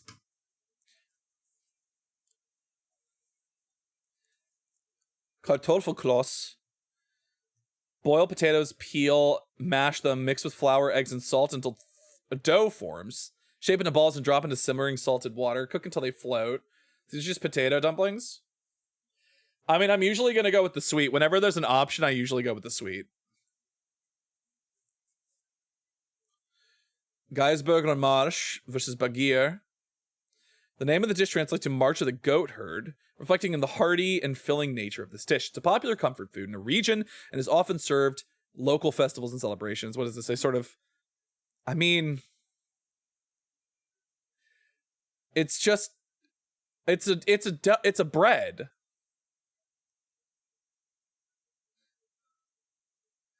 I will say this looks better. Was this like goat and potatoes? I actually think it's going to be this. Tryptophobia. Oh, fucking course it was the bread. Fucking kimchi fried rice, baby. All day, every day. Oh, wait. Okay, but it's a dessert, but this looks really, really good. Oh, it's marinated stingray? This. Saboro pang. Oh, probably this, right?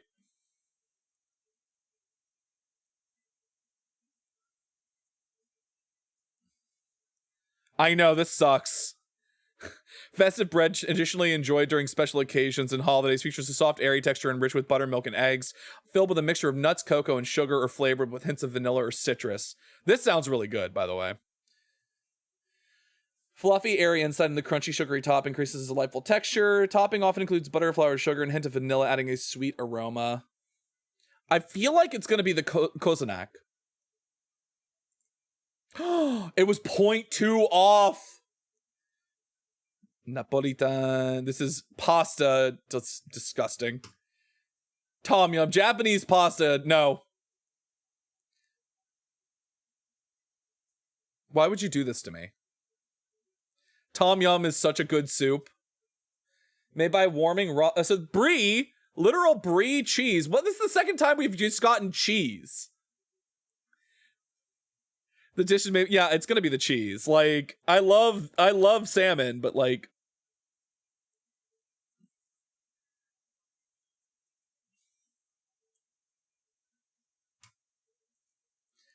I just went with my heart on that one. We did really well. I could see this one going either way, and it was literally by 0.2, so I'm not that upset about it. All right, we did it. We did it. We're not going to do a quick play. We got our daily and we got the plate off. So we're good. We're done with that. Let's head back to the just chatting screen. Alrighty, everybody. Thank you so much for joining me for another tour of the Astral Labyrinth. I hope you enjoyed yourselves. I know I certainly did. If you're not following me on social media, you can find me on Twitter /X and Blue Sky. You can also find me on YouTube, my main channel, and my VODs channel. I also have a Discord, the Astral Labyrinth Discord, if you want to become a member of the tourist community. And you get all the latest announcements, schedules, content when it drops in new art. All that stuff goes there first before it goes anywhere else. We'd love to have you. Also, if you want to help support me, right now I'm currently in between jobs and going to be looking for new work soon. But in the meantime, if you want to help support me, Ko-Fi is the best way to do that because the money goes more directly to me without Twitch taking a cut. But subs and bits are also appreciated. And if you want to get me something off of my throne to help support the stream and me, Throne is also in there as well. Thank you for all the links, Onyx. Schedule for the coming week. We are very least going to be doing our normal schedule. So Monday, Thursday, Sunday. We're back to our normal schedule after the holidays. I will let you all know what I'm planning on doing for those streams. Monday, I guarantee, is going to be Minecraft. I can tell you that much. I don't know what I'm doing on Thursday or Sunday yet, so we'll figure that out. There also might be more stuff. I might do more streams. I don't know. I've got time. And in between applying for new work and looking for freelance stuff, I have options. I have some stuff that I can do. I will let you all know what I plan on doing. That will go live on the Discord before it goes live anywhere else, and then I'll post the schedule on Twitter /X and Blue Sky. Bo learns to draw stream. I mean, I know how to draw. I've taken a lot of art classes. I do have to do an art stream. I was planning on inviting a couple of people on while I draw some people's OCs from the streamathon almost a year ago. I say almost a year ago. It's been about 7 or 8 months. If you want to be there too, I will try and coordinate. I'll figure out when people are available and we'll get that coming in the next couple weeks. I also need to do a League of Legends stream. God help me. And a fighting game stream. God help me. I'm not doing those in the same week. I can tell you that much. But that, I think, is the current plan. Let's see who is currently streaming so we can figure out who we're going to raid out to.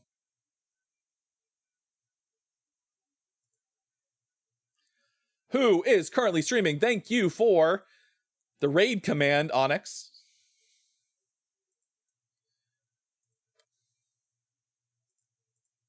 Let's see. Envy, Lunex, Turl. A lot of people are streaming. Lopi. Rose is doing art. Ooh, let's go raid into Rose. Yeah, that seems good. We're gonna raid into Rose's roundtable. Wonderful artist. If you've seen some of my art from Rose, you'll know. The Rose is great. But thank you again so much, everybody, for joining me for today's tour of the Astral Labyrinth. I had an excellent time, and I hope you certainly did. And until the next time you make your way to the Astral Labyrinth, I hope to see you again soon. Goodbye for now. Goodbye!